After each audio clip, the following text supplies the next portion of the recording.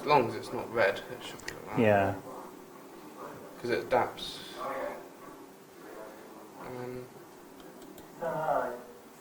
Stop the preview. Yeah, it's about a minute. Yeah. So now we're live. Very good. Okay. And then if you can Come off that or something. if you go on to Oh, okay, my your channel, yeah. and then I love that picture thing. where's the one what we're streaming? Where is it? Well, Return and subscriber. what's that? Okay. Don't worry about that. Go to, yeah. That link for this video. Let's go to, Very quick on mine now.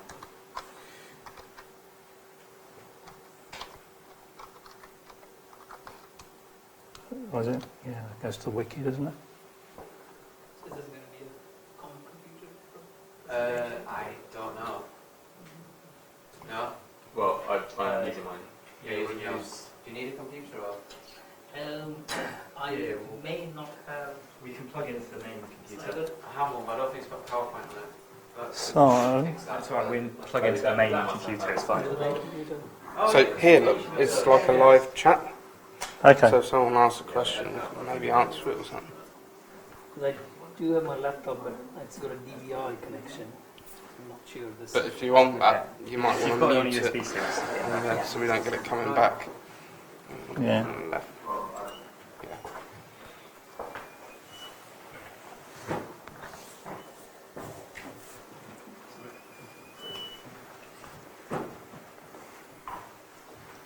So I'll put the slide up, shall I? Hang on a minute. Go back to that. Thank you very much for your time. It's great. Wasn't expecting a response when I sent an email out, so. You can put that up, Darren. Oh, well, yeah. Well, at least the I'm confused now. This is you're trying to get video lag, aren't you? Yeah, exactly. Does this work? Yeah. Okay. Well, they both work, don't they? Yeah, so we can We can sing a duet. contact.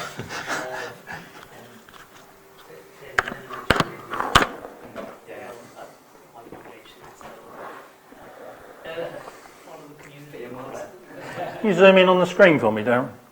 Oh, you've probably already done that, haven't So you you? guys only offer. Yeah. Just wanted to get an idea what it looks like. Yeah, we normally only do Oh, do you? presentation at this, so.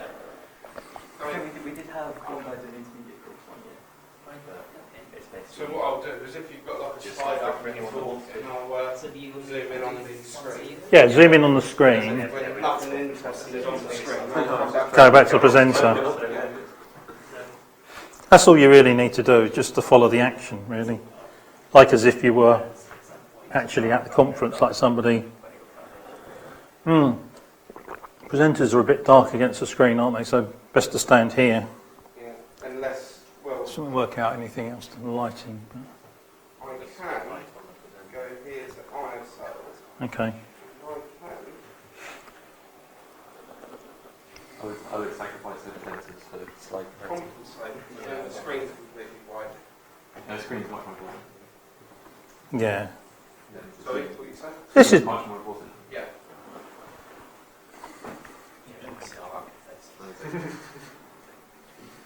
Disembodied voice.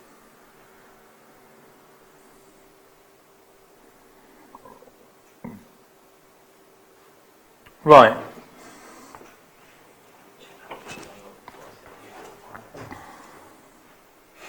What's the time?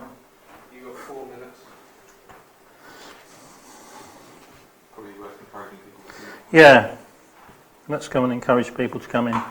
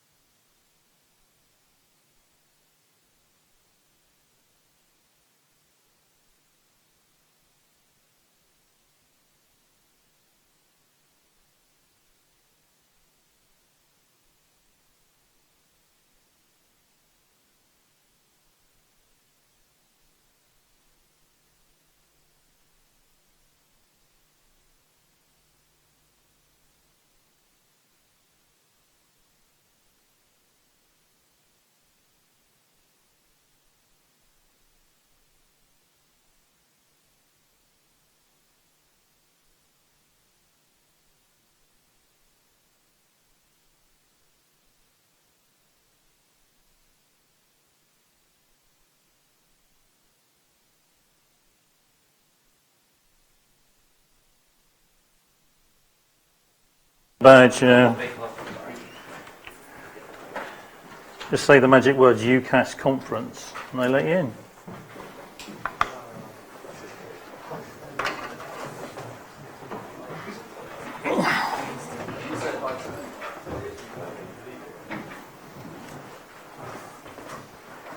Darren, is this okay? Here. Yeah, once everyone's sat down, it should be well. Yeah, just leave. Just leave.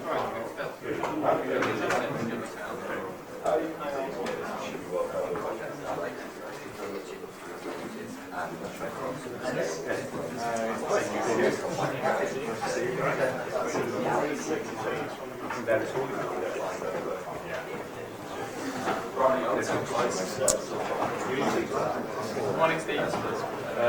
Oh yeah. I blame you.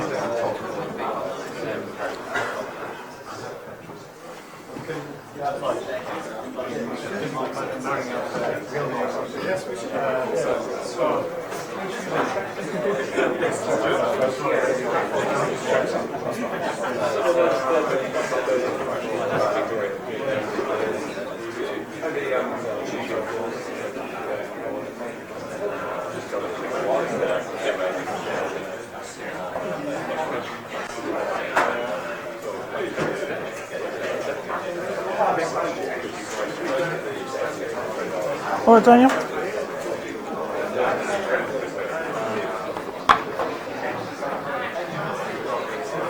You'll need that if you want to talk.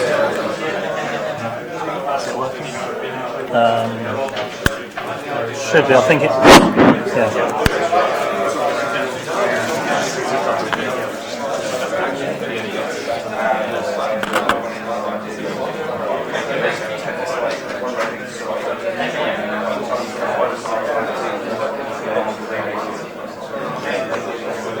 I wonder how long these last.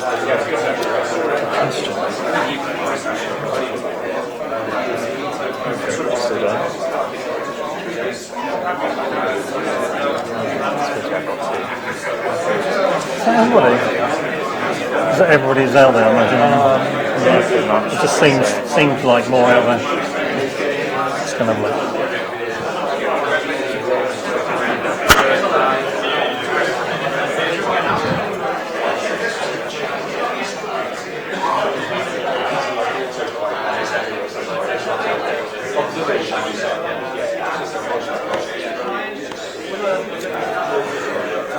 Good to go.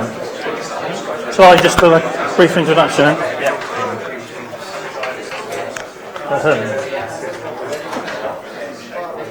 Good morning, ladies. Any ladies? Okay, ladies and gentlemen. Hi. Welcome to the 5th UKHAS conference.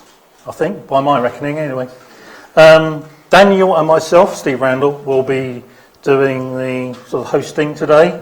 Daniel's much more au fait with the university, so I'm going to pass it over to Daniel to talk about domestics. Yeah, so apparently I should tell you that if the fire alarm goes off, we need to get out. There's the door at the back, and then straight out the back, there's a fire door straight ahead, which takes you out onto the, back of the building. You can also use that door to creep in and out around to the lobby, rather than coming in across the front if you want. Wi-Fi, you've probably all seen the sheets, but use UCL guest and put in UKHAS as the conference code. And in case you haven't found them yet, toilets are just out there behind the stairs in the lobby. I think that's about it. Okay. The only thing I'd add is that if you're a presenter this morning or this afternoon, can you wear the microphones, because it's the only way we're going to get the sound to the internet. We are live streaming this event, so no bad language. And we'll just go from there. This is the agenda today. We're pretty much okay except for one slot. Yeah, so predicted talk isn't happening, as expected, because they still haven't finished it. And we'll be having a break at 11:30 for more drinks and biscuits. So drinks and hot drinks and cold drinks will be being refreshed throughout the day, and then lunch at 1:15. And that's all outside. And then we'll be heading to the pub after, so as usual. So what we got in the way of rooms today? There's this room here. There's Geo6. So no, yeah, Geo8. we've got 2 rooms. The exams we'll be sorting out later because upstairs is locked at the moment. Okay. Okey-doke. Right, well, I'm into my first presentation, if nobody Leave you else to has got anything. Leave me to it. So this presentation is a little bit split. I'm going to do a bit to start with, and then Ed's going to step in a bit and talk about CUSF flights, and then we'll swap back to me, hopefully. Oop. So this is a bit of a retrospective on what's happened over the last 10 years with UK or amateur high-altitude ballooning, to be honest. But I thought I'd step back even further in time to start with and just see where it's all evolved from. This has been put together, a lot of this has been put together by trawling emails and looking at, UKHAS group stuff and trying to work it out. If you think anything's wrong, either put your hand up or let me know later and we can sort of change some of the timings. Some of them surprised me actually when I was going through it, so there may be the odd error in here. Okay, so the very first amateur high-altitude balloon flight ever, as far as we know, was Imari 1, which is way back in 1967. I'd have been 13, so you can guess how long ago that was. Actually, it was on my 13th birthday, exactly on my 13th birthday flight. That's a picture of the transmitter.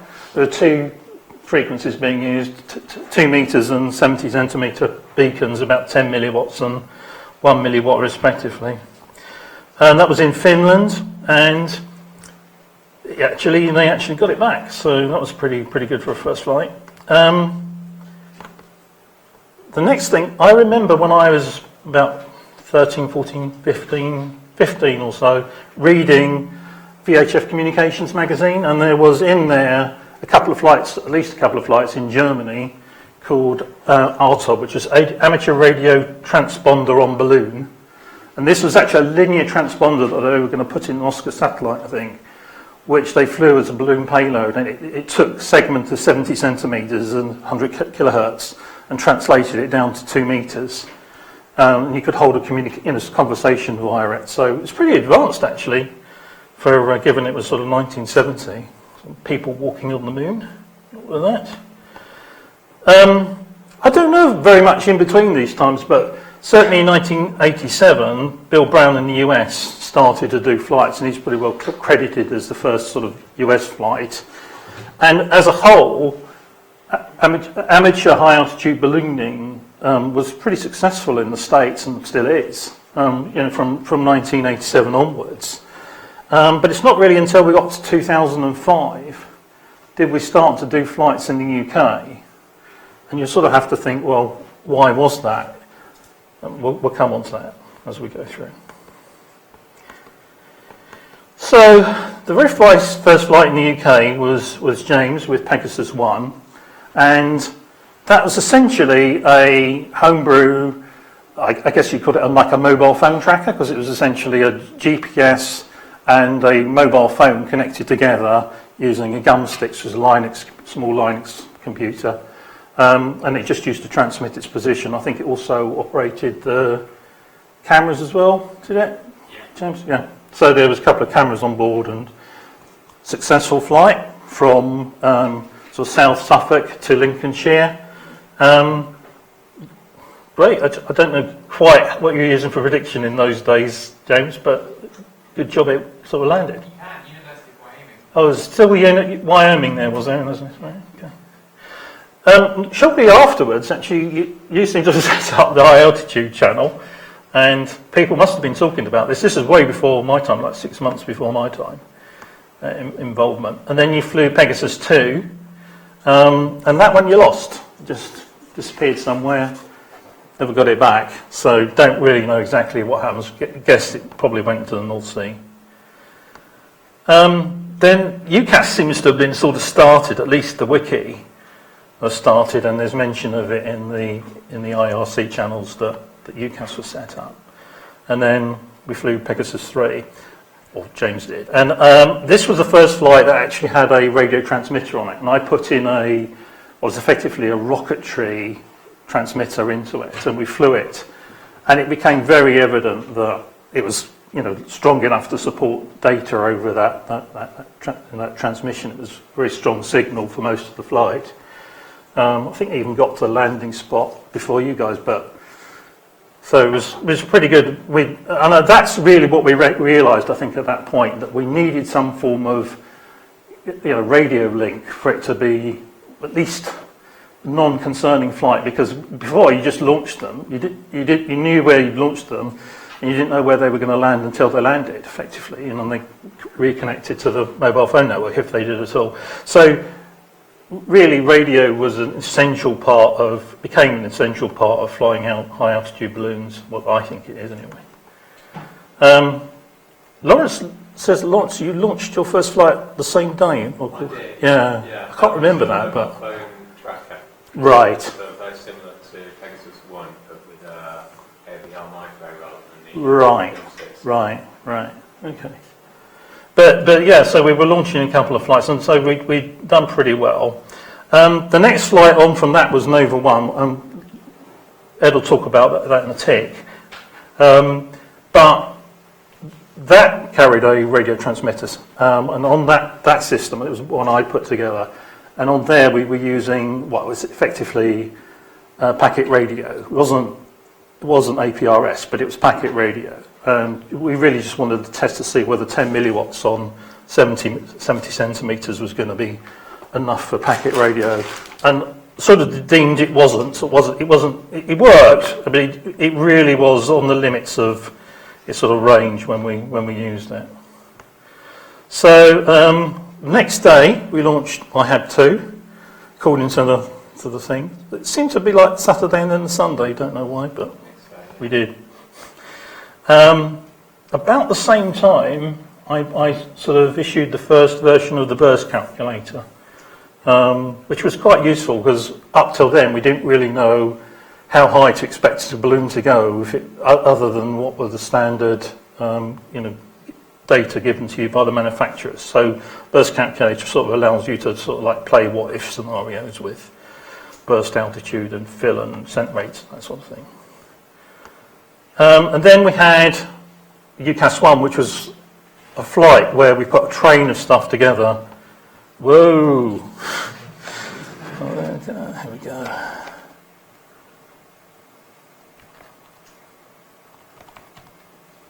We put a load of stuff together. Here's the pictures too. So that's my first payload there. That's the first thing I did, and that was, I guess, what sort of early on in 2007, February 2007. And it was a chain of about 4 or 5 different payloads tied together. Pretty successful flight, so we got it back. That's what I deem success most of the time. Right, I'm going to hand over to Ed for a bit on CUSF. So how are you going to handle that, Ed? Hopefully just pushing a button. HDI.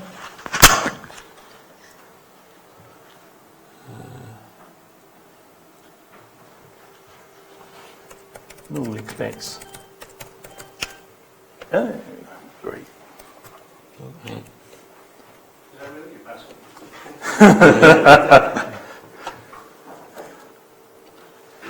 Cool. I've only got about 10 minutes. I'm going to go through at the speed of light, if that's all right.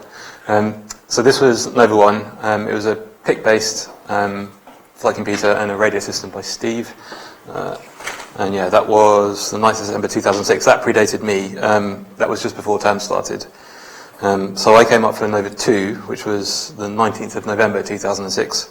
Now for Nova 2, there's a launch picture, and then you get the sort of gateway drug picture of, Nova 2, because Nova 1 worked well, it was actually the first one to fly RTTY, I think, and that was 300 baud, just because you didn't know if it needed to be 50 or 600 or whatever, we just picked 300.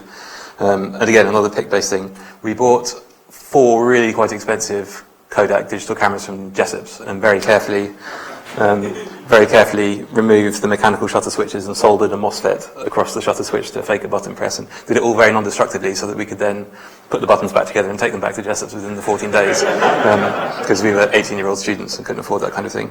And so when we let go of it, we let go of the thing, and it went across about 4 rugby pitches and only just cleared the top of the building, the other end. It basically was going up at about a 1 in 20. So we knew we weren't getting that back. This was before flight predictors and stuff. But we tracked it to about 500 kilometres out into the North Sea before we just gave up in disgust and went to the pub. Nova 3 was, I think, UKHAS 1, that blue payload you just saw. So back then, prediction, I mean, there was this University of Wyoming thing, but it was a bit mysterious. It didn't tell you ascent rates or descent rates or anything. It just said, here's where it's going to go. This was, again, pre the predictor. We found this was Wonderground, and this was the sort of map you could get from the jet stream at 300 millibars. I don't know if you can see, there's East Anglia and the Wash and stuff just overlaid. But basically, you'd have these sort of colour maps, and you'd say things like, well, it's sort of a bit sort of blue-pink kind of over us, kind of going that way, so yeah, I think we should launch, or no. It was not scientific, and we lost quite a few back in the day. Nova 4 so now 7th of March 2007, so a bit after UKHAS 1. We always wanted to do a raccoon, so this was our first foray into trying out some raccoon things. By modern standards, this was a slightly crazy payload, but anyway, so there it is. So what have we got? We've got these 3 tubes, each contain a parachute packed with an explosive charge at the bottom, so the parachutes could be mortared out. Should the parachutes have failed, we had this kind of polystyrene thing which would bring the whole lot down, like a shuttlecock. The flight computer lived in the bottom. There were cameras mounted to catch the shot of the things. And in here, we had the very first ever raccoon. So the raccoon was actually, it was an idea we got from Steve. The raccoon sits on a sort of, this is just a silly overview thing, but the raccoon sits on a piston on the inside of the tube, so that the gases coming out of the rocket motor, as well as just being a momentum exchange to push the rocket up, they actually push the piston up as well. You can kind of see it fills up that volume and shoves the thing out. And that worked. And we had explosive. It was actually in Nova 5 we had explosive links, because Nova 4 it didn't work, but we flew the same payload for Nova 5. Here's a video. Again, this was 4 months before the release of the first iPhone, so the video quality is a bit rubbish. But you can see that's testing ears, I think, the rocket launching. It's just a bit of fun. And then launch video for that.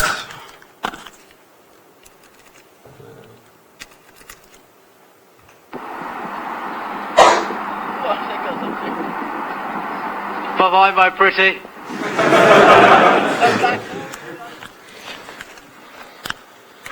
Yep. This one, there we go.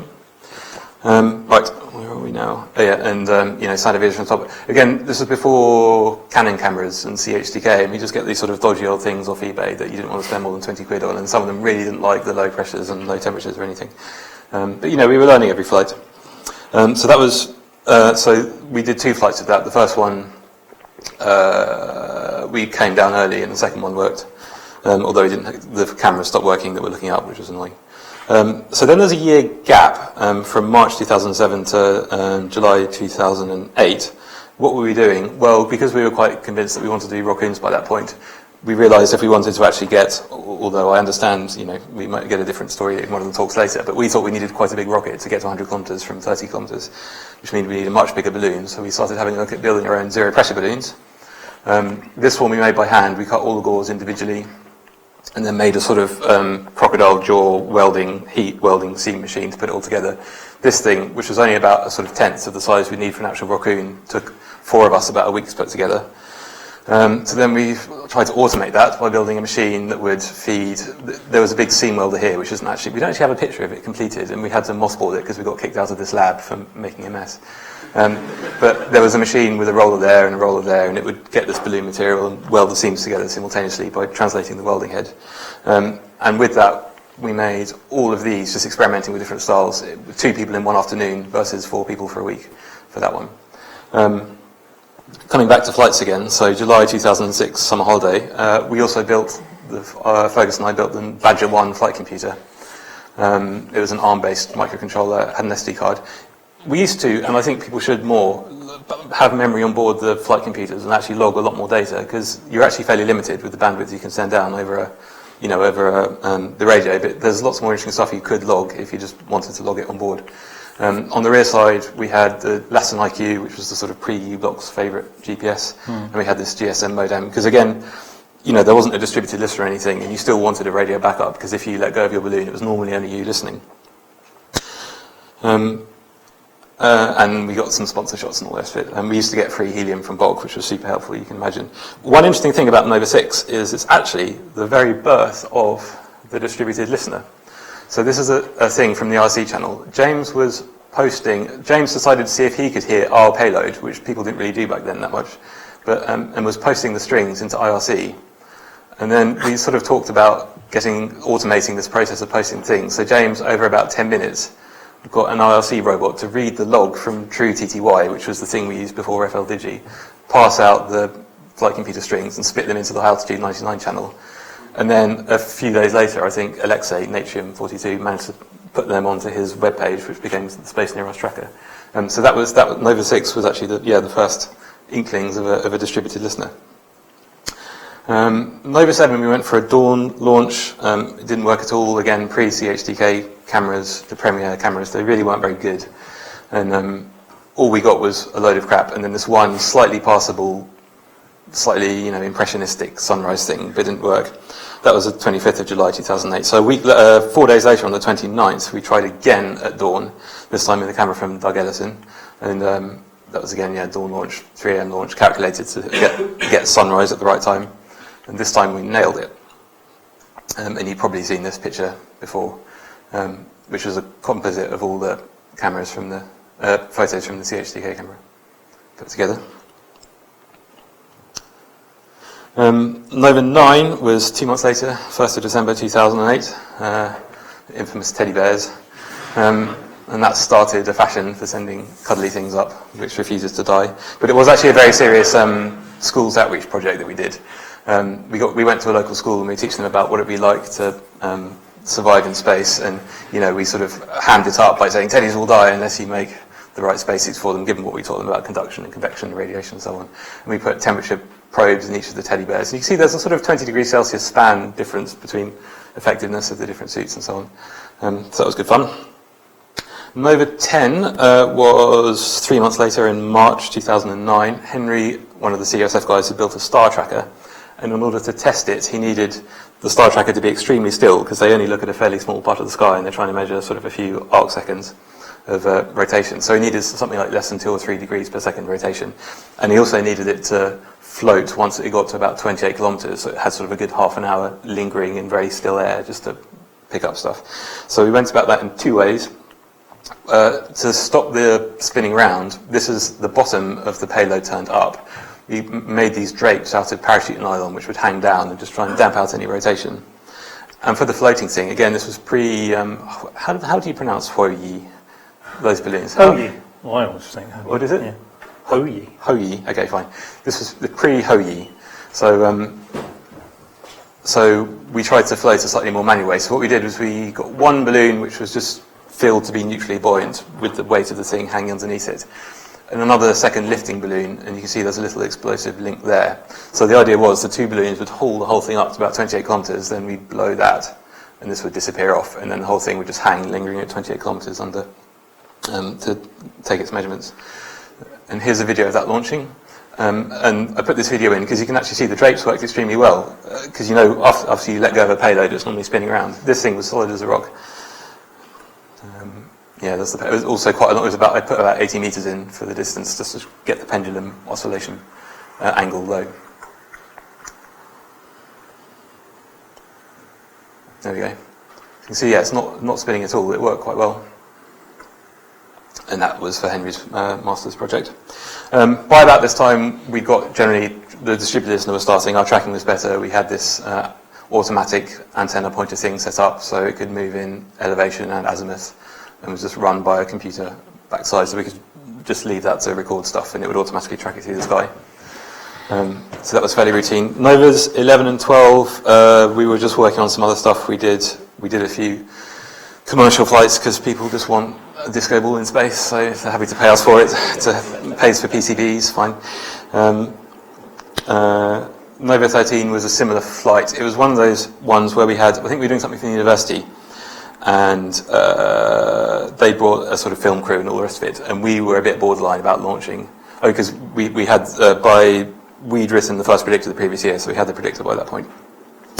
And we were a bit hesitant about launching, but TV crew was there, so we did it anyway, which was the origin of do not launch if you're not happy, because don't be pressured by TV crews, because it will end up in the sea.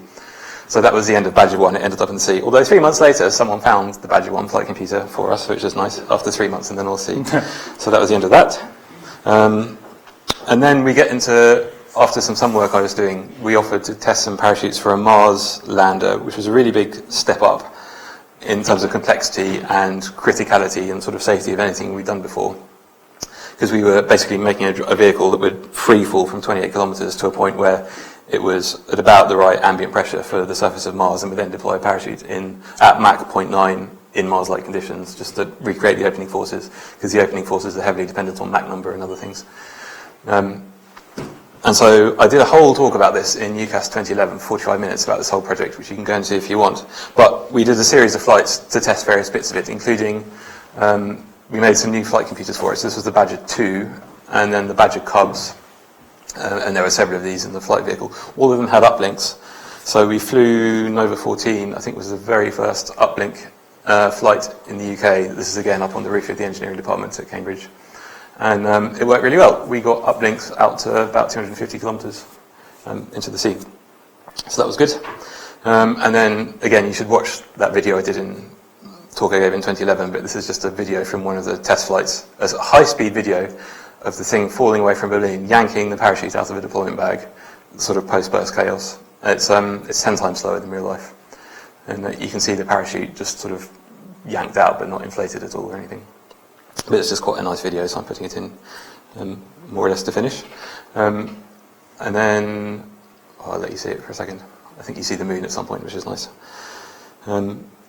And then as well as so I've only really talked about the balloon stuff, but we were also working on rockets quite a lot throughout the first 4 or 5 years. We've been making some carbon fibre darts and looking at things we could launch. There's the moon, launching the balloon. And you can see that parachutes. So all this happens over about 3 seconds, 2.5 seconds, but it's just slowed down a lot. There's the parachute inflating. So yeah, there's a whole other story of rockets, but I gave a talk on that in 2012, which you can go and see if you want to do it. So that's the first half of CSF up to about 2011, and probably Adam can give the second half from 2011 to 2016 next year. Thank you. Thank you.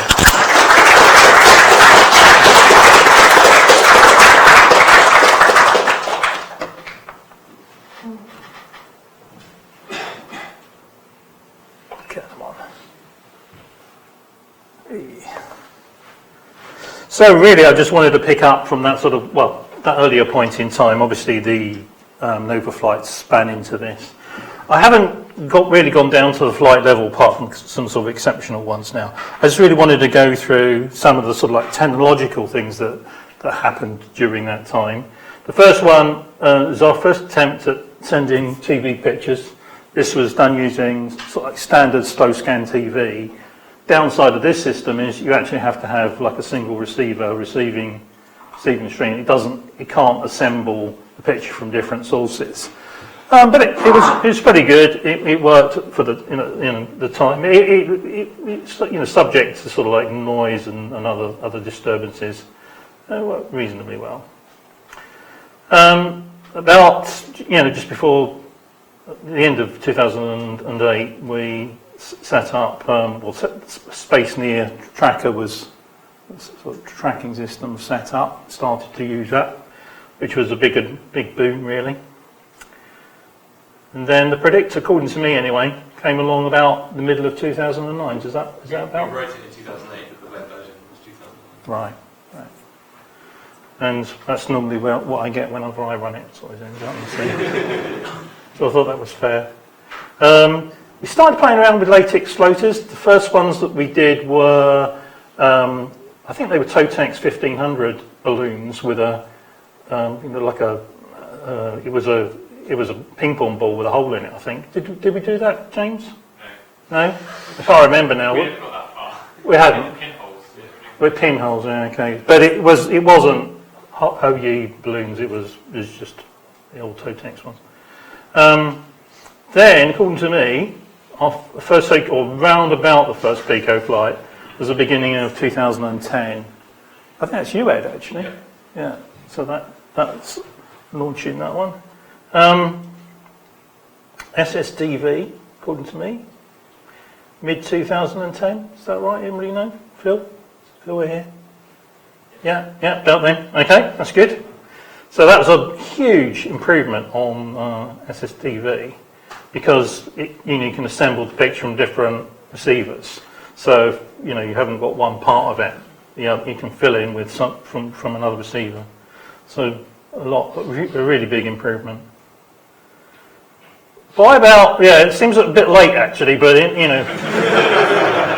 about the middle of 2011, we had lots of people coming on board, and we thought it'd be a good idea to make sure that everybody who does come on board at least knows what experienced ones would have thought was a good way of operating on sort of safety, from a safety point of view. So we put together some guidelines on that, put that up on the wiki. First conference, 2011, something like that. This flight was a bit of a surprise to us. Obviously, nothing to do with the UK. Forgot his name. Ron, yeah, on the west coast of the States, launched a balloon. The intention was to float across the US, but instead of doing that, it floated across the US, the Atlantic, and landed in the Med. So that took us all by surprise, I think. So that was a really interesting flight, and really aided or started, I think, fueled this sort of like go around the world on a small balloon. There's a batch of really good balloons, I think from about 2012, and a lot of us went for trying to get the UK or trying to get the world record on altitude to take it off the US. So this was the first time that we took the altitude record off the US guys who got it up to that point in time. Mick beat me in the end. I put B1 up because this sort of just really tells you the length of time that the development went over. So there's a year-long piece of development by Leo, resulting in a flight around the world, B64, and pretty amazing, really. That was on a bespoke balloon, right? That was made on its own. But what we've got is Laura, I guess is, how do you actually pronounce it? Anybody know? Laura? I think it's Laura. Laura, okay. And PS 46 in the Southern Hemisphere was another. This is probably amazing on the basis that it's actually a standard foil balloon. It's just an ordinary party balloon with an HF radio hanging off the bottom of it. How that's actually sort of been achieved, I don't really know, but another amazing flight, sort of around the world. So this is just a quick reflection myself on what the way things sort of worked and ended up being. To start with, the reason we didn't do anything in the UK until sort of like 2005 was they really didn't have a way of reliably locating the system, the payload afterwards. So really that sort of hacker maker culture enabled James to put together one of the very first sort of trackers, and that sort of enabled the first flights.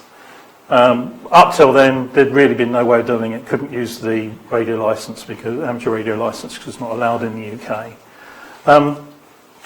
Then after we'd done the first couple of flights, it became clear that we needed a radio tracking. We did that.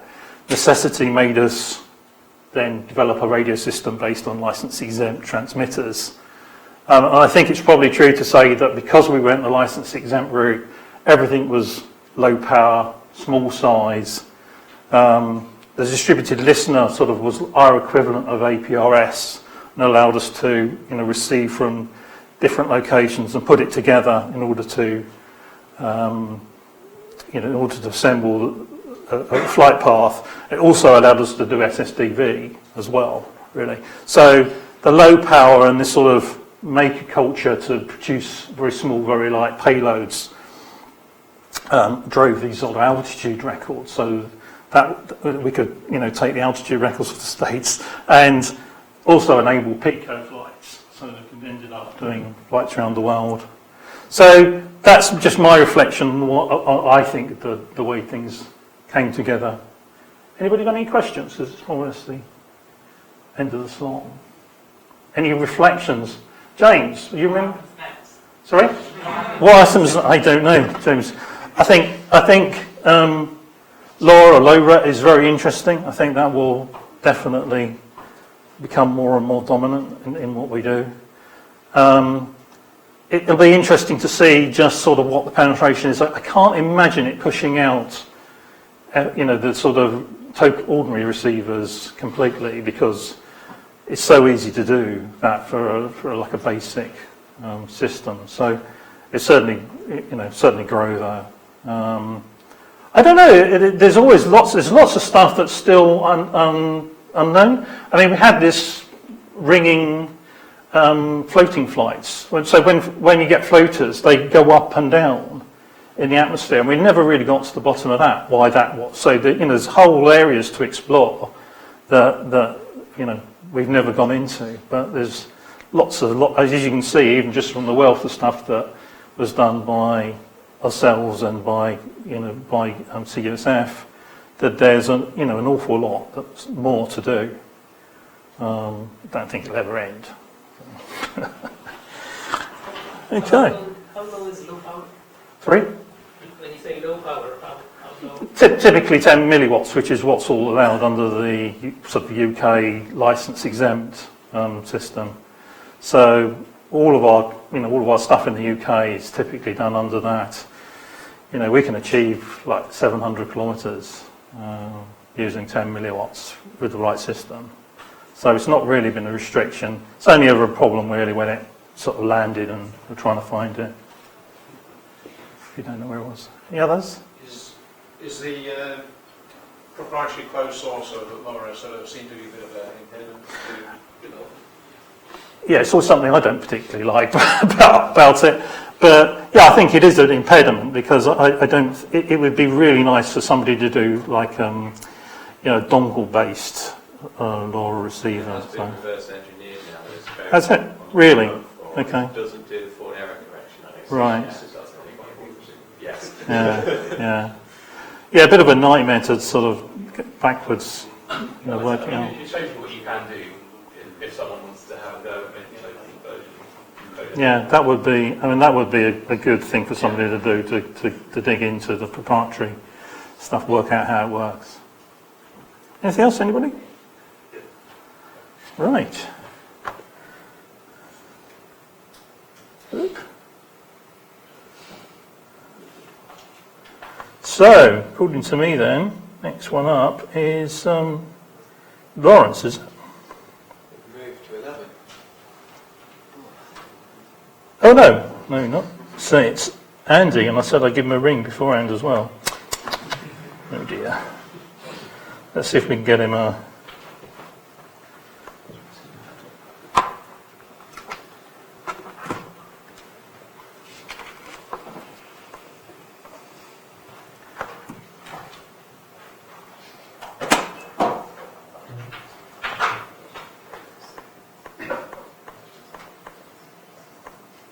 So you can see subs coming back in a minute. It's very strange actually, it's sort of like through the looking glass. Temporal shift. Right.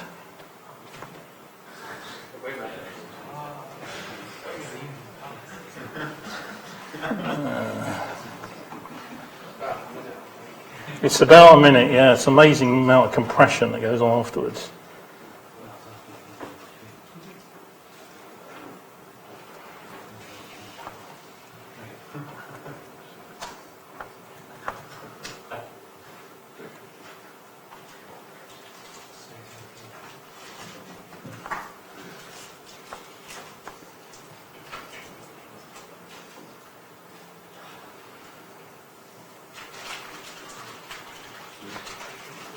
Sorry, PC's deciding to be slow.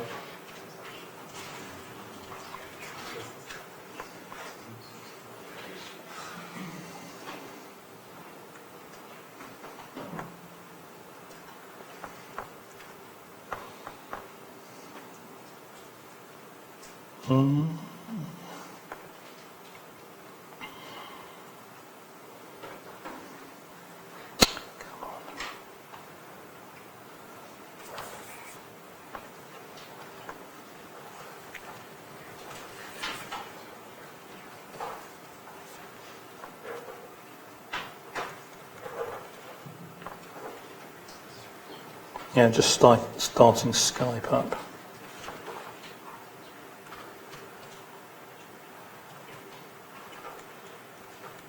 Just stopped.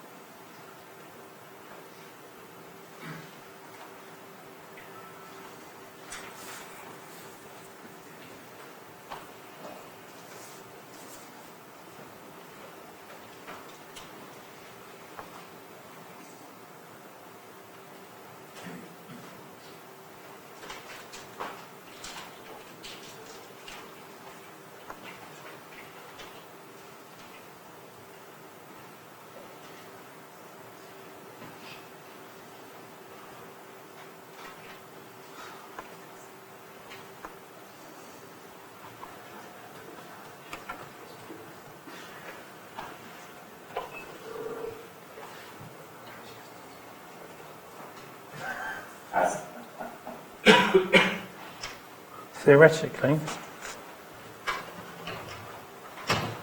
Andy? Steve, Ah, yeah, great. how you doing? I'm all right. Let's go live.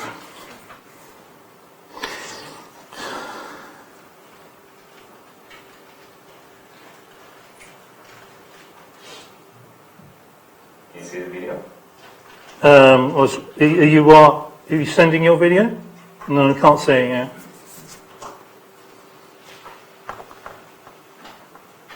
Yay! I can see you now. Great. Anyway, Hi, Andy. So I think you're going to start presentation, or just lead us into the presentation, and I'll try and run it from this end, and then pick up any questions at the end, if that's okay. all right. So let me just get the presentation up.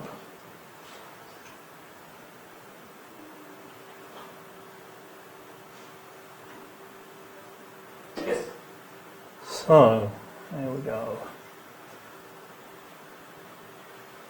Right, let me... Right, do you want to say anything before I start it, Andy, or just head into it? Just say hi to everyone. Glad to be here. Okie dokie. Let's try that. Right, I'll put it on the screen. Hopefully, I'll turn the camera around and you should be able to see it. Hi guys. How do I get rid of that? I might need to put you down there.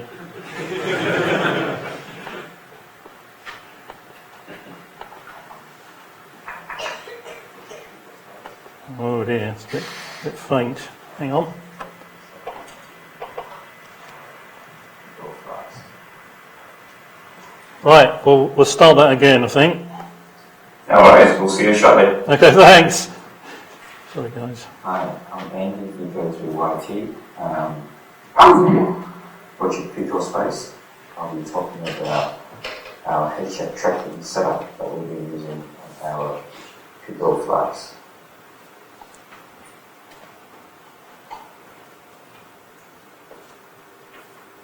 So headset payload on the balloon was one of the high priority tasks that we were looking at when we started with high altitude balloon.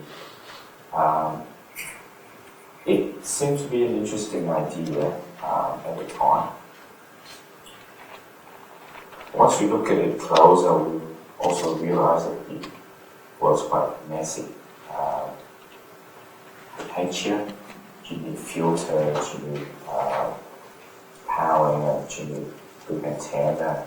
There's no one cheap solution how to get on VHF and UHF.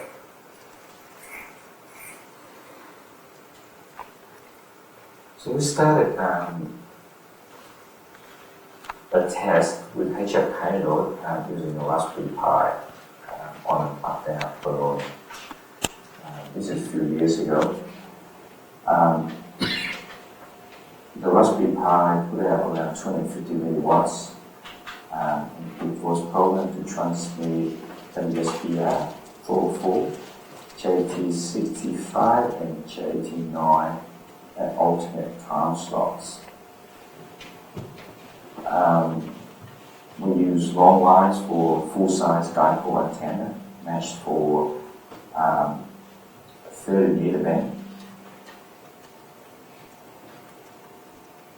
So the whole flight lasted 5 hours, which gave us some good initial test results for the future HF flights. So this is the Raspberry Pi setup we have. Very cheap and fast HF generator. The output is square wave, so you need a lot of filtering. And it generated lots of beats. The inside temperature of the payload went up to 55 degrees at 20K altitude. So that's pretty good. So we learned a few lessons from the initial test flights. So HF is quite durable on the balloon. It's very messy, it's very power hungry. We have iron-coated lithium battery for the payloads. The range is pretty good. We had WSPR Sport picked up in the US, and JT9 picked up across Australia. Any summary for up-down flights? The VHF, UHF payload is still the best. There's no real reason to go with HF payload for up-down flights. Just make things so complicated. Simple things like the antenna on HF, it takes a bit of effort to build and to deploy it successfully. So when it came to pico balloons, things become slightly different. In Australia, because of the geography we have, the UHF tracking get out of range very quickly. In the best case, we can have some sort of loop that will send the balloon in some inland path for a few days. In the worst case,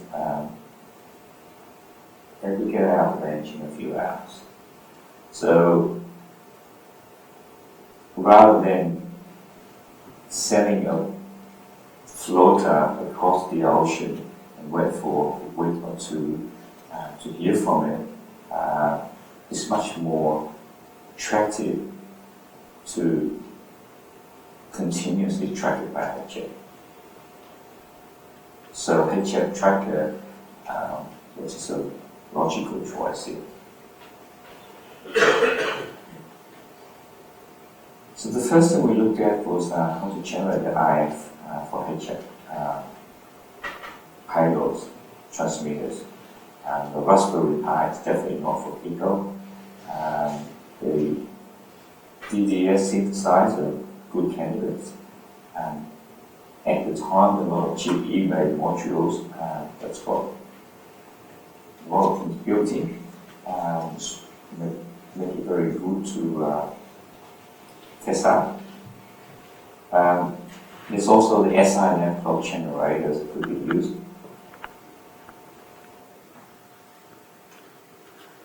So this is what our main picture tracking looks like.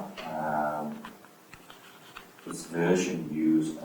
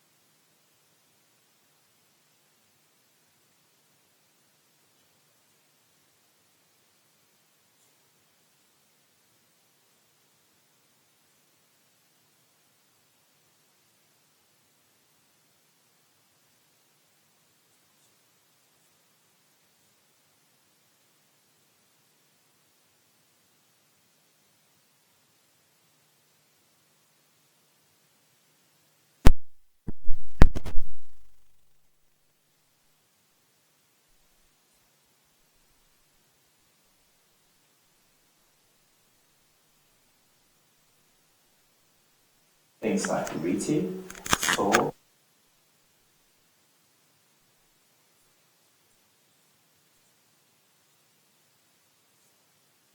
noise or fading, which is killing.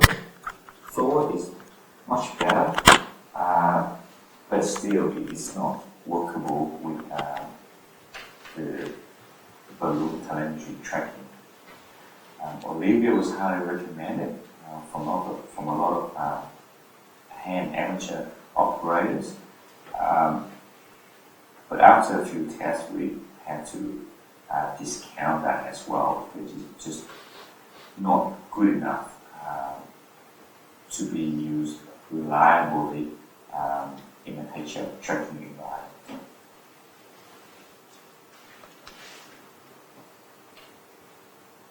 So the bad news on that is you can't use FLDG if you don't use those protocols.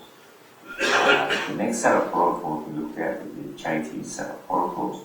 So we have JT65, JT9, and WSPI. So JT65 was on the first people test flight we had.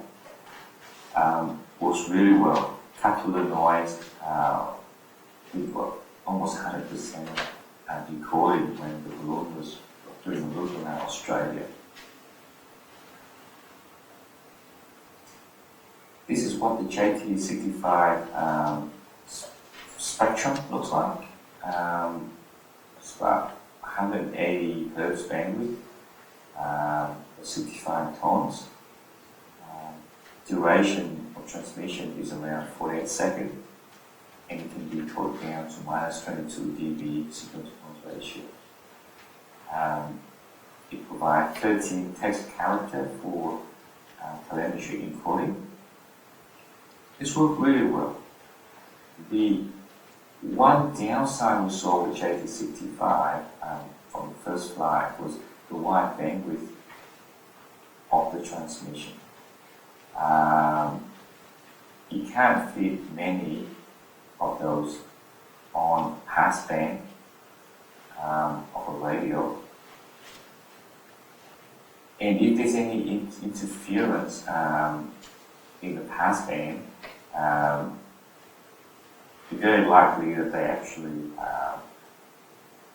be within the bandwidth of the JT65 signal. JT65 can handle the interference really well, but it still needs that bandwidth. So on the second test flight, we decided to try out JT9. So it's got a much smaller bandwidth than JT65. It's supposed to have 2 dB better of sensitivity than JT65. We've got the same 13 text characters available. So essentially, there was a concern that JT9 won't work well in a real-life check environment because of the small spacing between the tones, and we had to test that. So the test was a success because JT9 worked as well or even better than JT65 with the reduced bandwidth, and fairly wasn't a problem.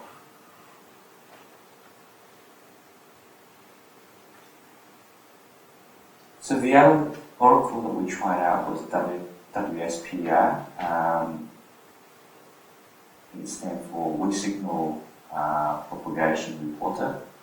So it's designed to act as a beacon, so you can tell when the propagation picks up. It's got a really narrow bandwidth, 6 Hz. It can go all the way down to minus 20 dB. And it transmits around 2 minutes.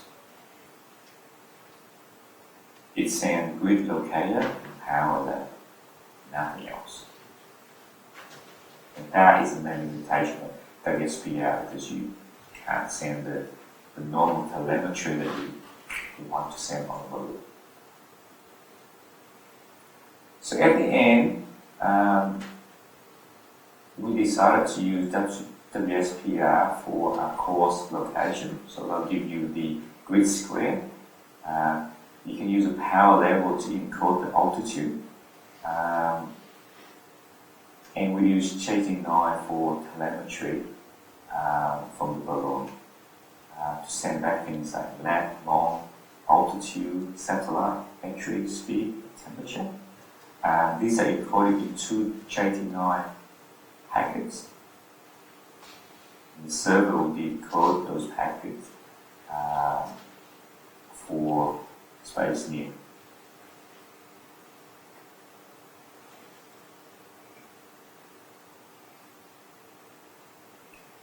This is a real-life waterfall of the JT9 signal on the left and WSPR signal on the right.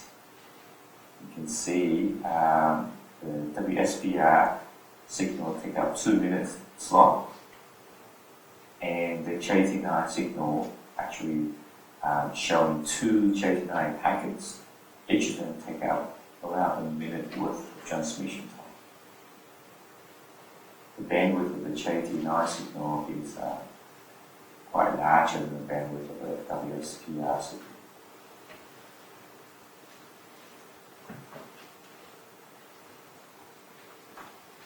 So after all the initial testing and we determine a suitable protocol, we had to work out a way to automate and streamline the tracking process, especially for the floaters where it could last for days or weeks. You can't expect the receiver, the listener, to do any manual task. Even tuning is probably not a good idea. So we decided to modify existing WSJTX software at Joe Taylor to allow uploading of data.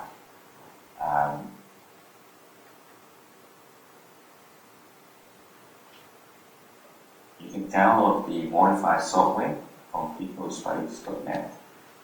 There's binary and source code. The binary right now is only for Windows. We're testing some setup on the Raspberry Pi to do decoding of WSPR and JT9 and control the rotator and the radio at the same time. But that software is not on the website yet.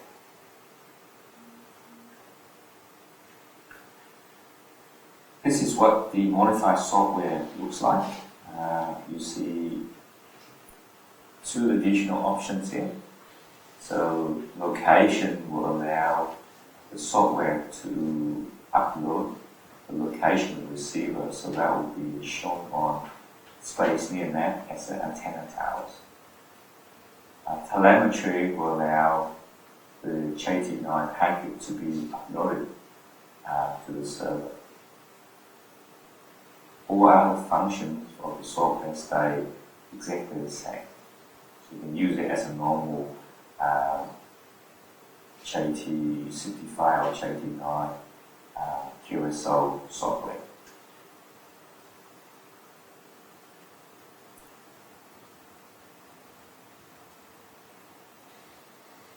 So the other thing that we experimented with was the transmission duration for the packets.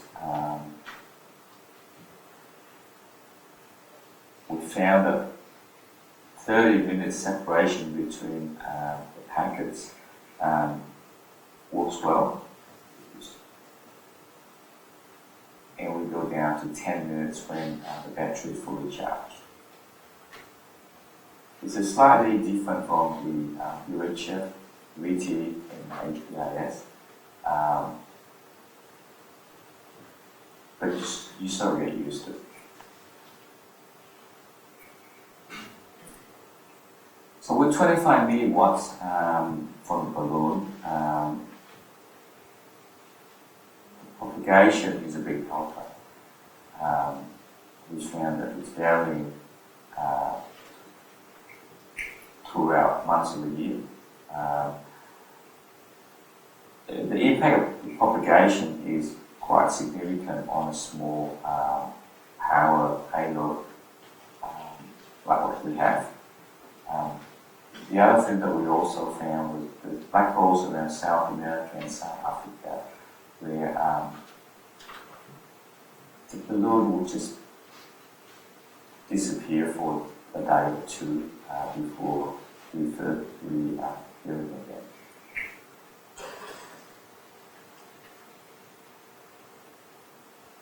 If the signal path is through the pole, that will pretty much stop the signal completely through the extra pole absorption around that area.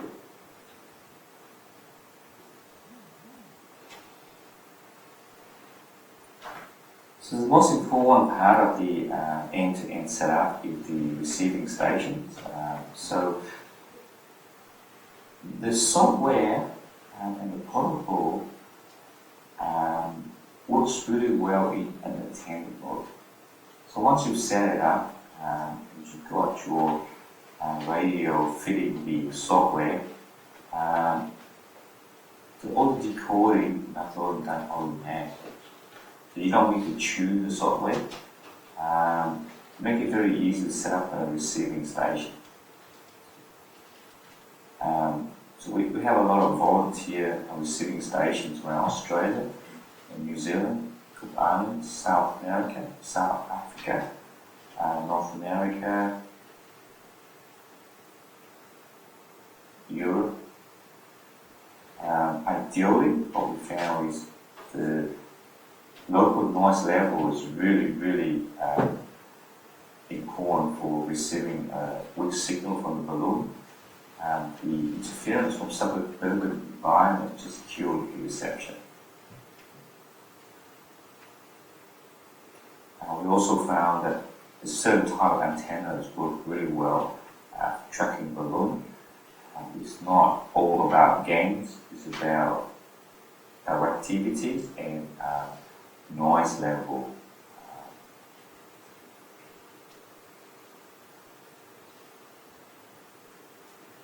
So in summary, from the test and experiment we did with chip tracker and peak balloons, we found JT9 and WSPR work well together for people trackers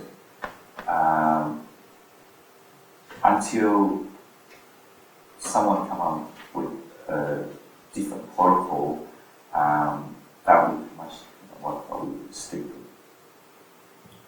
The maximum range we've seen is around 90,000 kilometers for WSPR and 15,000 kilometers for JT9. Which is pretty impressive for a 25 milliwatt transmitter. We also found that the time between packets of 30 minutes is okay with HF. Because you can leave the whole setup in a tank. The other thing we found was the 30-meter band is good audio around band for this type of telemetry reception. 20 meters has this moment.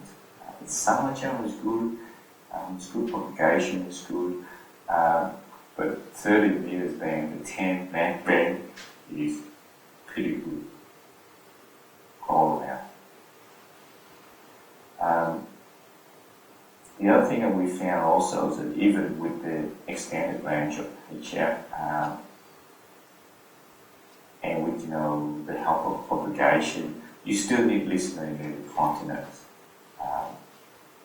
It's misleading to look at the map and underestimate, the effort that you need to actually cover the range that you need.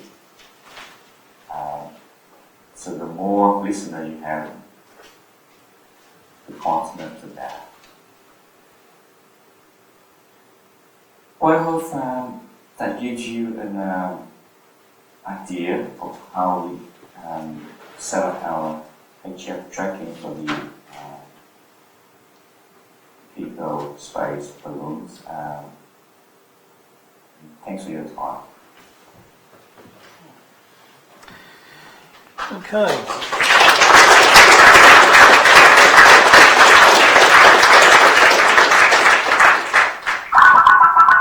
Let's call him back.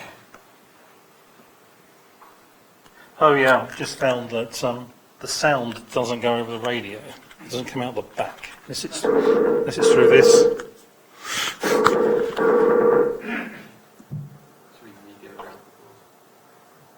Yeah. You'll probably hear it though, because. Andy. I'll put you back on screen. Did you hear the round of applause you got at the end off of YouTube? It's still coming, is it? That sounds about right. You did get one. It was a good one too. I'm just putting you up on screen if I can. We'll do a Q&A now. Okay. Well, first thing I'd like to say is sounding really strange listening to your voice for extended period of time. And I did that slide back overnight before I had to travel, so I guess, I just didn't have all the details on that, but maybe we can just handle that in Q&A. Okay. You got your video on, Andy? Do we need it? Well, yeah, be nice, wouldn't it? Yep. Hey! Has anybody got any questions? I'm going to have to pass you this when you talk. Questions, ladies and gentlemen? What is the power arrangement, batteries and solar? Sorry, can you just... I wonder what the power arrangements are in terms of batteries and solar power or whatever. Okay. The battery is micro, so it's around 3.6 to 4.2 volts. on transmitting, it consumes around 62 milliamps. Right, and is there any solar on there? Sorry? Is there any solar power for recharging the LiPo? Yes, that's correct, yes. So most of the extended range loader on HDR we have to solar power. So generally the daytime is good because of the temperature. Battery is pretty happy. 60 milliamps in daytime to care. It generally struggles at night time when it gets cold. Indeed. Some of the battery dies pretty quickly, and we basically end up with just daytime tracking. Right, I understand that, yeah. Did you ever try to overcome the problems with charging at low temperatures, or do you just restrict it to when the battery was warmer, the recharging of the battery? Sorry, Steve, with you? Yeah, can you hear me better actually? I'm thinking it might be coming through the microphone on this. Sorry, what's that? I wondered how he was handling the recharging the LiPo when it was at zero. So did you try and charge the LiPo when it was below zero, or did you just wait till it was above zero to charge it? I think. No, what we found generally with thermal insulation, by the time the sun's got any power to charge, the temperature is zero or about zero already. Makes sense, yeah. So yes, we generally charging done about zero. Above zero, so you just limited it to doing that. Okay, cool. Anybody else with a question? I think I'm going to have to relay it. So, sorry, Lawrence. Let's start with you. It's probably just try speaking now. Okay. Yeah, I just wondered if it was a regular lithium polymer battery, or if it was some kind of special battery or modified battery in any way. Sorry, Steve, can you repeat that? So was it a special polymer battery, a lithium polymer battery, or was it modified, or was it just standard? Yeah. So part of the camera was trying different types of batteries, and we found some of them work better than others. So generally eBay type, generally the remote control type of LiPo. Okay. The other thing we found also is thermal insulation does help in the way that you wrap, so that the generated heat actually will warm the battery up. But for that to work well, the battery has to stay at least partially alive at night. Okay. Let me pass it. You might be able to hear it a bit better now. I've turned the volume up on the PA. Here we go. You described a dipole antenna that you used. Did you experiment with any other kinds of antenna? Any other arrangements? Did I hear it correctly? Is that a question about did I use out of our battery beside LiPo? No, it was about dipoles. Did you try anything other than a dipole antenna? Was it just dipole?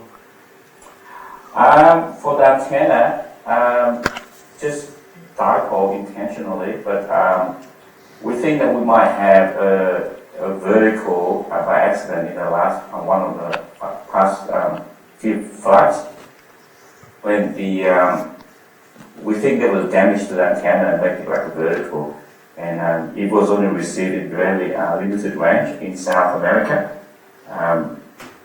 So dipole seems to work the best.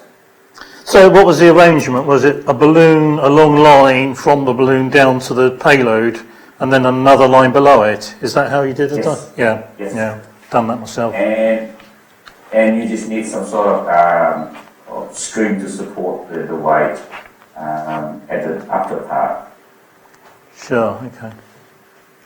Other questions, ladies and gentlemen? No, I think that's it then, Andy. Well, thanks for your help this morning. It's gone reasonably well as can be expected, I think. Thanks. Thanks, guys. Okay. Thanks to be here, and have a great day. Okay.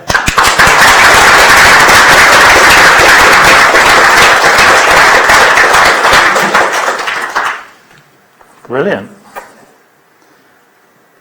turn the volume down, otherwise we'll blow ourselves apart.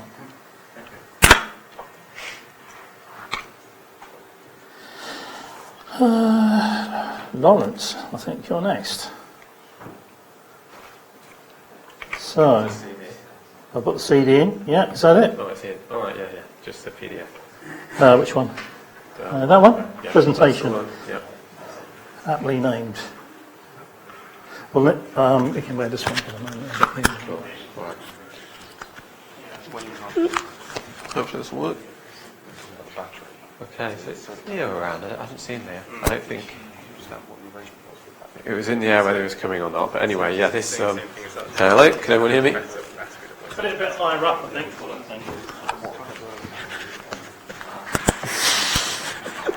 This is not going to work. There we go, I'll clip it on there. Can everyone hear me? Cool. Goodness me. It's not going well. Okay, so this is, I guess this ties back into some of the work Ed was talking about earlier about raccoons. But that's not the title of the talk. This is crossing the Kármán line. But it's basically derived from the all the raccoon talk that happened around starting, I don't know, 2006, 2007 sort of time. But I guess I should start with what is the Kármán line. So that's the official boundary of space at 100 kilometres. So can we cross the Kármán line? That's the question. And why? Well, some people have said there's been a bit of a lack of innovation in HAB recently. So launch a GoPro and put some teddies on it or something like that. But it has been happening rather a lot. So, but we've seen some. I mean, just this morning so far, we've seen some really amazing developments. So we need more of that. So going back to kind of the birth of UK high altitude when we first started, as Ed and Steve were talking about, raccoons was one of the big ideas.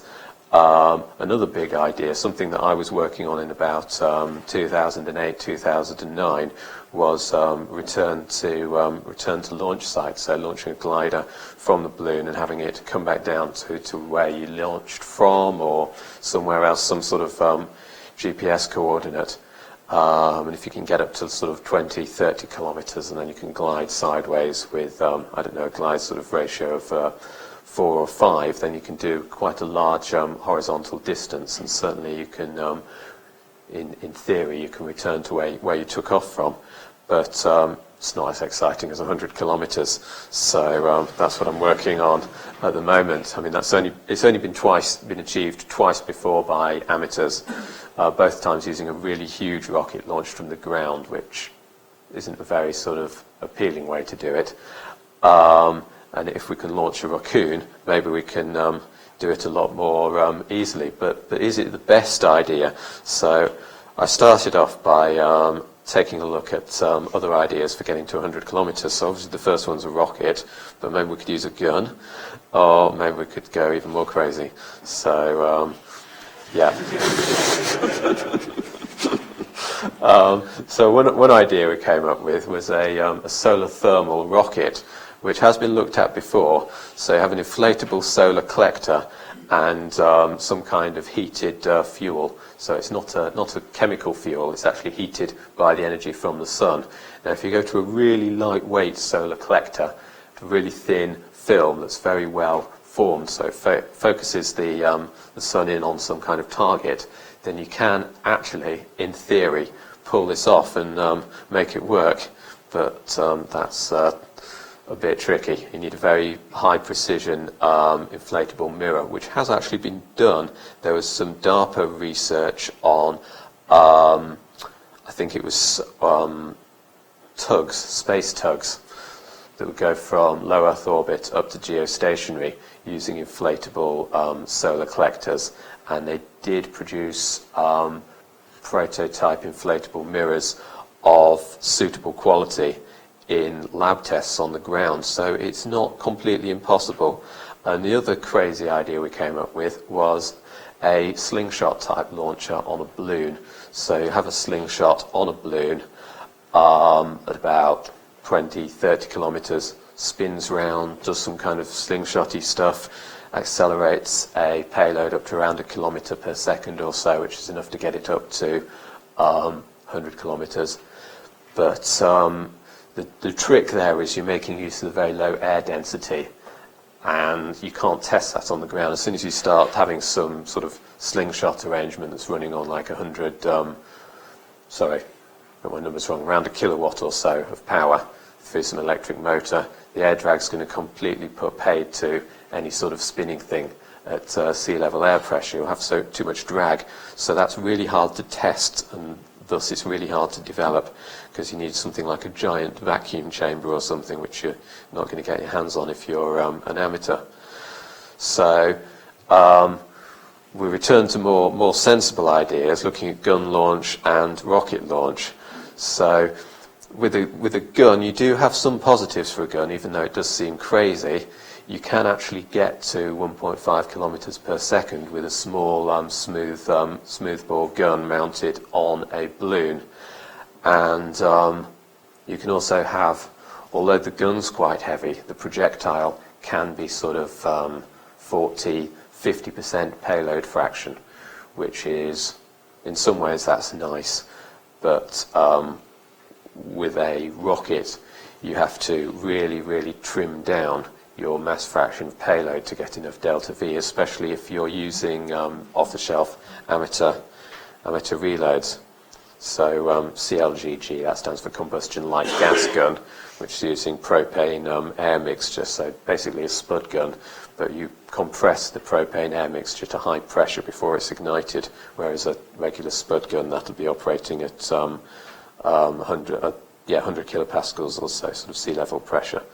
And then the positives for a rocket, you've got a wider selection of off-the-shelf parts from the amateur high-power rocketry community, and it's probably a more tried and tested approach, because you can get the parts off the shelf for amateur high-power rocketry, and you know that they actually work and they more or less do what they say. They've been tested and characterized and everything beforehand, so it's not completely from scratch. But the negatives for a gun, you're getting very, very high acceleration, over 50,000 G acceleration, as the projectile is fired. Now, that's not necessarily the end of the world. There are 100,000 G crystals available. Crystal for your radio tracker is probably the hardest part of... it has been done. It has been done. There are military applications where they have built all kinds of things that can be fired out of guns, and guided artillery shells with GPS, etc., that see around 100,000 G acceleration. The other thing you need is a breech block for your gun, and that's not pleasant to machine. And then rocket. This is a problem I'm going to be getting onto. It's the main crux of this talk. Stabilization. You need to keep your rocket pointing in the right direction. You need to keep it stable. That's a very complex problem to solve. And then regulatory, people really don't like guns. But I had a look at guns anyway, because I'm a bit crazy like that. So this was a design we came up with for a gun launch. So around a 2-meter long type device made mainly from off-the-shelf carbon fiber tube, woven carbon fiber tube. Turns out that's strong enough. And then 4,000 psi air propane mixture in the back, and a burst disc, and it's ignited from the back. The main problem with this is not the carbon fibre tube, it's the little blue parts there, which are very simply sketched in. They'd be a lot more complex than that, and those are the various bits of breech block and so on that all need machining, and that's not going to be fun to make. And then a finned projectile weighing about 100 grams, so you can get the mass of this thing down to about 1.5 kilograms, so you could easily get it up on a balloon to fairly high altitude, and it could fire a 100-gram projectile at considerably over 1 kilometer per second. So yeah, and there are, I think that is a bit hard to say how large that is, but that's about 20 centimetres by 10 centimetres, 4,500 psi compressor. So you can get those off the shelf, and so you can use those to load the air. Propane self-pressurised, so you'd fill it with propane to the right pressure to form to give you a stoichiometric mixture, and then you'd top it off with the air up to 4,000 psi or so. I went as far as spending ages writing sim code for this, and it turns out you can actually do some really interesting combustion profiles with the gun. So this is the acceleration, zero time down there. That's when the actual ignition is fired at the back of the chamber. And you can see there's a delay of 3 milliseconds before the burst disc bursts. And then the really weird thing is, although we have a spike here in the acceleration after the disc bursts, there's a secondary spike in the acceleration when the projectile is sort of halfway down the barrel. And that confused me a bit. I wasn't actually trying to do this with the simulation. I wasn't trying to achieve 2 spikes in my simulation. I wondered what was going on. And it turns out that the propellant burns quite slowly, so you end up with sort of a slug of unburnt propellant behind the projectile. And it's kind of like a rocket in a tube type device, because you've got this slug of propellant at the back of the projectile that's burning from its back edge over a few milliseconds, and that further accelerates, and that's the projectile in the barrel, and that's responsible for the majority of the acceleration. So I thought, hang on a minute, maybe I've screwed up the simulation. So I looked at some of the DARPA research on combustion-like gas guns, and actually I could get good agreement with their experimental results, and it turns out this is a sort of feasible mode of operation. So that was quite an interesting finding. You can do ground launch with a gun as well. So this is Project Babylon that Saddam Hussein was running. So yeah. Probably a bad idea to try that at home. I actually pulled this off the UN website, so that shows the sort of people who really don't like this kind of work. So yeah, that's the conclusion. Unless you're Saddam Hussein, who's dead now, of course, so that shows where that sort of work gets you. Rocket launch is probably more realistic. So there's a few different approaches. There's ground launch, that's already been done with the GoFast team. I think GoFast have done 2 launches. Can't remember their first one. I think they had problems actually recording the altitude accurately. Their second launch, they got a good. I can't remember how they're doing it off the top of my head, but they managed to work out their apogee as 116 kilometers. But that was a huge, great big rocket, sort of 4 meters long or something, and extremely heavy, taking off from the ground, which isn't really. It's not very nice. It's very expensive, and it's difficult to see the point in many ways. The other idea, which is something that most people have looked at, most people have been looking at Raccoon launch, is launching a finned rocket from a balloon to round about sort of 25 kilometer altitude, that sort of ballpark.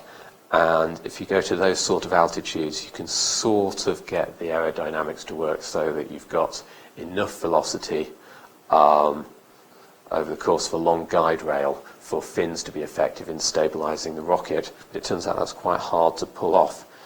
The other option, which is one that I've spent my time looking at, is finless and spin stabilized rockets launched as high as you can get them.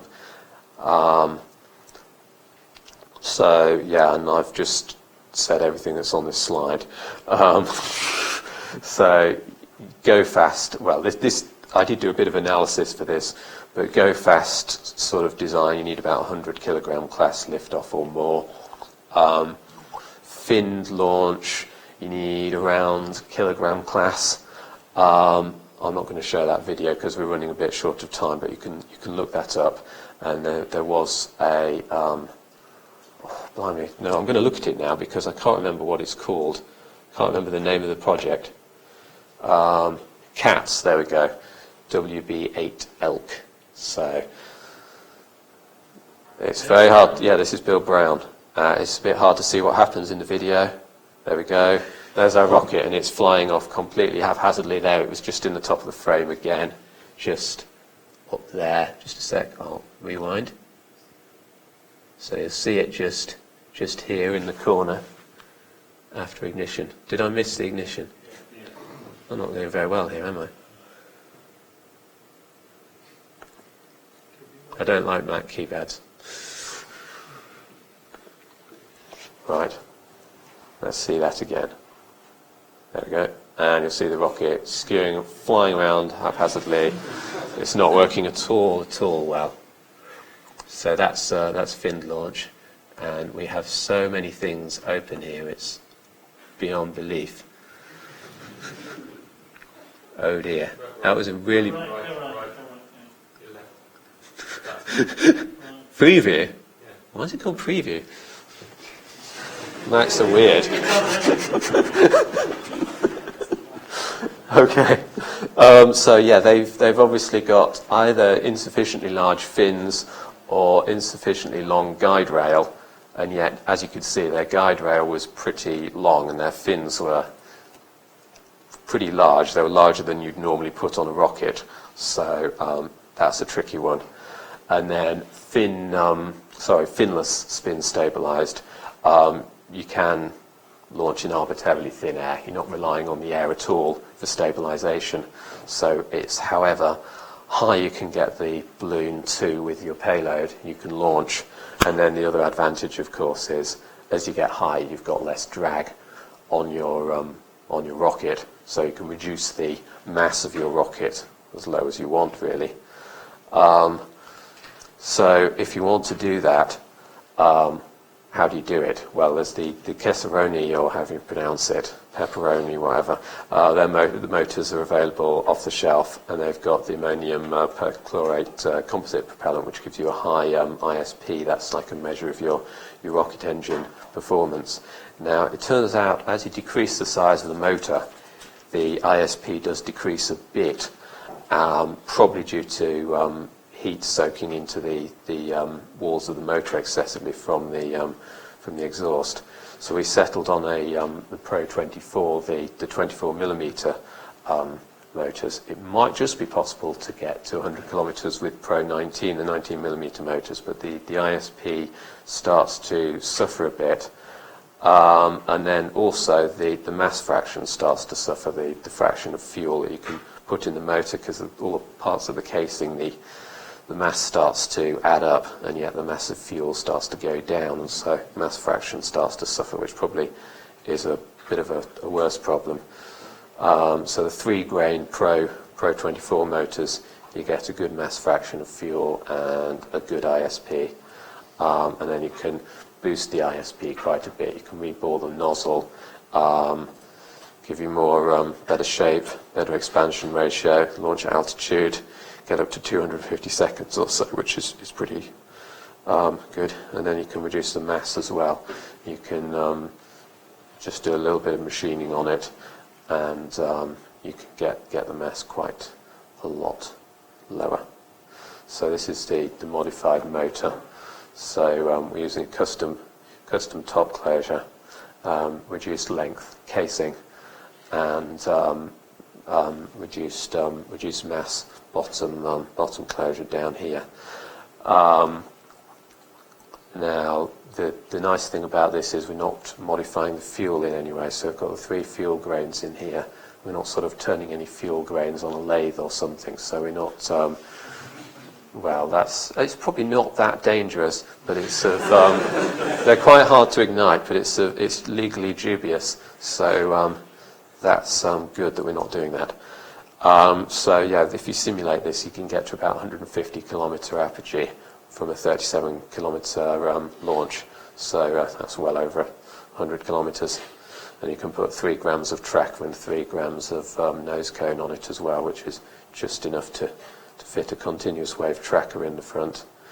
So the problem with spin stabilization is you need to spin it, obviously. So the question is how fast do you need to spin it Now, there's something called torque-free precession, which is, if you've ever seen the standard demonstration with a flywheel and then you sort of spin it up and you can get it to precess round on your hand or whatever, that's not torque-free precession because the gravity is torquing it. Torque-free precession is a bit hard to describe, and I'm not going to go into it here, but that's without any torque, obviously. So it's described by this equation here, which is bad news because we've got a long, thin rocket, and unfortunately we need a long, thin rocket no matter what we're going to do, or we're not going to get to 100 kilometres because you have too much drag, and more importantly with the off-the-shelf motors you tend to have reduced mass fraction of propellant if you go to a short, fat motor. So you need a long, thin motor, and you end up with a ratio of moments of inertia here, which is about greater than 20, and that gives you slow torque-free precession rate, which is bad because that amplifies the effect of any off-axis rotation. So if when your rocket takes off it's skewing slightly to the side or something, maybe due to your launch platform wobbling around, that gives you a precession cone angle, so your rocket will be sort of precessing round like this, which is not really what you want, or in the limit of that sort of behaviour. It ends up like the video I just showed you with the finned rocket. So you want to do a bit better than that. So you can either spin very fast, or you can keep the off-axis rotation low. Really want to do both. You want to reduce the payload swinging, and you want to reduce off-axis spinning, which is turns out to be another major issue that you need to solve. But also the centre of pressure is ahead of the centre of mass in a finless rocket because you've got the nose cone. And that's luckily that's been studied a lot in military applications, so we can grab all their results. And then there's off-axis thrust. That turns out to be the major problem in a finned launch, but with a spun rocket it's completely negligible. So that's good news, one bit of good news. So as I said, this has been studied a lot in military applications. So I end up with something called the stability factor, which is used a lot in projectile design. So you're interested in the distance between the centre of pressure and the centre of mass. Unfortunately, we can't control that. You're interested in the velocity here. Unfortunately, we want a really high velocity. So neither of those things are good news because we need a stability factor of greater than 1. And also, if you precess too much, you have shockwave problems because we're travelling about Mach 4, Mach 5 at burnout of the rocket. You have shock waves coming off the front of the nose cone. You don't want, as you precess, for those shock waves to start impinging on the nose cone because that causes all kinds of weird buffeting effects. So you want to keep your precession under control. So we set a design goal of precession of about 1.5 degrees. And putting that into the equations, that gives you 15,000 RPM spin rate, which is pretty substantial, which gives you a stability factor of 2, which is overstabilized. Normally in artillery you use about 1.3 to 1.6 because that means that your shell slowly precesses round over the course of flight so that when it's coming back down on the target it's nose forward rather than nose back. You want the nose towards the target. If we have a stability factor of 2, then in an artillery application we'd have nose away from the target as we came down on the target, but that's not a problem here as we're just going up. We only care about going up to 100 kilometres. And that gives us some safety factor as well, and it also reduces the effect of launcher swinging, and makes the other effects really nice. And the other problem is off-axis spin, but I'm not going to go into all the maths for that. I'm just going to draw a diagram to talk about what we mean about off-axis spin. So if that dotted line there is the symmetry axis of our rocket, I'm talking about rotation around any axis that's offset from the symmetry axis of the payload.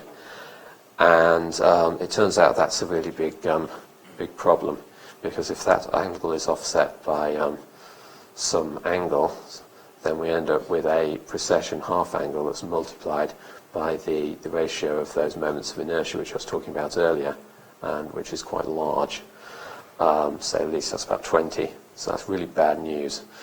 And as you can see, if we were to keep our precession half angle below 1.5 degrees, we end up with needing 50 micron alignment of our rocket, which is not feasible. That's just not going to happen.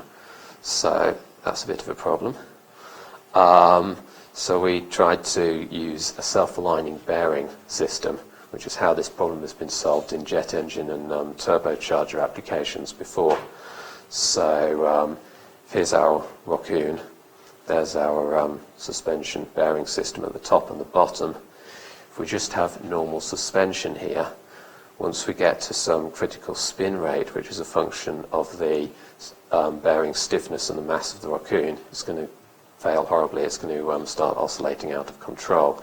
But if we add damping to all the suspension elements, with the right amount of damping, you can exceed that speed, that rotation rate, which I mentioned earlier, which is called the critical rotation rate, and you go into the supercritical spin rate if you've got the right damping. So that's what we tried to do using PDMS, or silicone rubber, which is a lossy material. So that means it's got intrinsic damping. So you've got your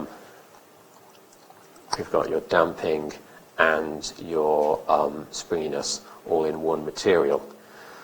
So here's our physical model, which we used to prove the concept. So it's silicone rubber here, coated in PTFE at the top and the bottom of the Raccoon, then a flexible coupling to a motor which drives it. Now hopefully this will work. Oh dear.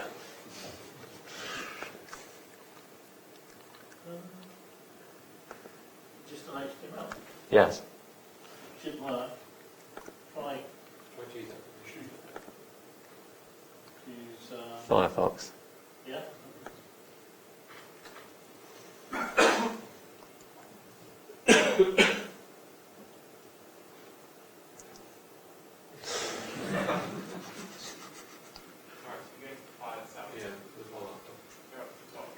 Oh yeah, I see now, yes. We're just there, aren't we?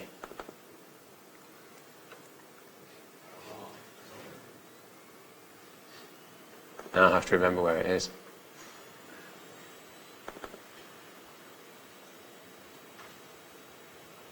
There we go. Oh dear, it's showing it frame by frame. Just say there's a web page version of it. There we go. So yeah, here we go. So this is the rotor spun up to 15,000 RPM, showing frame by frame. Unfortunately, even though we've got 240 frames per second, that's still sort of synchronizing quite badly with the rotation, even though we've got bright lights, so we reduce the exposure. But you can kind of see it spinning. Also, to really play havoc with the stabilization, we glued an M4 bolt on the inside of the casing to offset the symmetry axis. And it's a bit hard to pick it up here, but if you look at the bottom, you can see it's wobbling from side to side, which is really good news. So it's spinning about its symmetry axis, even though this silicone rubber here is really soft. So the critical rotation rate's about 10 times a second or so, and this is spinning around 240 times a second or so. So it should have ripped itself to pieces, but it hasn't, because it's being stabilized by the lossiness of the silicone rubber. So that's really good news. That looked very hopeful. So at this point we were very enthusiastic about the whole idea. Preview, there we go. So then, that was stupid, wasn't it? How do I escape? Oh yeah, that's fairly obvious, isn't it? There we go.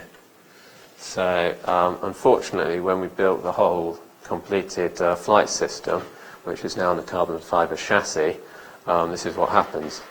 So this is very slow. This is slowed down about 30 times or more. You can see it spins up nicely, but then it starts to go into catastrophic oscillation and nearly destroy itself any moment now. There we go.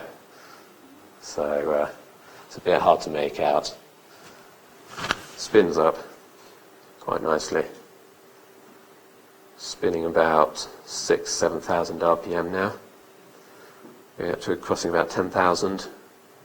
Now up to around 15,000, and you can see it's going into whirl. That's called whirl mode oscillation, where it's wobbling. The top and the bottom is wobbling round in sort of a corkscrew motion, which confused us utterly. And why we didn't know why that was happening. So there's a few problems with this and with our model. We spent a lot of time modelling this in MATLAB and wondering why the MATLAB model didn't match the raccoon behaviour. Now the foam blocks are not ideal bearings. They've got off-axis forces because they've got a high friction coefficient, and they're not. The actual bearing is sort of offset. It's got a physical size to it. It's not a microscopic bearing at the spin axis, which is what we're modelling. It's got a radius, and then when the rocket is rotating, it's sort of hitting one side of the bearing, which is an offset, radial offset, which we weren't modelling in our MATLAB model. And we also put the coefficient of friction of PTFE as 0.05, which we got from the engineering textbook. That's not true. And then, why am I not full screen here? View. Oh yeah, it's Mac. So it's so long since I've used a Mac.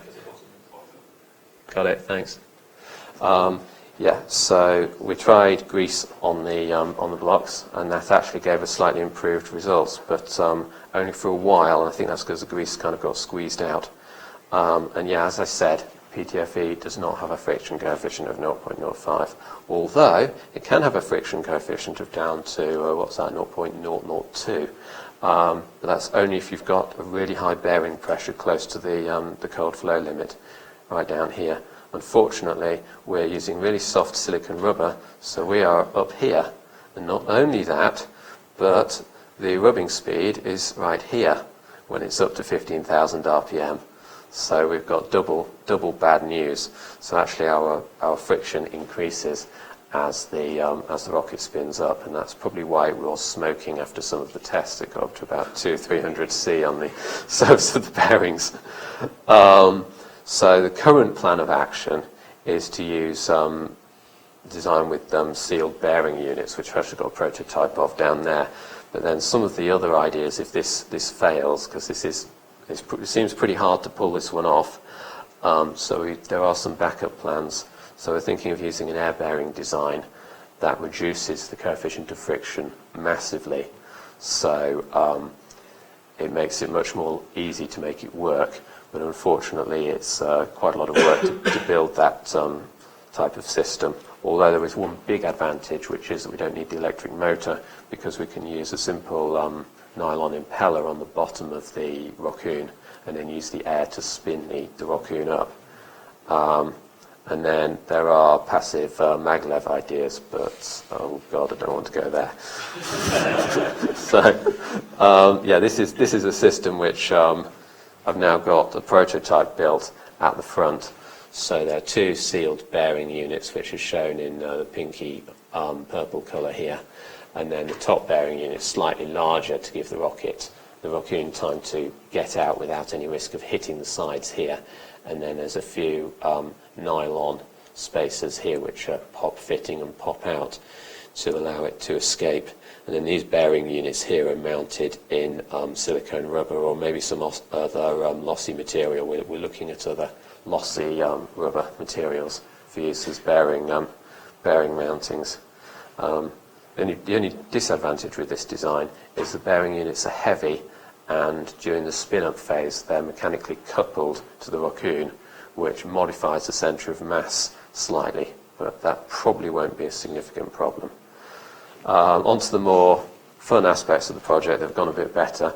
So we've looked at tracking, pretty much solved that problem, which seems to be the problem that the Go Fast people had a lot of difficulty with. So that's good news.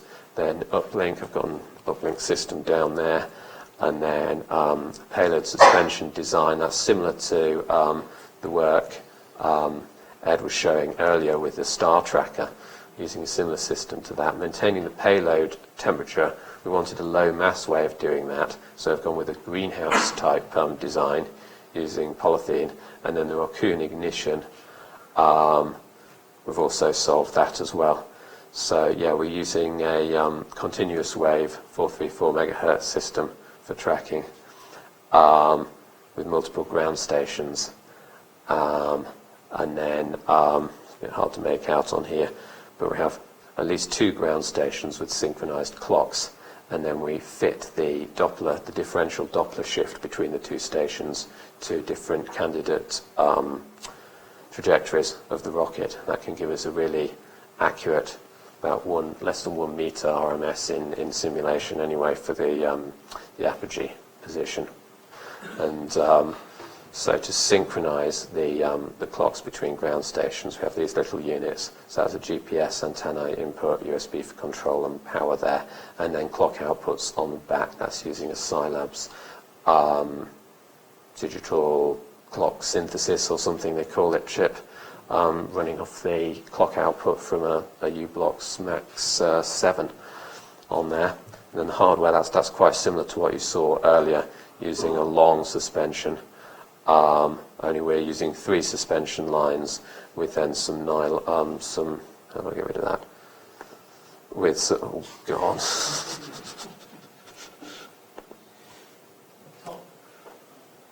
Yeah. Oh yeah. Right, with some carbon fibre poles sticking out of the payload to increase the moment of inertia, so the payload doesn't go spinning around too much as the rocket spins up.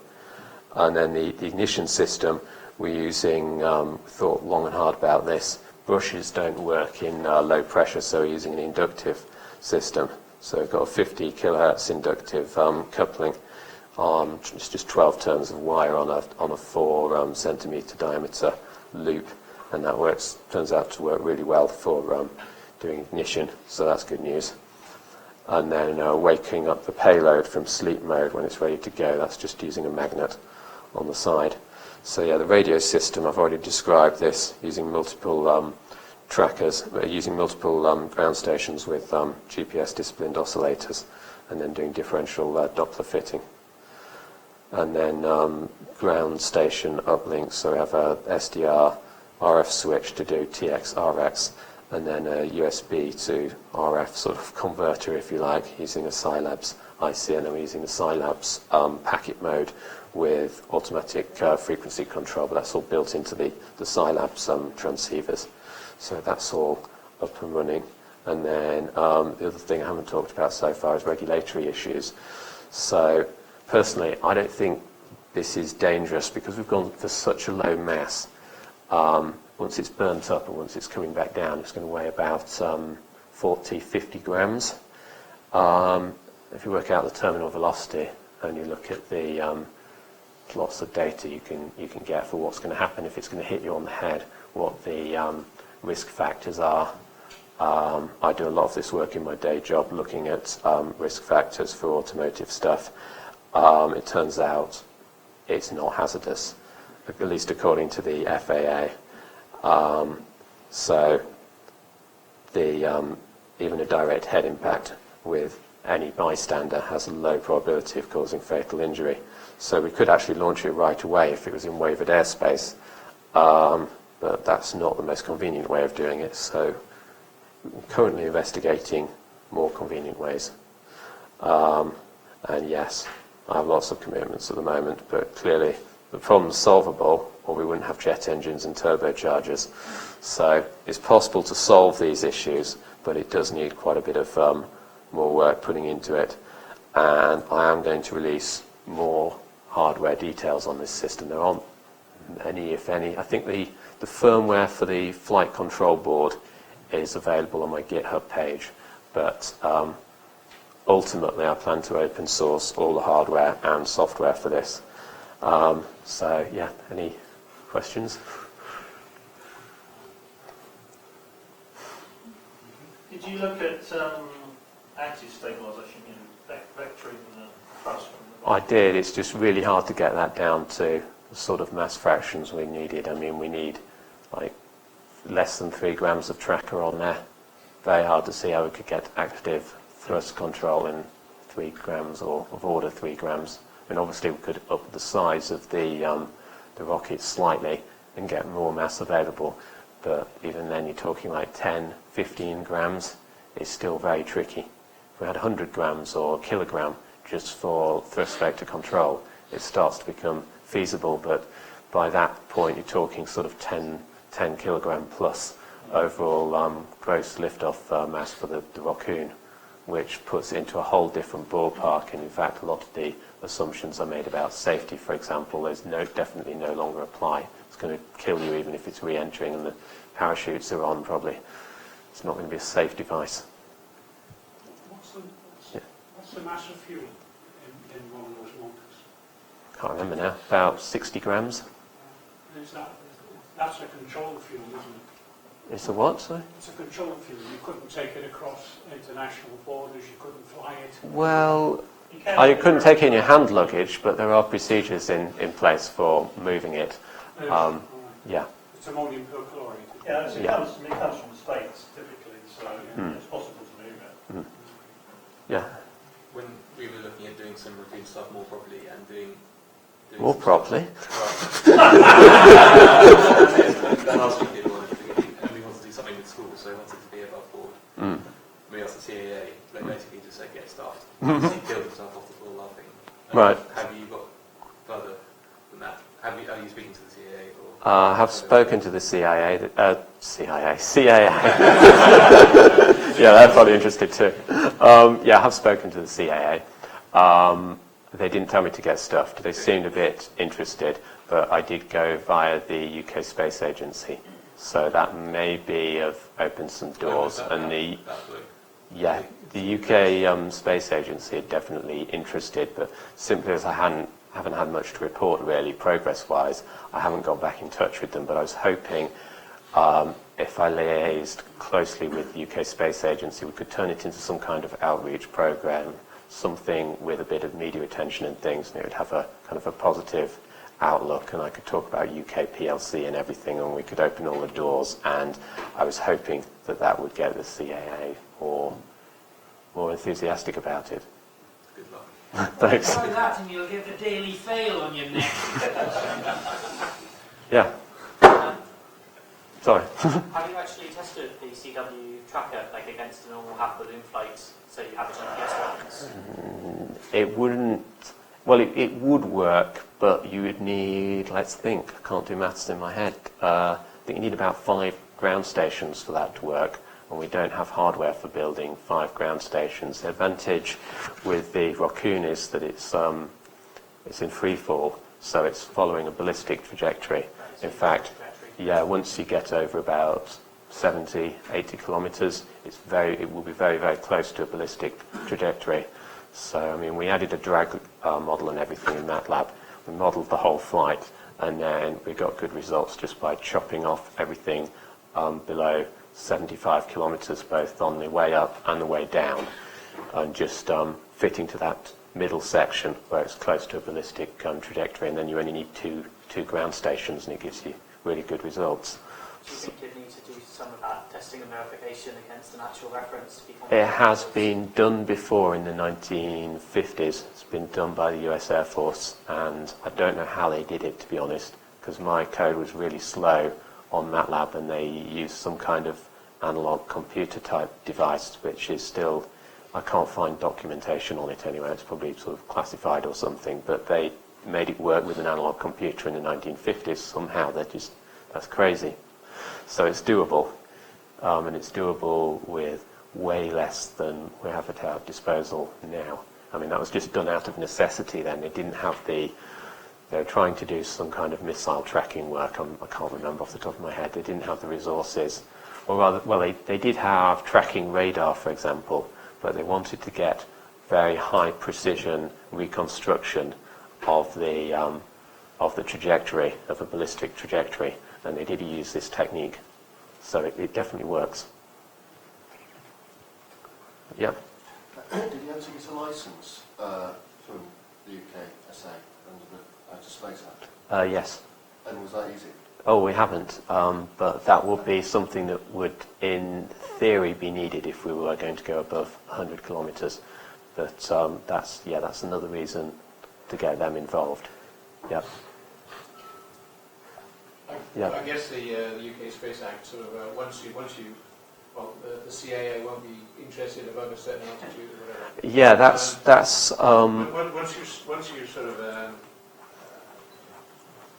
start looking across the Kármán line, where the UK Space Act is probably going to mine in so much paperwork, it's going to be funny, yeah. I don't know. But one of the advantages of going up to sort of 37 kilometres or so is that you're outside of all the sort of commercial air traffic region and everything. And also, if you were to have a worst case failure scenario and say a rocket was firing vertically downwards, it turns out by the time it gets to sort of 25 kilometres, 20 kilometres where it might hit something, it will have lost all its velocity due to the much thicker air. So it'll be going at terminal velocity and won't pose much of a hazard. So that has very big advantages as far as safety goes. And worst case scenario, it's sort of a fire sort of like downwards, you know, so what sort of energy would it impart at aviation levels? I can't remember off the top of my head. Probably make a, yeah.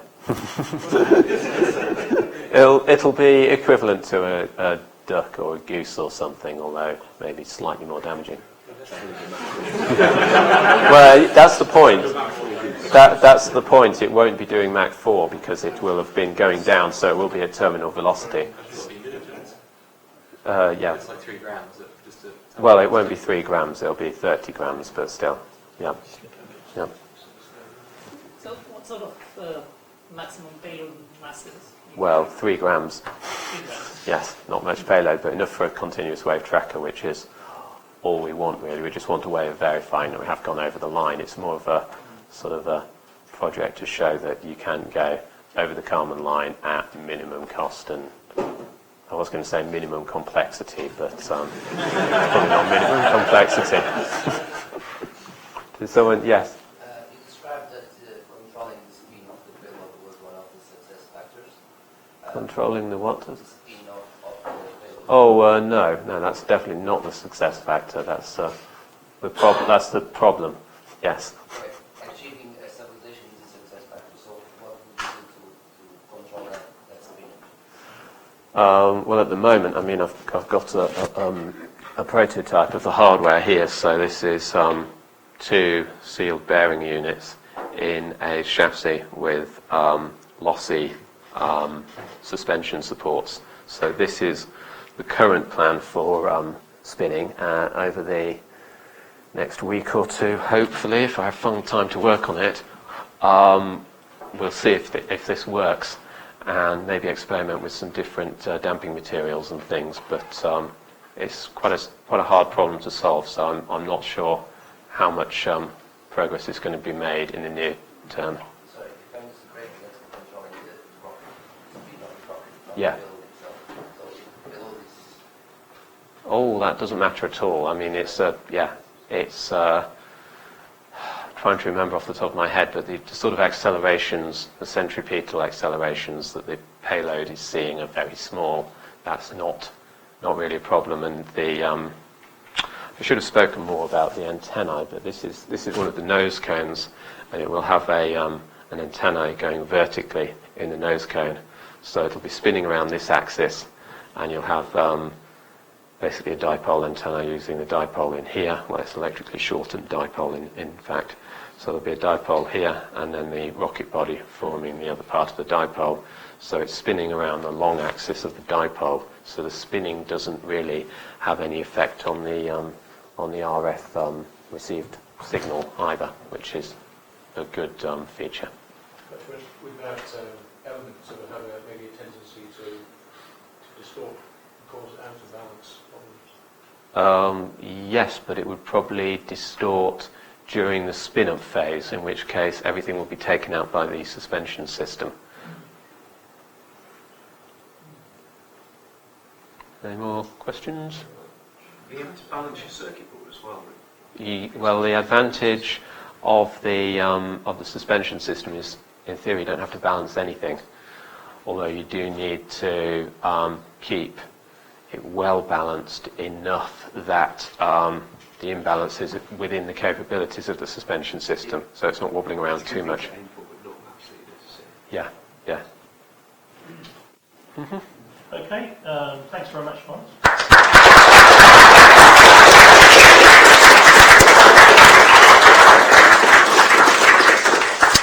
Well, we're running a bit late, but I guess that's to be expected or usual. So we're going to have a break now for about quarter of an hour at least. So if you could come back after a coffee, that'd be great. So yeah, come back around about was it 12:15, 12:20? Call it 12:20. We've lost the talk, so we can. And I've got to get Dave away before Dave Green's doing the next talk but one.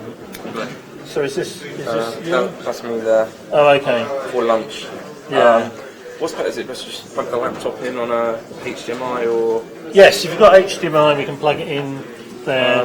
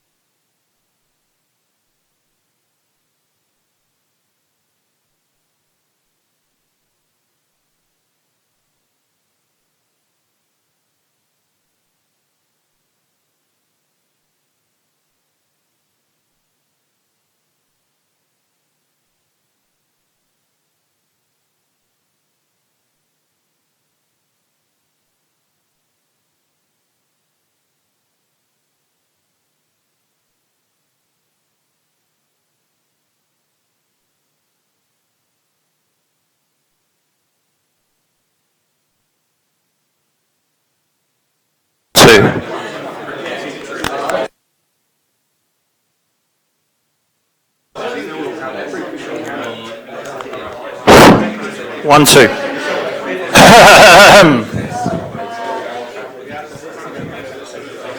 Ladies and gentlemen, we are a little bit late, but we're moving now to Doreen, who's going to talk about QB50. He's here. Right, let me pass you over. Do you click that on, or...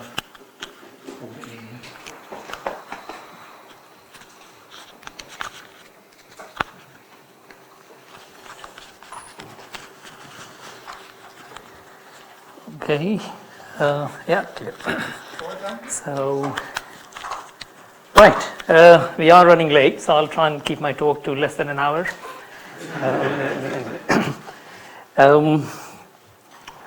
What I'm going to talk about is nanosatellites and what we are doing for a particular mission called QB50. Thanks. A quick introduction to where I'm from. I'm actually from UCL. MSSL is the Department of Space and Climate Physics of UCL. We are one of the few departments that are off-site. We are about 40 miles south from here. As you can see, that's that country house. If you go inside, it's a full-fledged space laboratory and a lot of different research groups backed by a number of instrumentation and technology groups which supply instruments for space missions associated with the the planetary magnetosphere. What I'm going to talk about is activities under the in situ detection systems group, which largely provides instrumentation for magnetospheric, planetary and solar physics, mainly particle-based instruments. Just a quick look at the sort of activities that we do in the in situ group. We do mission studies. That's where we start with and come up with a requirement for an instrument, and then the instrument is designed, engineered, all that is done. We actually then build it, calibrate these instruments, and so we have calibration facilities. We do all the vibration and thermal vacuum and all of that in-house. And then, of course, it's flown, and after it's flown, we still make sure that these instruments remain healthy throughout the lifetime of the mission. Very exciting time at the lab at present because we've got 3 of these instrument life cycles going on. Cassini and Cluster are 2 of the missions, one at Saturn, one around Earth, and Cluster is carrying 8 instruments, Cassini carrying 1, and we also have, sorry about that.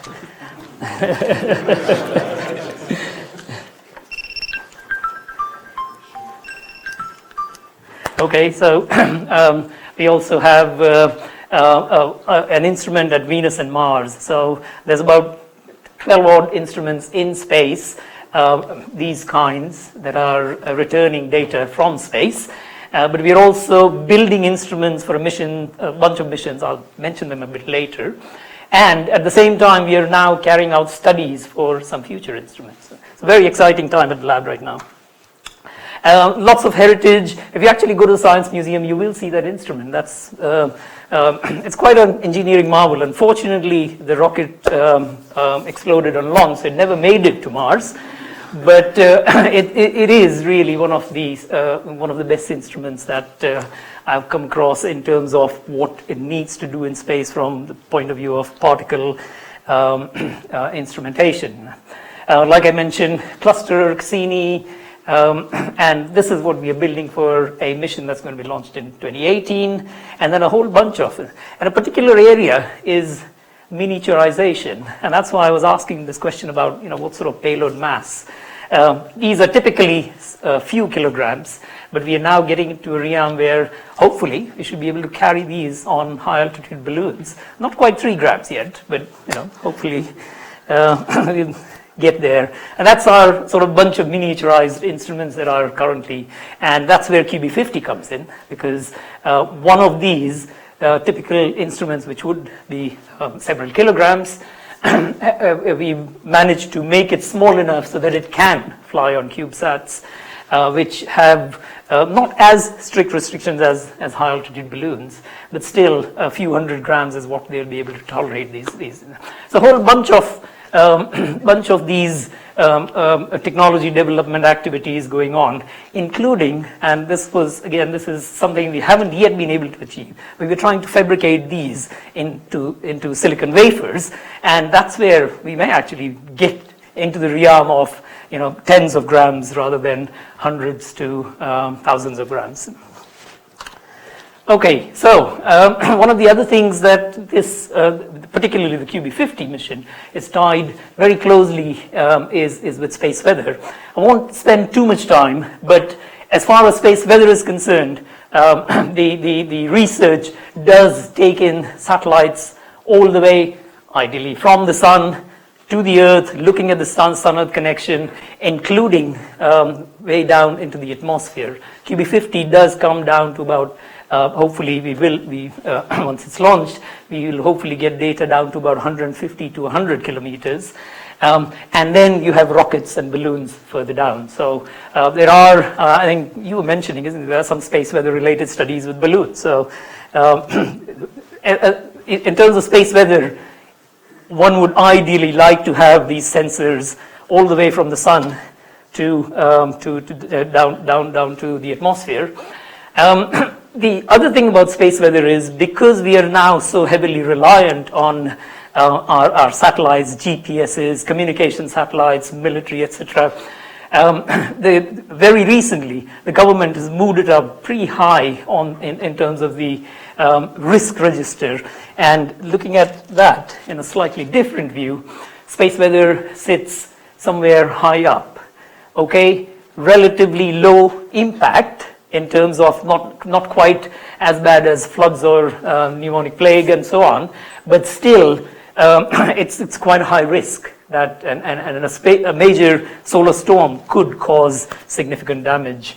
And because of our reliance on all these technologies, that's one of the reasons why recently it's been moved up, and there's a lot of activity in the area. So in terms of space weather related missions, again, exciting time, because as I said, Solar Orbiter launching in 2018. We did have a mission called Sunjammer, and somebody talked about these inflatable things. And Sunjammer was actually a solar sail mission that NASA had commissioned, and we actually had an instrument on it. Unfortunately, they've cancelled the mission, but hopefully they will be following up. And what a solar sail is essentially doing is looking at the solar flux and pretty much sailing in the solar wind, if you like. And you can do lots and lots of things which you cannot do with conventional propulsion systems and low mass systems. So, but unfortunately, that's been cancelled for now. We got an instrument on a satellite called TechDemoSat, and a UK technology demonstration satellite. It was launched, returning data. It's at 600 kilometers. Solar Orbiter is going in from 0.28 out to 0.8. So you are going to get that study of the plasma flow from the sun towards the Earth. And then as you come closer in, you've got the missions like Cluster, which are highly elliptical orbits close to the Earth. And then you go further down, 600 kilometers. And this is where QB50 comes in, where 400 kilometers and below. That's launched. Cluster Cassini, as I mentioned earlier, that's launched, upcoming for launch. And then these are our studies that are going on. So that's the 3 life cycles that I talked about. So that's a slightly different view. As I said, Solar Orbiter 0.28, just inside the orbit of Mercury, all the way to about 0.8. And it's a highly elliptical orbit, so it keeps on going in and out. And the other unique thing about Solar Orbiter is every time it flies past Venus, it gets a kick. And this is one of the first few missions where you will not only get data in the equatorial, but you'll also get a polar view of the sun. And again, very, very valuable data for space weather. That's the cancelled one, but we still have. And we are actually, there's a promise of funding from ESA to get that Sunjammer instrument on another potential ESA satellite. Won't go between the Earth and the sun, but it will still be going where we can sample the solar wind. Okay, so this is where I talk a little bit about QB50, but before I go into that, just a quick introduction. I'm pretty sure you're all familiar with CubeSats, but I will, for completeness, go through what CubeSats are. I talked about the miniaturized sensors, the CubeSats, small satellites. It's causing quite a mini revolution in terms of the satellite industry, primarily because you can do so much more with these small satellites. So what are they? Can't really claim I've shrunk the satellite, but Bob Twiggs can. And like I said, there's a mini revolution, and lots of CubeSat constellations under consideration right now. QB50 would probably be one of the first. But having said that, there are commercial CubeSats and a bunch of, I think there's a US company that's already launched about 30 of these up in space with a plan to increase much more. QB50 will be the first scientific one. So where do they fit in terms of satellite classification? Largely into that region. They're typically 10 by 10 by 10, but more often they are now 10 by 10 by 20 or 10 by 10 by 30, weighing typically around 3 to 4 kilograms. However, because you can only do so much with 2 to 3 kilogram satellites, all space agencies are looking at pushing the satellite mass to around 10 to 12 kilos, and you are looking at 6U. This is called a 1U, so 10 to 20 will be, 10 by 10 by 20 will be 2U and then 3U. But people are talking of 6U, 8U, 12U kind of satellites to be able to then do much more that you cannot do with these. That's your 1U, 2U, 3U classification of CubeSats, which is now kind of being superseded by 6U and so on. The one major advantage is because there is so much interest, so much development, and largely low Earth orbit, where you can build components which don't need that very high ruggedness. There's extensive use of commercial off-the-shelf parts. So there are now several companies that will sell you these. So it can be very low cost compared to conventional missions.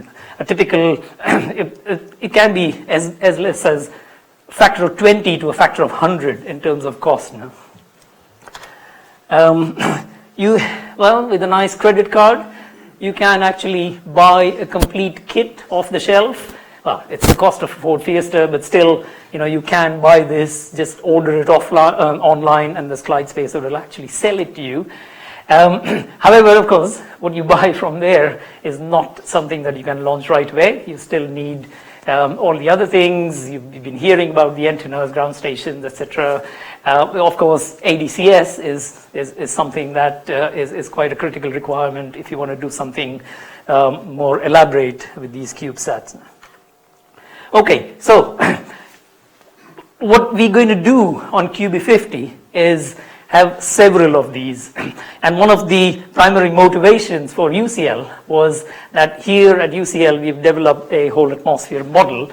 It's the global circulation model, something called CTIP, and there is the atmospheric physics laboratory here that has very strong interest in a mission like QB50, largely because in total, the kind of data that we have had so far from rocket flights and other satellites dipping into the lower thermosphere region, the observations are probably several hours to a few days max over the entire time that we've been making observations, which means very limited data set, and all the models which are trying to predict all the effects in the lower thermosphere just don't have enough data to be able to refine, and they're all very largely off. At these low altitudes, atmospheric drag is a big problem, and that's what they're trying to predict to a better accuracy. If you launch a satellite, atmospheric drag through the model will tell you it's going to last 5 years.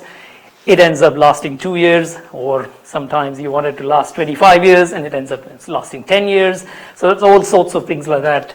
And certainly atmospheric drag is one of the major targets for these kinds of models. And the data that's missing is in the QB50 region. So QB50 science is primarily targeted at an orbit of around 380 and below. The International Space Station is about 400. The problem at these kinds of orbits is you've got a lifetime of around 6 months. If you are at around 300, you've got a lifetime of about 3 months or less.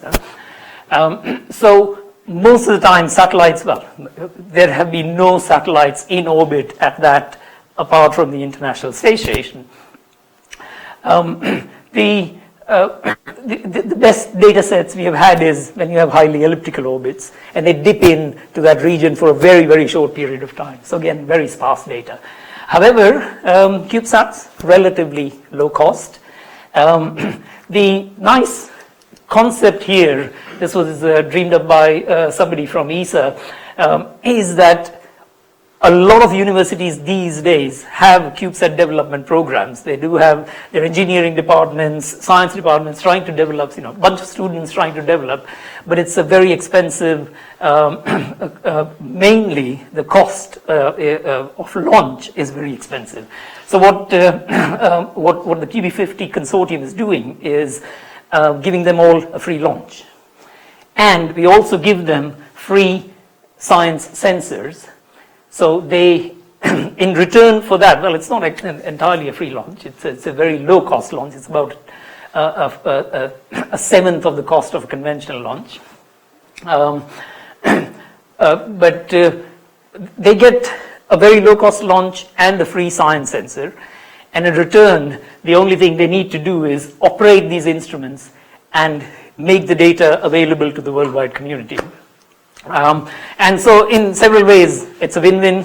And we had actually about, at the start, we had about 100 universities signing up. And currently, we have about 54 CubeSats that are developing actively CubeSats to whom we are supplying these sensors, and integration activities are going on. And we potentially are looking at a late 2016, early 2017 sort of launch.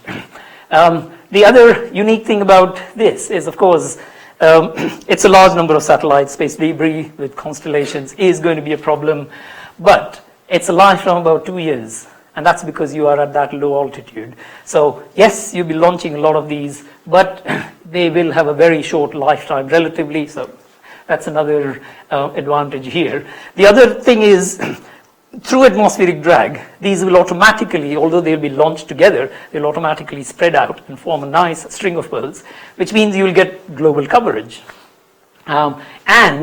Again, ballistic coefficient differences, so you will actually have data at several different altitudes. So in a 2 to 3 year lifetime, we expect to get some amazing data with global coverage, which will be really, really fantastic for all the circulation models that are looking for this data. So what we're doing at UCL is we're in charge of these sensors. We're actually building several of these. And we've also, at UCL, we're also building one of these CubeSats.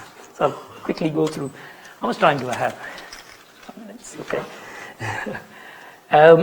So what's an... Keep it to sort of 20 minutes or something, I think would be okay. Yeah, so a few more minutes? Yeah. Okay. So that's one of the instruments that we are building at MSSL. It's the ion and neutral mass spectrometer. I'm not sure there is anybody that has actually managed to combine both ion and neutral particle detection into a single sensor. So it's quite a step ahead. That's what the instrument looks like. We delivered one for a precursor satellite, which was launched last June. Just beginning to return data. What has been a problem is the attitude control. So these are designed for 3-axis stabilization because the particles have to come within a 5-degree cone. So you do need attitude control. And unfortunately, the attitude control system on this CubeSat had problems. So we are in a Y-Thomson spin with that. We're pretty sure we will still get very good data from it, even in a Y-Thomson spin. So we are continuing with commissioning, and every time it goes through the RAM direction, we hope to pick up a lot of these ions and neutrals. One delivered, 13 more under development, and we're actually, as I said, delivering several bits of these hardware to different teams who are integrating it on their CubeSat. You're looking at this instrument on a vibration jig there. This is the instrument with a bit of additional electronics in order for us to be able to test it in our facility. Our facility only gives us 100 EV, whereas we need less than 10 EV, so we need to boost up some of the voltages and so on. And a little bit of data from the instrument itself. As I mentioned, there are 3 instruments, the INMS, and then there's a bunch of Langley probes, and there is an atomic oxygen sensor. The Langley probes come from the University of Oslo, and it's a multi-needler Langley probe. It's primarily designed for looking at electron densities in space. Doing it slightly different in terms of Langley probes. Normally they're shielded spheres, whereas using this technique, and using biased probes, and 4 of them, you are less affected by spacecraft potential. Interestingly, it gives its own problems, because when you have a biased probe, you're also sucking in a lot of these electrons. And normally on a big satellite, it's not a problem because there's an ion flux that's balancing it. On the other hand, on a CubeSat, it is a problem because the CubeSat charges up very rapidly, and then you cannot, the probes just repel away the electrons. So one of the first things that they had to do is design an electron emitter, and then use these on rocket flights several times. So, very successful. But then as they built it for the CubeSat, they realized that they actually have to do a little bit of work on an electron emitter, which will then throw away electrons and discharge the satellite. So that was an interesting challenge. That's their prototype CubeSat in the ESTEC, the European Space Agency plasma chamber, where they're testing their, that's a little normal Langley probe there, and that's what they're testing, that they have tested their electron emitter to show that it still is functioning as it will in space. So that was an interesting development that they've had to do. These are the kind of challenges which you come across when you are dealing with very, very small satellites. And the last instrument there is something called the FEPEX instrument. It's an atomic oxygen sensor, and it works on the solid electrolyte concept where when you heat a filament, an electrode with the right combination of the zirconium-dipped, yttrium-doped zirconia, then the atomic oxygen results in a current, and then that current is directly proportional to the atomic oxygen density. What they are also doing is the second probe is a molecular oxygen, so it combines a different electrode which can detect currents from both molecular and oxygen, and then they use the data from the oxygen to subtract away and get a density of the molecular oxygen. So that's an additional development that they did on QV50. Before that, they'd actually they've flown it on the ISS. So there's good data from this one on the ISS at that sort of orbit. Now that's where the couple of questions that I asked about power and mass. This is what we typically have got down to. So I'm pretty sure we will be pushing the masses a little bit lower, but it will be interesting to see how low we can push it, and whether there are possibilities with high altitude ballooning or rocketing where we might be able to use these kinds of payloads. And that would be a very, very valuable thing to be able to do, so that we can look at the effects even further down in the thermosphere. There is more details about all these units on the web, on the QV50 website. But we are down to 220 or around 200 grams for all these payloads, and that's quite a significant step forward in terms of typical payloads of this kind on normal space missions. The QV50 consortium is 14 partners, but that's where the CubeSats are being built. So we have a whole bunch of them coming from Australia, China, the US, a large chunk of them, of course, from Europe. But each one of these is a different university building a different CubeSat. We give them the sensors. It's all coming together. So quite a fantastic mission in that respect, bringing all these different universities together. Quick mention on CubeSats that one of the 50 CubeSats that's going to fly, we're building one here at UCL, called it UCL SAT, and one of its aims, besides what we'll be doing in terms of the ion and neutral mass spectrometer, is also to try and get in a space weather payload. Unfortunately, we are unlikely to be able to be ready in time for launch on QB50, but the payload development is happening anyway.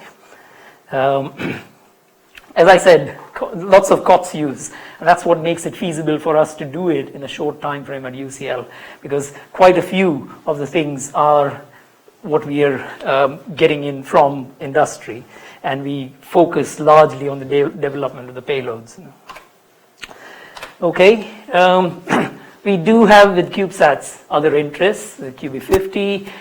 We're looking at, in fact, something even more exotic, trying to take these to interplanetary, studying a mission where we potentially would piggyback on a mission to L1, release that, and have an independent satellite where you can do then a lot more than if you were a single satellite, let's say, with some kind of imaging device, and you have limitations. No, there's no poster tomorrow, sorry about that. And of course, this is another thing that is very interesting in terms of the fact that you can get electromagnetic signatures related to earthquakes from plasma in the upper atmosphere, ionosphere. So that's another study, and we're actually looking for funding for that. QB50 will actually give some related data, so that's again going to be an exciting data set to look at. Clearly, a lot of you are involved in radio and amateur radio, and so one of the things that each of these CubeSat teams has to do is have a ground station to be able to talk to their CubeSat, get the data, and then make it available. We have one at MSSL, and the nice thing is, most of us are using the amateur radio bands, which means that all that data is available to the any amateur radio, and it's kind of open source data. So if anybody is interested, they can get into more detail of the data, and you can be doing citizen science and looking at the data in more detail, doing things like that. So we're certainly very, very interested, actively trying to develop things as the mission progresses, so that we can get more involvement from students and other communities. Okay, so that's a quick summary. Lots of things happening on QB50, miniaturized payloads. There's currently the operations plan, etc., going on for the build. And obviously, quite a large team of people working on this right now. I'll leave you with that slide, because this is something that we would certainly like to see more engagement on this mission. Okay, thank you. I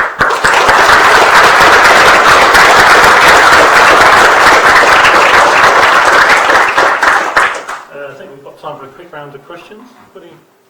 Yeah. Do you think there is a possibility that amateurs would be able to have CubeSats themselves launched, or do you think it would still stay sort of a university thing? Sorry, who would have? Would, like, actually, no, for example, if we wanted to launch a CubeSat, yep. Would you think that's something that would be feasibly possible, or do you think it's going to remain a sort of at the university and space agency kind of thing? So, almost all space agencies are offering free launches. So it's a question of making a convincing case and demonstrating that one can deliver on, So where a lot of this started was the European Space Agency was developing the Vega launcher, and they said, look, on the maiden flight, we will have capacity. Anybody wants to propose a CubeSat, come and do that. And I think they got they got about a couple dozen proposals, and I think they launched about 9 of them. They were free launches. Yes, it's a question of getting a community together and convincing people that, yes, they would be able to deliver. It's not yet reached the stage where they're saying, sorry, no free launches at all. And of course, this QB50-like configurations are likely to continue because clearly they are just a win-win. People already have these development programs, so it means low cost to any mission that wants to get science, and vice versa. You get a low-cost launch, but you also get scientific instruments or payloads which you can develop and launch. Sorry. More just a comment, but I think that the mass and power budgets you showed in that table were quite comfortably in the kind of territory for a latex delivering. Fantastic.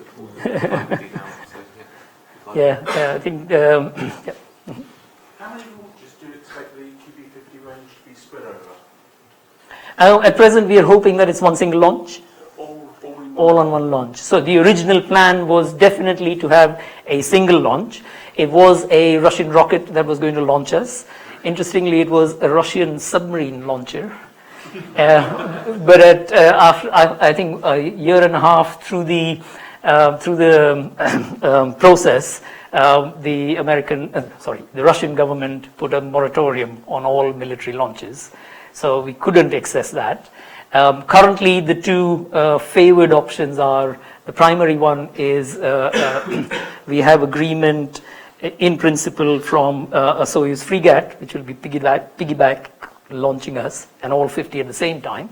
And the other one is an ISS launch, because ISS now offers commercial launch capability through a system called NanoRacks, and they can take 40 to 50 CubeSats at the same time. So that's another option. The only problem is, well, not problem, but the limitation with the ISS is it's equatorial. And if you're polar, you can actually get better global coverage as the Earth rotates. So you get better coverage, plus you get coverage of over the poles, which is quite crucial for space weather. With regard to the amateur radio sort of community generally, I don't know if you're aware of the experience of Delphi 3 and some of the Cal Poly launches where they've set up their website and they've produced software. Not only do the amateurs get the information. Sorry, they was telling me to finish. More to the point, you get more eyes in the sky, bringing in telemetry to yourselves. Is this the case with the UCL sat? So one of the requirements. So you have 100 ground stations perhaps, and maybe only a dozen are actually producing, but you've got a lot of people following and providing the telemetry from all around the world instead of your own ground stations. So ESA had a scheme that they called Genzo, which was a scheme to network several ground stations around the world. But unfortunately, the software development of it stumbled, and that didn't go anywhere.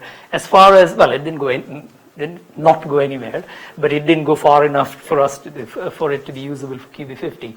What we currently have imposed is a requirement on each of the CubeSat suppliers to network with 3 ground stations. That way, they can download the 2 megabits per day limit. That the science units will be generating 2 megabits per day. And that's what we want to be able to download. You can do it with 3 ground stations. They don't necessarily need to be too far separated apart. As long as they have a longer enough coverage, they should be able to do that. So that sort of informal level of networking will be there. On the other thing about Delphi, one of the partners on the QB50 consortium is Delft University. And they're actually developing 2 of the CubeSats of the 50. And their main aim is formation flying with these 2 CubeSats. So yes, we do have pretty well experienced people with successful CubeSats up in space as part of the consortium. Okay, Thanks very much for your presentation. Yep.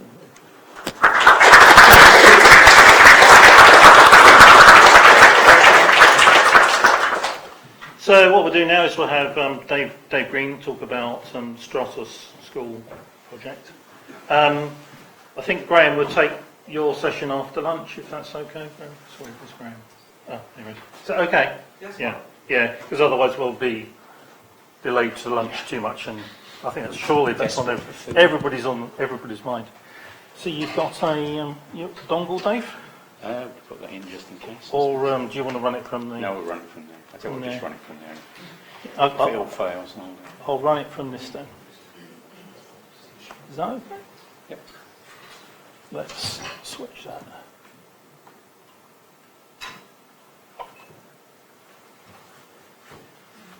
Bingo. So, you should write that. Yes, please, yeah. I need that. Okay.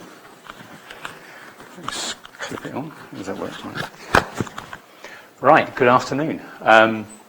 From the sublime to the ridiculous, I think. Even though I'm a physics teacher, I'm not going to talk anything about physics and technology at all. And we're definitely going to be less than an hour, because I've got to get to Memphis in about an hour and a quarter's time to see a show. Have I got any teachers in the room? So, a couple. Okay, so hopefully the word STEM is familiar with you, and a lot of you may have heard the word STEM, which stands for Science, Technology, Engineering and Maths. There's a new sort of acronym, what's the word? 5-letter acronym, I suppose, called STEAM, which recognising that engineering is a very creative process. So I'm going to talk to you a bit about inspiring or trying to encourage secondary students in a sort of standard secondary high school to get more interested in STEM subjects and, hopefully take on engineering and maths and technology type careers to help the UK's economy and so on in the future. So, as I say, I'm a science teacher. I teach physics. I did a physics degree, which eventually came in useful because I did a career change from working for BT, where I knew Steve a bit. I can't remember how our paths crossed. And about 7 years ago, I retrained as a science teacher. So probably the hardest thing I've ever done, but certainly the most rewarding and best thing I've ever done. So I now run Space Club, which is deemed to be a little bit geeky and so on, but something like using high altitude ballooning even persuades some of the more sort of students who think that's all a bit uncool to be part of something called Space Club. So I'm going to talk about high altitude ballooning as a way of really getting students interested and getting them kind of engaged in technology, basically, and engineering. Won't bother with that YouTube link. I think we'll go straight on. So, why high altitude ballooning? Why choose high altitude ballooning? Apart from the fact that I knew Steve, I suppose. And do we have next slide? Oh, going to do it. Well, interestingly, it does attract boys and girls. Although I guess there are about 2 girls in this audience. 2.5 is a young girl up the bottom. With Space Club, with something like high altitude ballooning, I suppose when I started it up, there were virtually 95% boys. I think I might have had 1 girl. But when we called it the Stratos program. We did Stratos 1, 2 and 3, which I'll just talk a little bit about. All 3 were high altitude balloon projects that Steve was supporting, was largely responsible for getting it going, as it were, and doing the actual launches. So it does attract boys and girls. So when we did Stratos 3, which I'll talk a bit about, we took about, it must have been 4 or 5, I think, in the minibus. Space Club is probably 17 or 18 kids every Thursday, and I'm getting 5 or 6 girls coming along, which is really, really good. So it does attract boys and girls.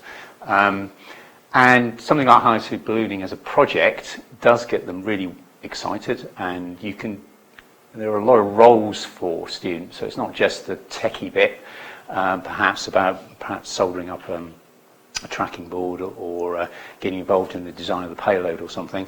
You can get, somebody's organising the hoodies. I was going to wear the latest hoodie today, but it's way too hot to wear a hoodie. And there's all sorts of, for example, some of the boys and the girls went out into their primary schools where they've just come come up to secondary school, and they were doing presentations to the primary school, so we were kind of linking in with the primary schools. So, okay, so the next one then. So just to sort of develop that theme, here are some of the things that the students do. If you're interested, you can go on to KHS Space Club YouTube. So those of you who already got your PCs open, if you go onto YouTube and do KHS Space Club, you see we've got a YouTube channel, which I had nothing to do with. I didn't have a clue how to set up a YouTube channel, but one of the Year 10s did.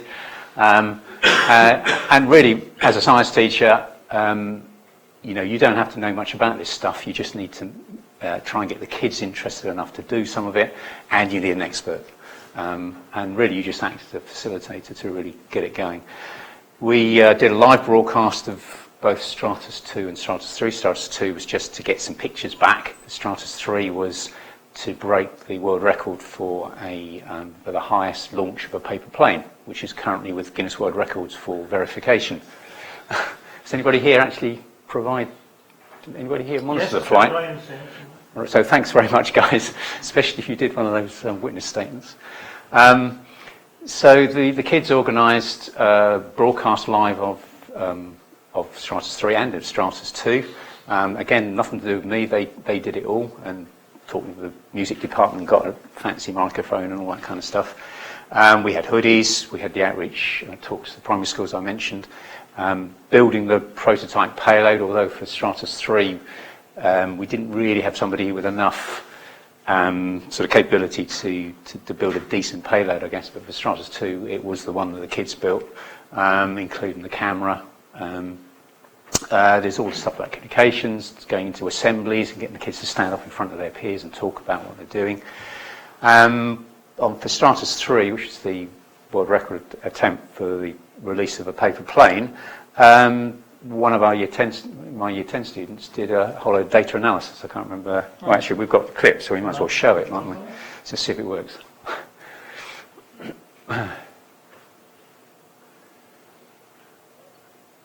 Okay, recognise that face?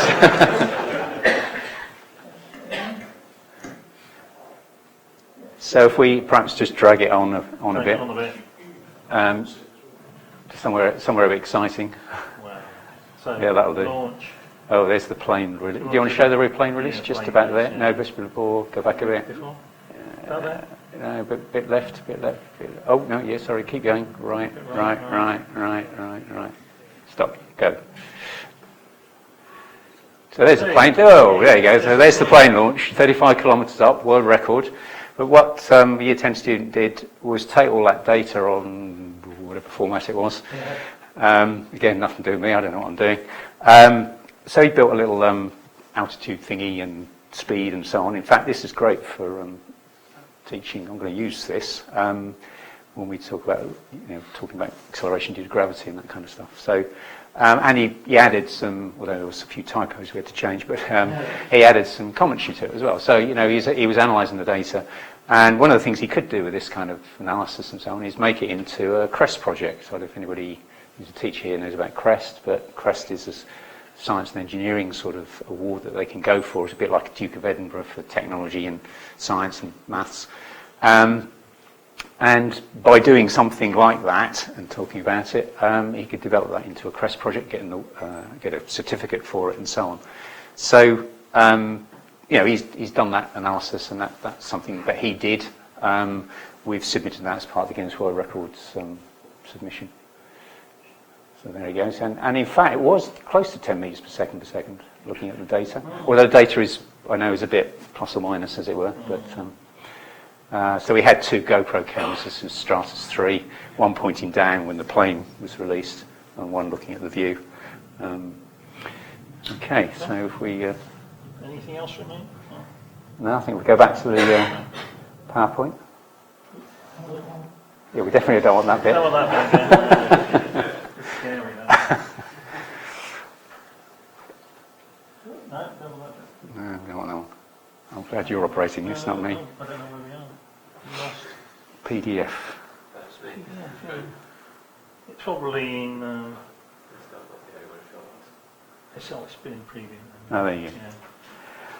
Okay, so the other thing I think we mentioned most, I think with Stratus 2, which was the objective, was just to get some data back, pictures back from the edge of space, which really, really excites the kids and the teachers in the school. It's like, wow, how did you do that? It's a great topic conversation. Stratus 2, one of the students, the Year 12s, constructed the tracker, obviously to a design that Steve had done, but modifying the camera, we had to get the camera to take pictures every 10 seconds, and then it did some video. That was in Stratus 2. And films of the project. So we've had a really excellent Stratus 2 film. It was really very good. And Aisha, who's Year 13 this year, she did a really good job. And if you've seen it, Stratus 3 film, which we'll perhaps have a little clip of in a minute. I think there's a couple of, shall we? If we go on perhaps just show an example. We'll go on both, but go on the first one. Yeah. 9 minutes in. Well, just start at the beginning, just to see I think the beginning sort of sets the context. So this is Stratus 2.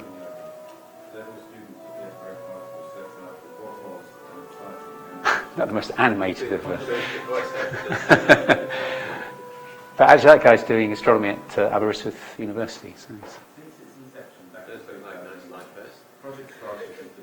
anyway, so he talks a bit about that, and then if you go 9 minutes in, there's a bit about me saying, why are we doing this? Why have this project? What's the advantage to the kids and so on?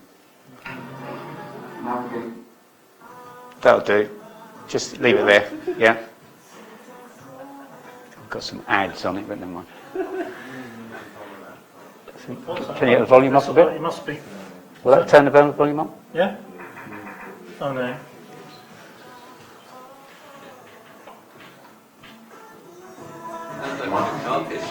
Okay, so this is me saying, why are we doing this? Yeah, it's on there. Yeah. Involved in exciting projects, and it's got all sorts of aspects. A soldier, a Christian, soldering up an RF. So, not fantastically clear pictures, but for the kids, this was incredibly exciting getting this stuff back. And we've got you guys doing media, and we've got Ed and Peter doing the packing up the box and the payload, which that's about the right size to fit everything in. We've got a tracking device that we've managed to find a software plugin, which is quite interesting. So we're playing with software, we've got publicity, and all those kinds of things. So for me, the inspiration is seeing you guys, get motivated and get excited on our project, which will help you in the future, and you can look good on your CV, gives you something to talk about in interviews, all that kind of stuff, as well as just being fun and exciting and helps you being a good kid. Okay.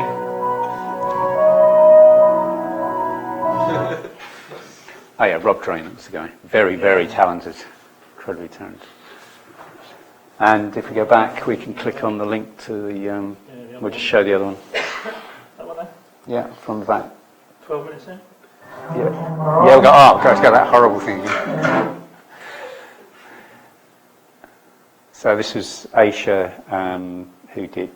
actually, she's just won a scholarship with Rolls-Royce. She's going to work for Rolls-Royce in a month's time as undergraduate apprentice or whatever they call it. So that'll do. Yeah. Yep.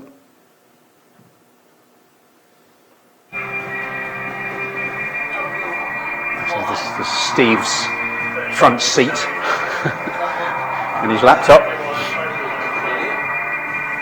Does that look and sound familiar?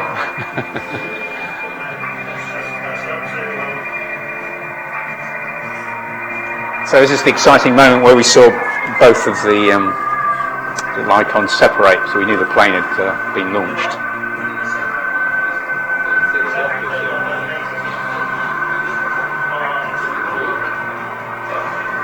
See the plane was found right at the last moment. The plane actually flew, and it did glide about 20 miles or 25 miles away from where the main payload landed, so it really did fly really well. But dead lucky to get it, weren't we?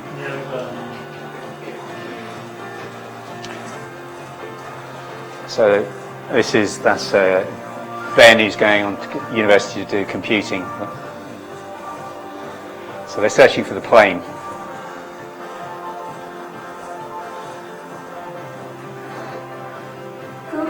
We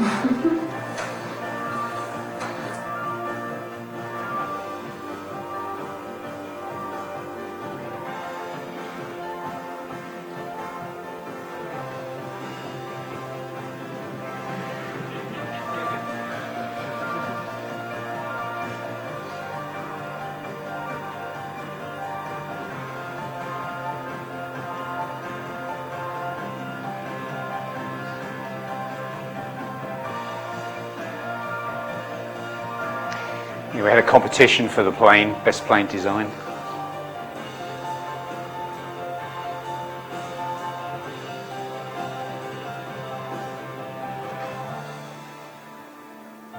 But you can see, just get a flavour of all the people who are involved in such a project.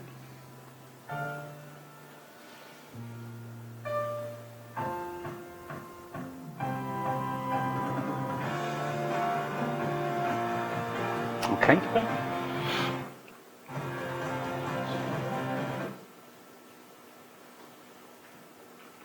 Next slide.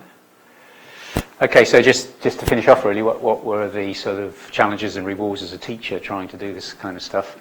Well, first of all, the rewards are seeing students engaged. The membership at Space Club has grown a lot. I mean, you've probably seen it as well, and you'd come along occasionally. Just by having such an exciting project.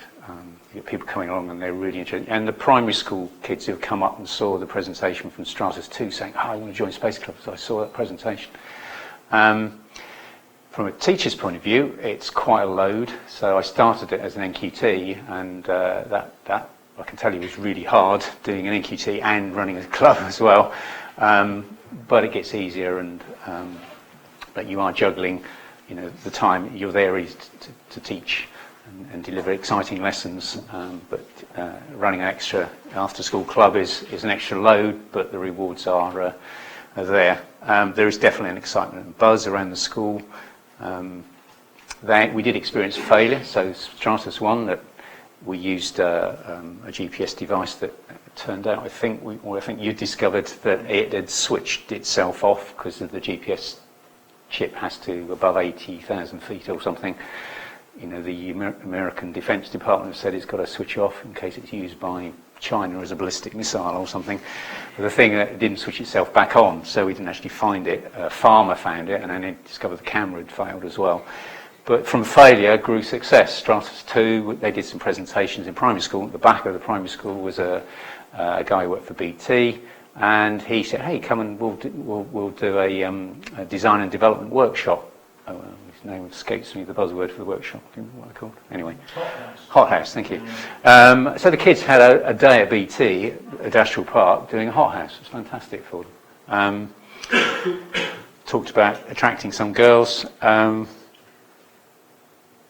Yeah, and it's anecdotal, I suppose. You can't prove that it has made kids think about engineering or engineering type studies at sixth form and beyond, but it certainly can't do any harm, let's put it that way. I think that might be it. Let's see if there's any other. No. Yeah, okay, so I had a few pictures, but I think we're definitely just about out of time. Any questions? Yeah. What was your sort of timescale when you first proposed the project to the students to when you actually managed to launch your first? Oh, there's a good question. So I guess Stratus 1 was probably a year-ish. Yeah. And I guess they were all actually that sort of... if you take Stratus 3, the plane, so actually it was Steve's idea to go for the record. He knew about the record for a paper plane drop and thought it would be a rather exciting thing to try and get a school to do it and see if we could beat the world record. So I guess from the initial ideas, if you go on the YouTube channel, UKHAS Space Club, you'll see my introduction. I talk about the things we do at Space Club, and then there's another clip where Steve and I are standing together talking, and I think that was probably a year and a half, maybe, or certainly. So it's that sort of time period, I suppose, because you're trying to get the kids interested. What you don't want to do is, as a teacher, is really the kids are just watching and you're doing it all. And other schools have done this. A lot of schools have done this stuff now, and you see it quite often. But some of them, it's really the technician or it's the teacher that's doing it all, and the kids are just watching. From my point of view, the that ain't going to work. I'm not interested in doing that. I want the kids to do as much as possible. And sometimes with Stratus 2 we had probably a little bit more, a few kids that were a bit more technically minded who could do more of the technology. But yeah, I guess that sort of time period. Does this mean that you would have failures? Some people do something that didn't pass the grade, and sort of a bit of rework, but all part of the development process. Is this a? Did you experience it? This is obviously an acceptable cost of getting the kids involved.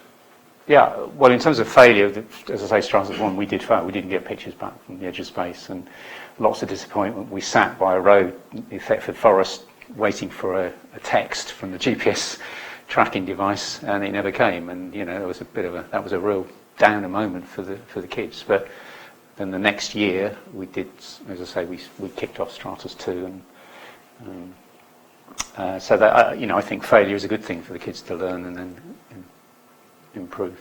So. I was a STEM ambassador for 4 years, so I think I got too old for the kids or something. But anyway, no. How did you fund this? This is exactly what we're trying to do, and we're trying to get a school involved, maybe, and we can fund some of it ourselves, obviously. But I just wondered Get kids to raise some money. Kids raise the money. Well, they raised some of it. We got one governor who worked for IBM. We managed to get a bit of money from them. But I mean, the overall cost, that reminds me, we haven't paid you yet. We still Stratus 3. Keep reminding you. But you are talking, well, I don't know, how much are we talking? Probably 200 or 300 quid, aren't we? 300 quid perhaps. And most schools could probably raise that in terms of get the kids, but absolutely try and get the kids to try and raise some money, or tap up the governors or whatever. You'll be amazed where you can probably get your 100 quid from. You can apply. There are various grants that schools can apply for, which I did apply for one. It wasn't successful, but yeah, try and get the kids. If it's 200 or 300 quid, then most schools, especially if the kids are involved in raising the money and so on. Well, that's the big issue with all these projects. I mean, you've got to find a teacher or a governor that's your way in. You've got to get a teacher involved who's interested, who's got the time and the bandwidth to do it, if you like. Otherwise, it's always going to be a bit of a struggle. Unless you've got a lot of time, you could. I mean, a friend of mine did run an electronics club at the school I'm at, and he, at the time, was working for BT. He ran an electronics club as an after school thing, and several kids came to it. So you could run a high altitude balloon club or something, and as long as you've got a teacher who's at least interested, even if they don't have to do very much, whereas I'm a little bit more hands-on. But I think the key is you do need a teacher involved, because you're going to need to get the school, if you're going to get hoodies, if you're going to get them going into primary schools, if you're going to get them publicity, you're going to get a YouTube or a website, and you need to understand how the school's infrastructure works a bit, I think. So via a governor or a teacher, I think, is getting them involved in some way. Desperate for lunch, everybody now. Any other questions? Okay, thanks very much.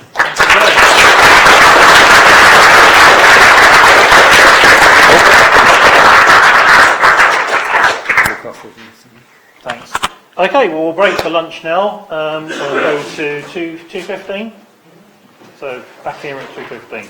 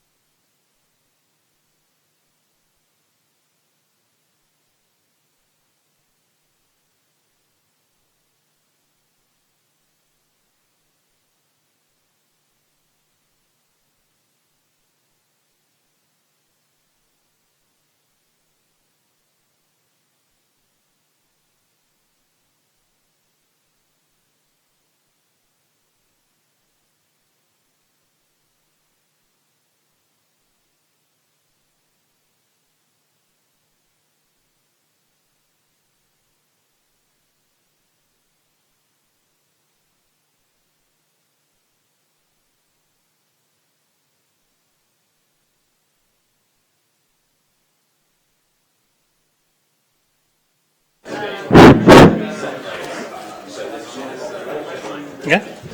Okay. Hope everybody managed to get something to eat. Right, we'll try it sort of like slightly revised agenda, but let's move now to Graham, who's going to give a talk on, it says, a balloon-borne accelerometer techniques. Graham, if you want to go.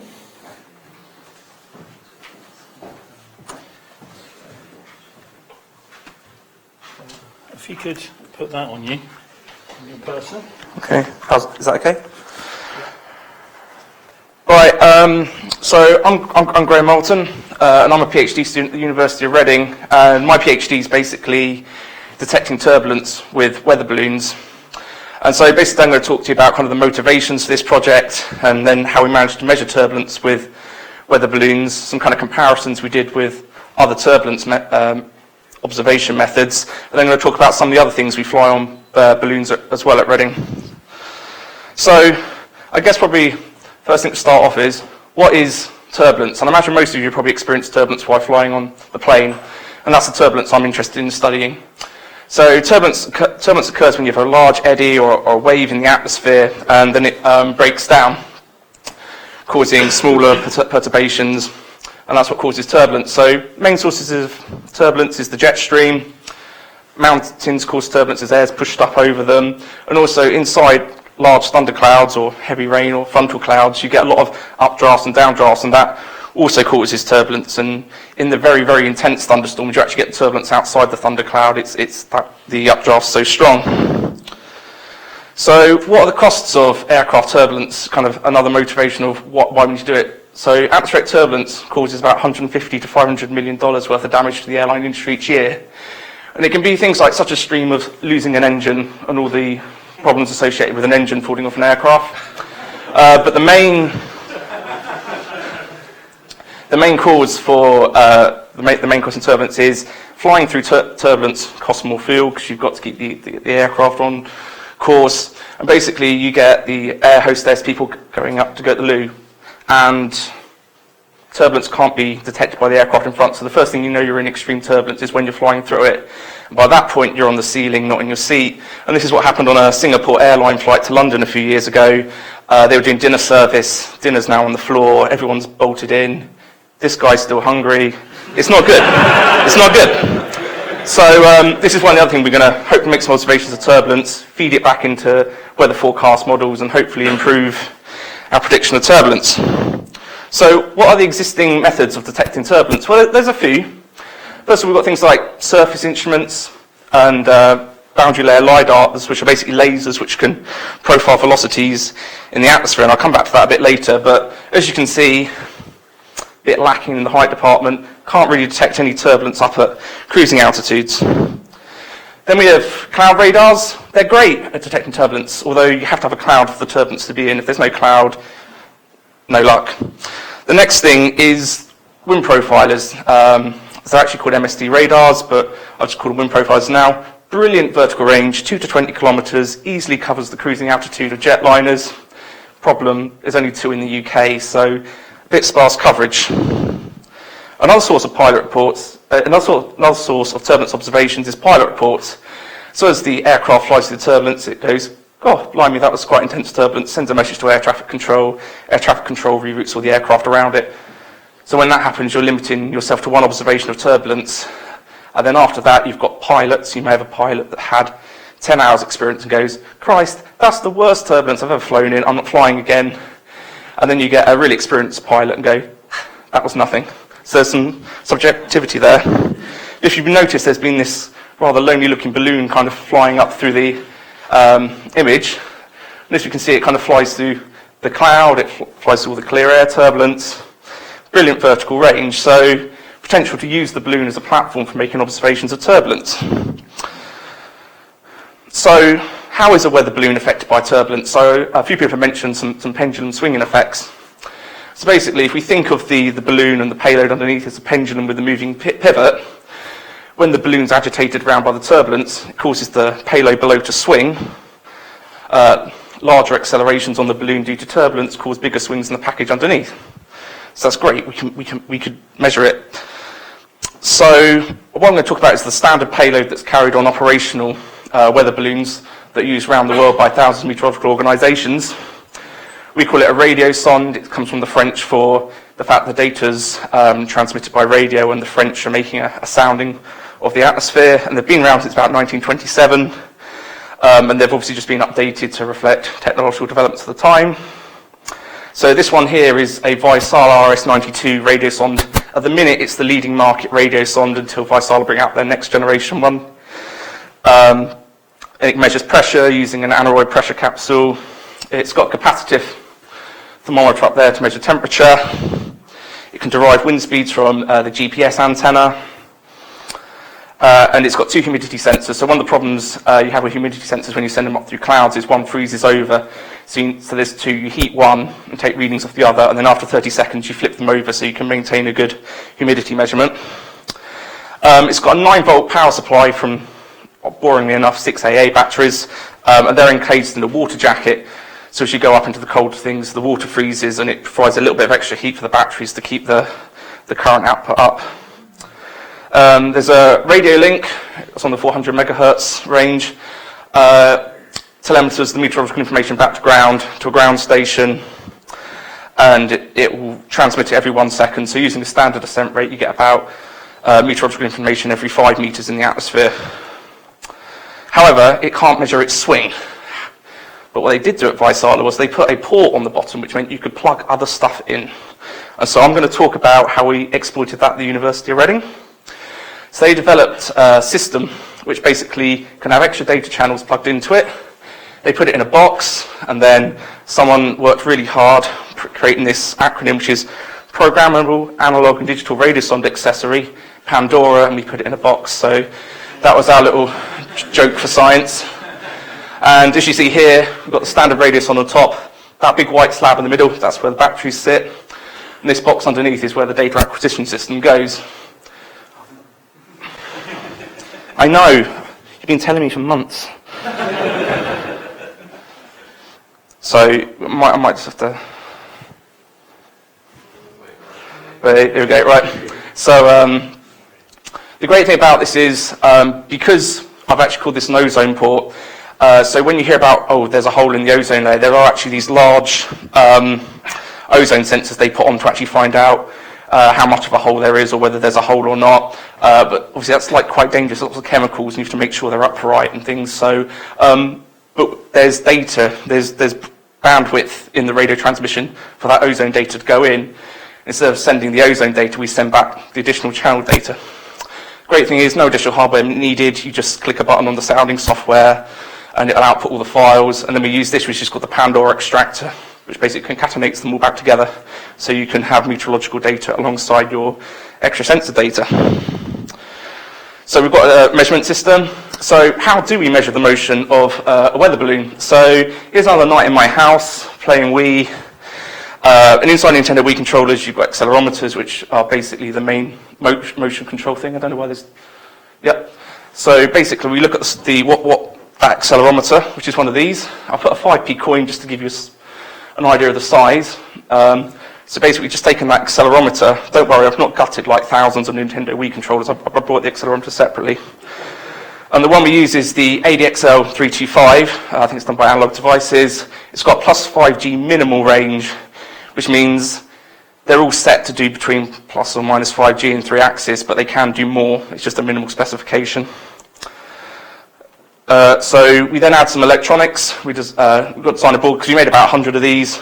So we put things like power regulator on, capacitors to modulate the output of the accelerometer.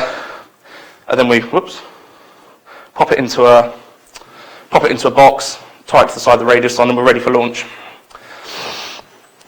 So there's a 3-axis accelerometer in it, and one of the kind of pre-flight tests we did was which axis gives you the best response to turbulence. So it was a very crude experiment. I erected a big mast on the field site, tied it to it, and just sat there throwing it while I was logging the data. As you see here, the z-axis of the best response to turbulence. So that's the one we're going to be using for our turbulence measurements. So I've just presented a little case study. So these two panels here are the standard meteorological data we get out of a radio sonde. Black line there is temperature. The slightly faded grey line's humidity. So one thing we can notice here, cloud. and then we've got jet stream, but you wouldn't know whether there was turbulence involved. So if we add our turbulence sensor, we can see that through the cloud we're detecting to between kind of 2 to 3G, and when we hit the jet stream, which was probably one of the strongest we've flown into at about 180 miles an hour, 4 or 5G, and if we notice that's around 8 to 10 kilometers, that's the cruising level of your aircraft, so it's probably something you should be worrying about. So we've done this, and we've done about 50 ascents, and I've just plotted a little histogram showing you all the data from 50 ascents. So we've done them from Huitala in Finland, we've done them from Aberystwyth in Wales, and some from Reading. So if you're down to 5G, we know that's good, but there have been times where it's recorded this amount of data, and we've looked at it, it's not errors in the radio link, it's, I imagine, the little mass that's inside the accelerometer is kind of leaning up against the side of the wall at this point. So just to give you some ideas of what that G is, at 5G, if you're accelerated upwards at 5G, you won't remember it, you black out. So it's all very well. I've got this sensor I put on the side, and I get the Met Office. I measured turbulence at 5G, and they're like, what are you on about? So what we need to do is need to compare it with other existing methods of turbulence observation and try and have a comparison of what our measurements mean in terms of other things. So I'm going to talk about two. One's a comparison with a LiDAR that we've got at the university, and the other is a comparison with the wind profiler at Aberystwyth. So I'm just going to explain about this because I mentioned it a few times, but the best way of measuring turbulence the meteorology community has come up with is a thing called eddy dissipation rate.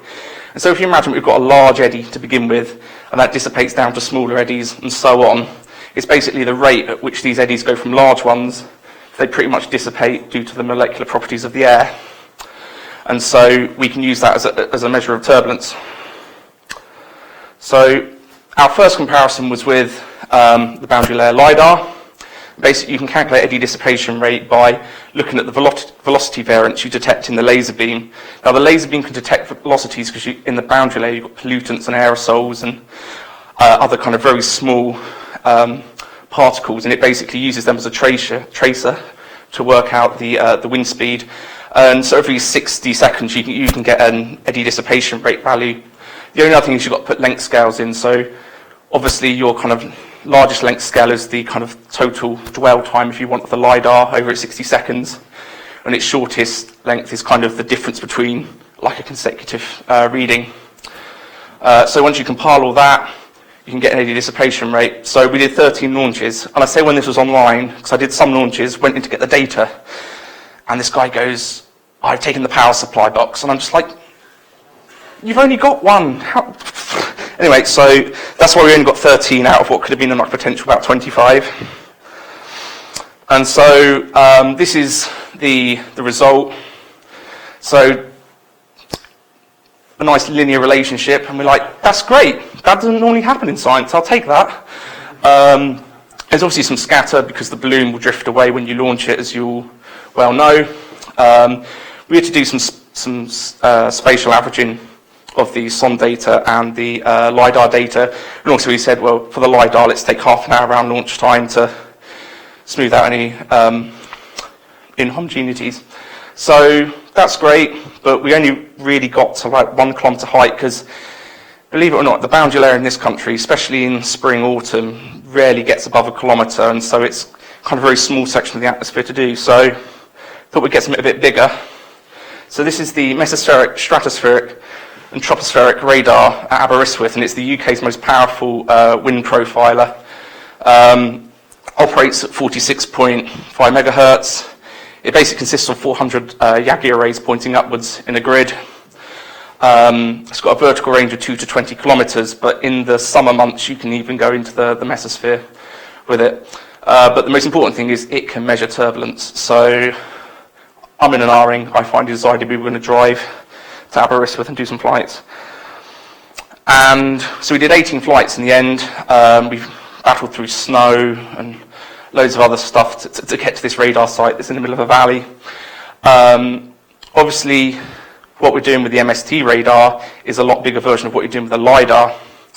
So obviously we have to increase spatial averaging windows, and we increase the time window to an hour. But we got a good relationship. There's a lot of scatter because sometimes the balloon could be 60 or 70 kilometres down the road, but you're also sampling a large part of the jet stream where you could guarantee the turbulence would be pretty similar. So we're pretty pleased with that, and this is actually ongoing work, hence it's not in eddy dissipation rate yet. The reason it isn't in that is because no one's actually done this before. So it's kind of going out on a bit of a limb, working with what people have found have worked before.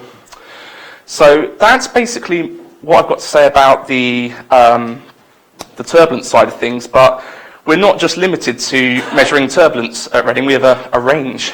And so the Pandora system, it's just got 4 channels, which means you can literally attach any sensor you want and it will relay it back over the radio sond. The Pandora board also has things like, it's got a power supply circuit, so you can get 16 volt, 8 volt, -8, a whole range of voltage rails.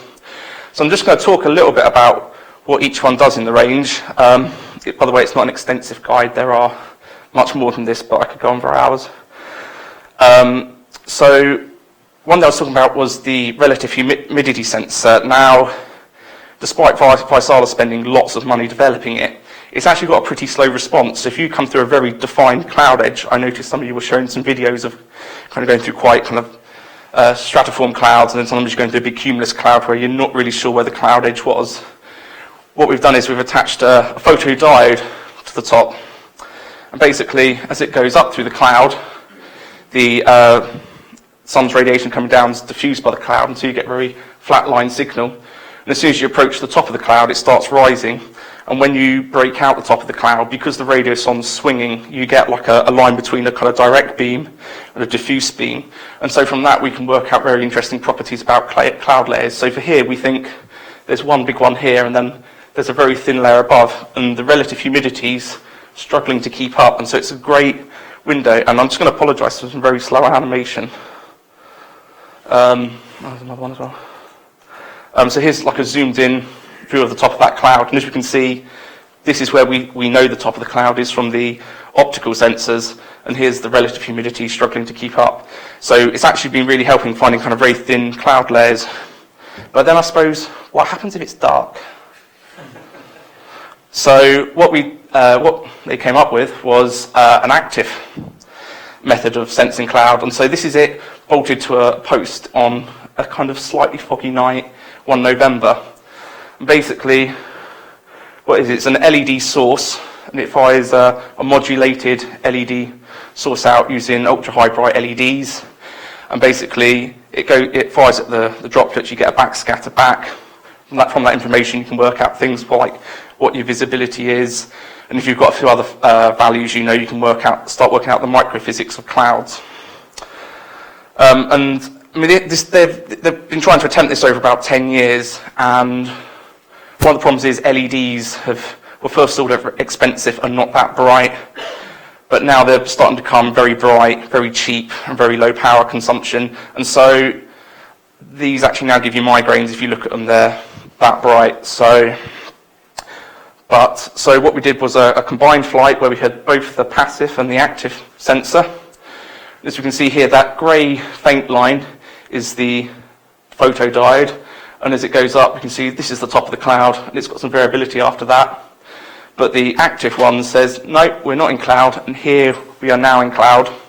And basically, it sits at a default rather saying, oh, it can see a kilometre, and then for when it's going through the cloud, it says, right, I can only see 60 metres in a cloud, and we've calibrated it against visibility sensors as well.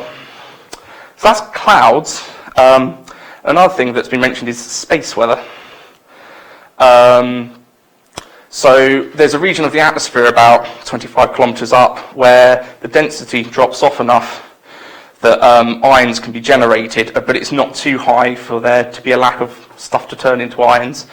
And so a balloon makes a perfectly brilliant sensing platform because you've got the height, you've got your pressure, you've got your temperature, you've got your location, so you've got this wealth of data to add to it. And so how you measure space weather is basically counting, you can use the amount of galactic cosmic rays coming in as a proxy for like your ionization rate. So obviously when the sun's kicking off with its solar storm, this changes the amount of cosmic rays you're getting, and so you can compare things. And there's also variability across the Earth's surface. So basically it works, there's 2 Geiger tubes. Now, geiger-tubes run off about 500 volts, so one of the major obstacles was getting 500 volts off a 9-volt battery, and so it was a voltage step ladder kind of device. I'm not too keen on the details, so please don't quiz me. And this is what the finished product looks like. Them 2 black tubes at the end of the Geiger tubes. That big rack of capacitors, the voltage step, because it also relies on looking at each Geiger tube. We've had to write some additional PIC programs before it interfaces to the Pandora system. It's one of the heaviest things we fly at 39 grams, but as you know, 39 grams is quite heavy. So, and here's just a picture of it prepared for takeoff. And so what was done, we've got quite close ties with the Icelandic Met Service, and they said we'll launch one from Iceland, which is a higher latitude, and so the Earth's magnetic field perturbs the measurements you get. And from here we can see we've got more ionisation at Reykjavik than we have at Reading. And so we often launch these during space weather events, and people hear, oh, there's a large solar storm, one of these might go up. And we also sometimes do synchronous soundings with a place in Russia as well, who's got like a 60-year record of doing it like every Wednesday or something, which is quite impressive. So, conclusions. So yes, you can measure turbulence with an adaptive weather balloon. The accelerometer is showing quite good agreement with 2 independent methods. And actually having the vertical profiles of the weather data alongside your measurements is a massive, it's just great, because when an aircraft flies through turbulence, you only get the weather at that level. And so when you get the full profile, it adds to the understanding.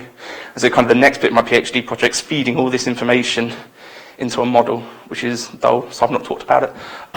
So this will increase our understanding of turbulence, and the adapted SON system can make measurements of space weather, optical properties of clouds, and we're beginning to go into atmospheric electricity as well. But yeah, thanks for listening. If you've got any questions, that's cool.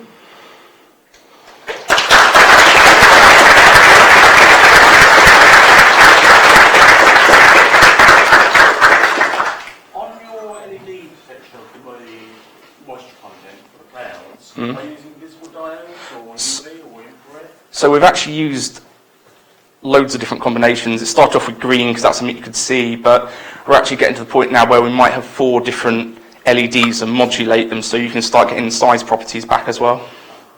There's no single one that gives you better results? Not that I know of, but there's like popular LEDs. Some LEDs kind of get mothballed as just maybe they're not bright enough or the wrong wavelength, but water's got particular wavelengths in the spectrum that absorb, and it doesn't absorb, so we can use that as a point as well.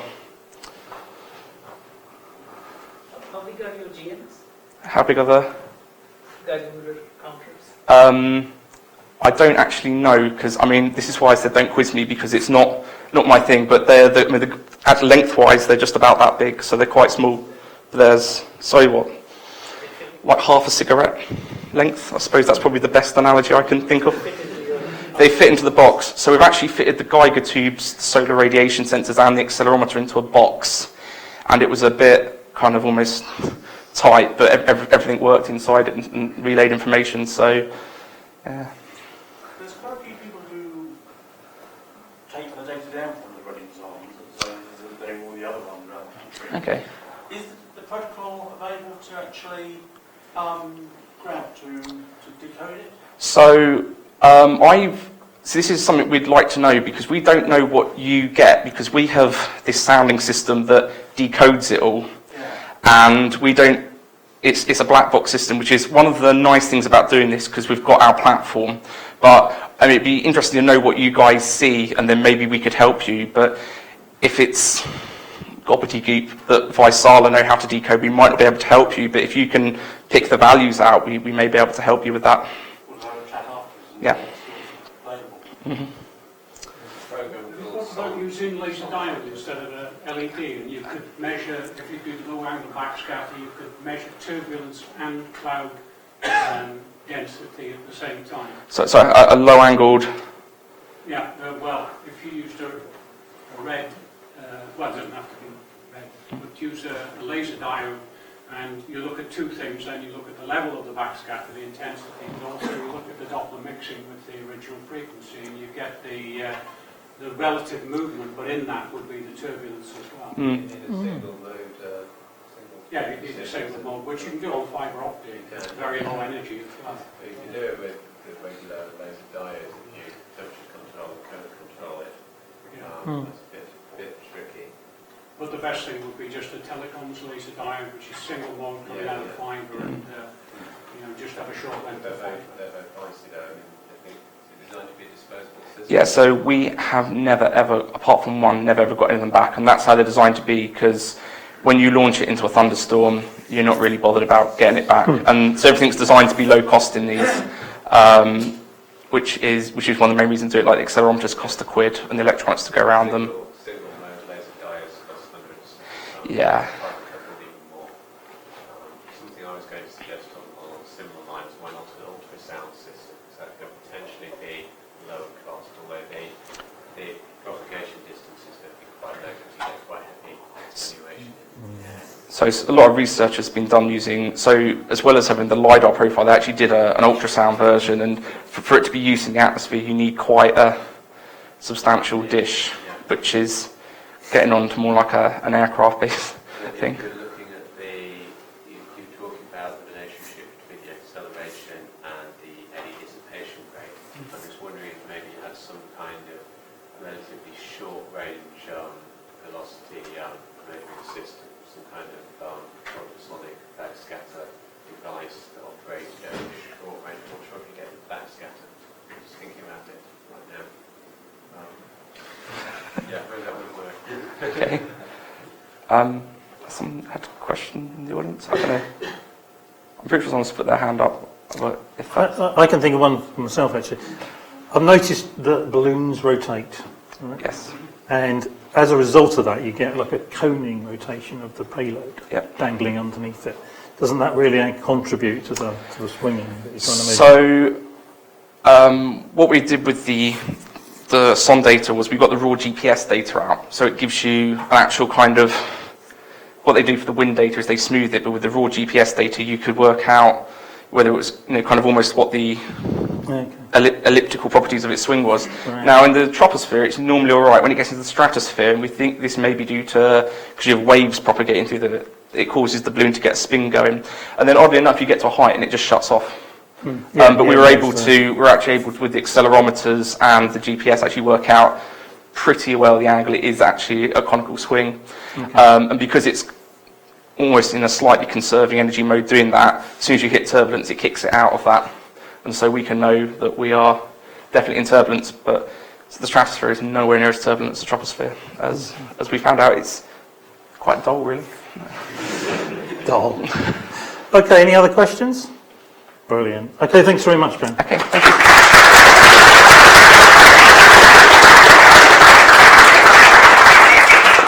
So, next up then, Ed, you're going to talk about parachutes. Just check.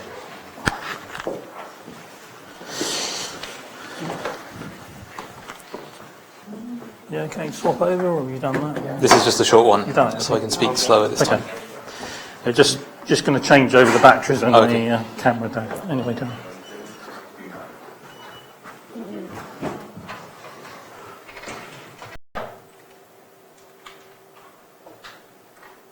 Cool. Good to go.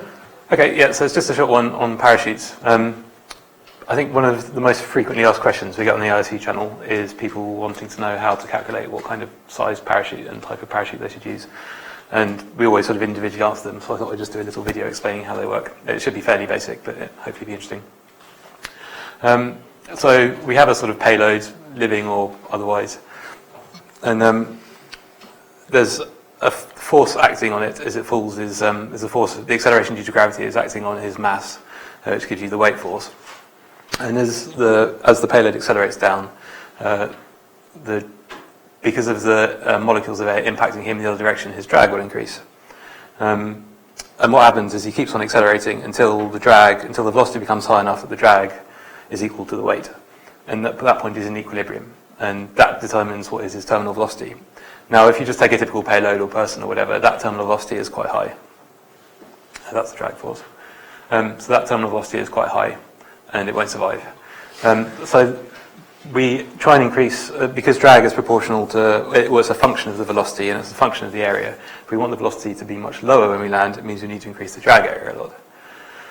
So that's why we do a parachute. But the important point is that we're trying to achieve an equilibrium condition where the weight is equal to the drag, and we're trying to make the velocity at which that happens as low as possible, or something reasonable, like 5 meters a second. So the basic setup for working this out is weight is equal to drag.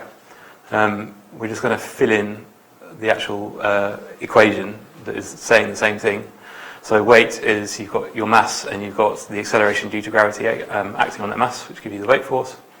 And then the drag is a pressure force, so it's a pressure acting on an area. So you have this term here, which is half times the density of the fluid you're in times the velocity squared. That's called dynamic pressure, and it's a pressure.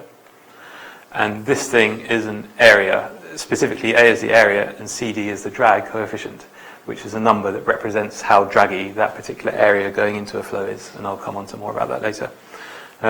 Just because you should never believe when people throw numbers at you that both these things are forces, we can actually just sanity check it. So we can say mass has units of kilograms, and G is an acceleration due to gravity, so that has units of meters per second squared. Half doesn't have units. Rho is density, which is kilograms per cubic meter. Velocity is meters per second squared, which is meters squared per second squared. Drag coefficient is just a multiplying factor, it doesn't have a unit, and area is meters squared. And if you collect all these terms together, and you can cancel out these bits, you get kilogram meters per second squared. So these two are both valid forces, and Wikipedia, as always, confirms that is the unit of force.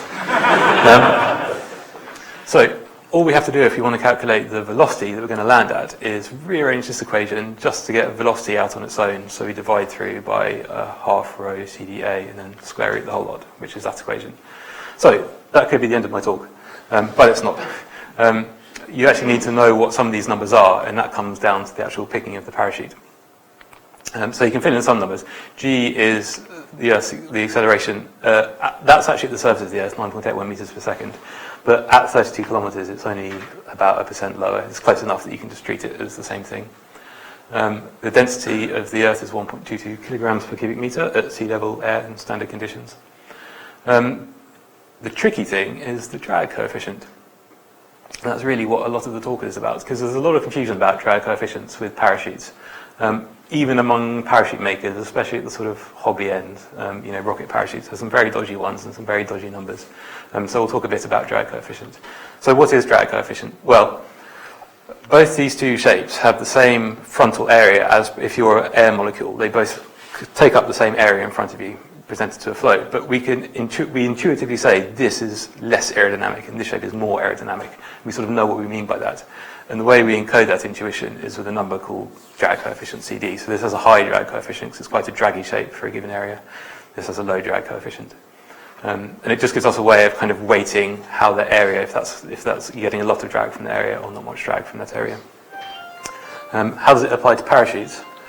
Well, parachutes are obviously, you might think a parachute wants the highest drag coefficient possible, but it's not the case. Here's what happens with a parachute. This dotted line is the center line. What happens is you get flow coming into the parachute, and because you have high pressure on the inside and low pressure on the outside, the high pressure wants to get to the low pressure side, obviously. And the way it normally does that is you get it spilling out of one side, which causes a vortex, and then spilling out the other side, which causes another vortex, and spilling out the other side, which causes a vortex, and so on. And because parachutes aren't rigid structures, if the parachute is imparting moments to the airflow, then the airflow, by conservation of momentum, is imparting a moment back to the parachute. And the parachute will start flapping side to side. Or in two-dimensional land, it flaps side to side. In 3D land, it will actually start coning. And you can see this. This is one of James's flights. I think you're using one of those flat sheet parachutes, which is really bad for this kind of thing. So you can see, and there's a view from another side. Incidentally, this is partly why you want to log far more data than you send down. This was you did the first flight of a U-Box 4, which spat out GPS results at 4 Hertz and logged it all on board, which means you see all this. If you're just sending a GPS position every 10 seconds, you won't see any of this. So it's quite a good idea to log it. You can see it's definitely coning all the way down, and we've probably all seen videos of descent where the whole universe is spinning around madly because the whole parachute payload system is doing that. This is avoidable. It's just because you're picking the wrong parachutes. So that's one sort of not failure mode, but bad design characteristic about parachutes. Probably more pernicious for HAB is this one, which is where the parachute finds a stable position, but the stable position is cocked over to one side, and most of the vortex shedding and flow comes out of one side. And what that means is the parachute is no longer going down, it's going across as well as down. It's gliding. And gliding parachutes are extremely bad for ballooning. Why? Well, you probably already worked it out, but let's say, we've all seen this kind of thing, we saw it this morning. Here's where you burst. Here's where the landing predictor thinks it's going to land, assuming you don't have a gliding parachute. But if you do have a gliding parachute, which could be doing like one-to-one glide, is not unreasonable for a lot of these parachutes that you get from rocket shops and stuff. You could land anywhere in there, and that means that you sort of fall out of the habit of thinking that the predictor is that reliable, when the predictor actually is pretty good, as I'll show you later. But you have to sort of give it a good number for the drag coefficient. You have to design a parachute system that is stable and will glide. So yeah, it's real trouble if you have a parachute gliding. I'm sure it happens a lot. So what's the answer to stopping gliding? It's porosity. Basically, if you can distribute a whole load of porosity among your parachute, then this high pressure to low pressure transition can happen in a much more distributed way and leave a much more uniform wake field behind the parachute that is not implying forces or torques back on the system. Can you get parachutes that look like that? Yes, you certainly can. This is one of ours. This was an early development test for that parachute testing for Mars drop vehicle thing we did that I did a talk on a couple of years ago. But you can see this kind of parachute is called a ring slot because it's rings and slots all the way down. And it's a really good parachute, and it doesn't glide. And I can show you this fun thing from another development flight from this. This flight had an uplink. So this was before the days of the real-time live predictor, but we had a predictor on the laptop in the chase car. And once we got to the target altitude of about 30 kilometers, we uplinked a command saying, cut down now. And then we ran a prediction when it was at 30 kilometers after it had radioed to cut down, just to see where we thought it would land after the cut down. And then we could just drive off to the landing spot. And so the next picture I show you is the zoomed in on the very end of that original landing prediction. I kept the KML file. And that's this blue thing coming in here. This goes all the way off here up to sort of 30 kilometers, but this is zoomed in on the final kilometer. That was the flight prediction from 30 kilometers altitude and about 40 kilometers over the ground of where it would land, and that's where it did land. So, I mean, the weather forecast data is extremely good. People don't realize it's very accurate. And it's a shame to not take advantage of that by having parachutes that could glide in any particular random direction. They don't tend to glide with the wind or away from the wind. They don't really know what direction the wind is globally going in. They just have an airspeed within the wind that's fairly random, and it just makes it very uncertain about where you should go. Finding ring slots is quite hard. It'd be very nice if there was like a cheap way of making ring slots, but you can imagine they're quite expensive to make because they have to be quite accurate. But you can get on the surplus market. I mean, you can get ring slots on aerospace surplus markets, but much more available. There's a company called Aerocon Systems in the States. They do things like this guide sail parachute.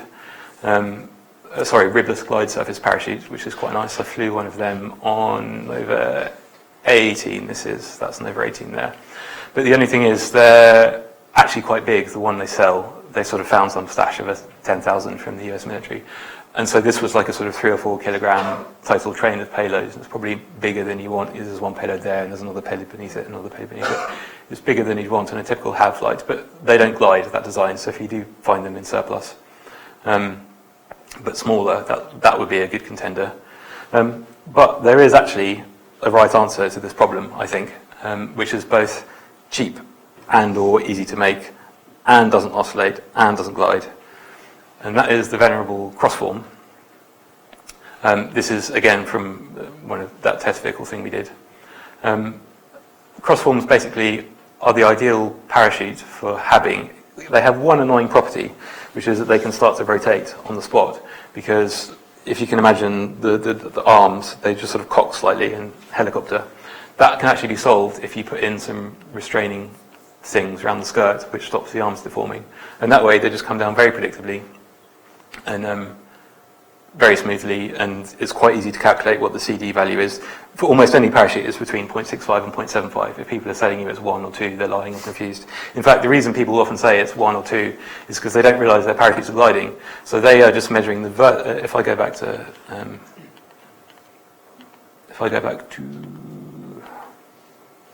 that, people are calculating their CD value just from looking at the vertical component of the airspeed, whereas actually the airspeed has got a big horizontal component as well.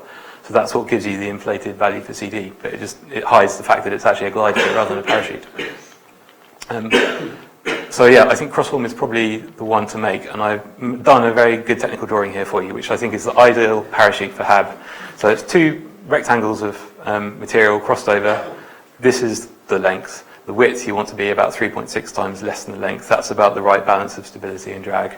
This is what the coefficient of drag will be. That's how you calculate the area. This is how long 1.6 times the length the things want to be, and you want to put some supporting spars in. And if you want to do good, accurate HAB landings, that's the parachute I think you want to make. That's the end of my talk.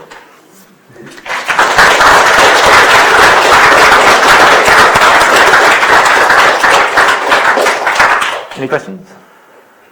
You built one? When? You ever built one? We modified that one a bit. Yeah. Yeah. Okay. It works really well. Okay. Might sell them. Get them built and sell them. Yeah, do. I think that was all the problem. Mind. No, go for it. Yeah. We'll take a picture of it now before he makes them. Question? Oh, sorry, yes, Fen. Could you upload your last drawing to the UKHAS? This one, yes. Somewhere? Yep, I could put it on right now.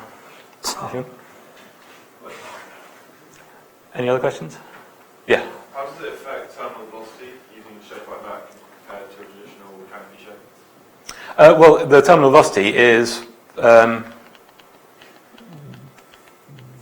this. I mean, the terminal velocity depends on your altitude, but I normally assume sea level because we say 5 meters per second at sea level. So that's the terminal velocity when the thing's in equilibrium.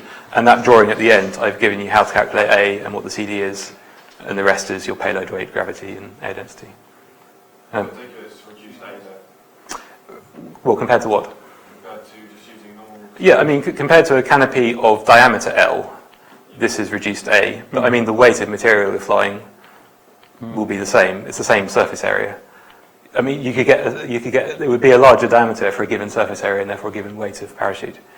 But it wouldn't be any more weight. It wouldn't be any more weight. Yeah, it's just a sort of different way of distributing that surface area. If you see what I mean. Why didn't they use that on Mars? Oh, well, because when you're a space agency, you can afford them. There's also, actually, I mean, I'm simplifying, there's a whole world of science to parachutes in terms of how they perform at different Mach numbers and different mass ratios, which is the mass of the kind of air entrained by the canopy versus the mass of the system, and therefore how quickly they decelerate and blah, blah, blah, blah, blah. And there are people whose careers it is, and that was some of the work we were doing, was actually looking at the deployment, because deployment loads are actually higher than the equivalent equilibrium load at that speed. So that's one of the important, that's the peak thing you have to stress your design for when, say, you're designing a Mars entry lander. But as I say, that's all in that talk I gave in 2011. I go into this kind of stuff. Any more? What do you think of the Rocket Man parachutes? I'm finished now. Yeah, so I mean, I should say, sometimes you see parachutes with just like a spill hole in the top and the rest solid. That doesn't cut it. That's a sticking plaster on the thing. Yeah. You want your porosity distributed, ideally, of which the crossform's a good approximation.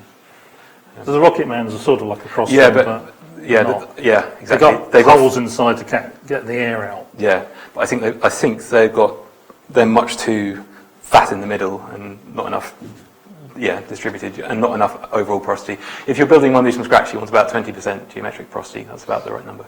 As a function of the surface area, about 20% of it should be gaps. And I think the Rocket Man ones aren't enough. Yes. That's an alternative I should have mentioned. You can go for porous materials. Everyone nowadays just tends to go for ripstop nylon, which is basically completely porous, but you can go for porous materials as well. And that will help with this if you can find a bit. Ripstop nylon on eBay has quite high porosity. I think it's actually on there because it failed. Oh, it's being missold. Right, okay. Well, you might get lucky with a dodgy batch then. Yeah. I did when I was building the Robulo glider that had a poor glide ratio. Yes. Specifically because the nylon was quite You don't want porosity in a glider, no. We built the same wing with polythene as opposed to nylon. The glide ratio went from 3.6 to about 4.4, simply because there's much better porosity in the nylon. So it does seem to be quite significant. Yeah, it is. There's actually, I mean, if you want to read much more about this, there's a sort of Bible which is called Parachute Recovery Systems Technical Manual by Theo Kanaka. That still actually gets confused about the CD value of gliding versus falling, but provided you know that, the rest of the information in there is really good and it's really well referenced. So that's the book to go for if you want to read more about this. So I guess it's not such a long stretch of imagination to go from a mesh parachute to Elon Musk's mesh vanes for controlling descent. Yeah, I guess they're just sort of rigid versions of the same thing. Just drag control. Yeah. The interesting thing is if so you're taking conventional parachute, you can slash some holes into it. And obviously everyone's worry would be put too many holes in, but because the drag goes up the velocity squared, actually becomes quite self-correcting. Yes. The parachute can actually inflate. We're lucky because these are pre-deployed in balloons, so we don't have to do any of the engineering challenges normally associated with that peak inflation force, which can be 1.5 to 1.6 times higher than the equilibrium force at that velocity. That's not a problem for us. So you could probably just, you could just put a sheet down and kind of laser cut the gaps out of it, and that might not be that strong. If you're making something that was going to deploy, you'd want to line all the edges with something stronger, but for this, you could probably get away with it. I would rather you do it than me, but you try. Yeah. Cool. Okay. Cheers.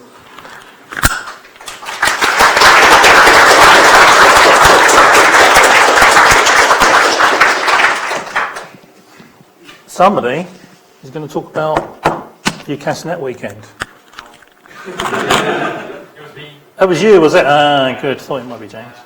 Okay. It wasn't going to be me, it was the other people, but They've all left it to you. It happens. sorry guys, but you thought you got away with it. Can I use You can. slides? You've got slides. Good lord. Log into Google though. Okay. Okay, well, you know how to operate on these, don't you?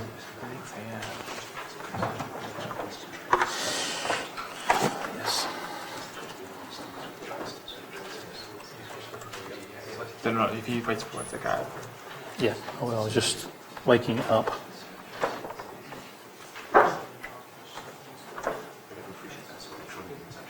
Oh, it's what you actually. Yeah. Oh, I can do that.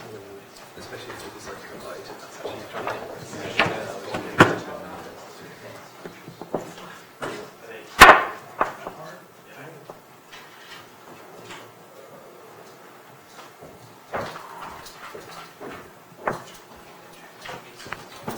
Can I use that?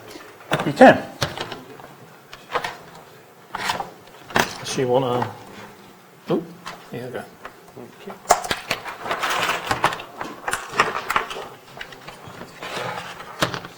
Amazing. No, not quite. Okay. Right.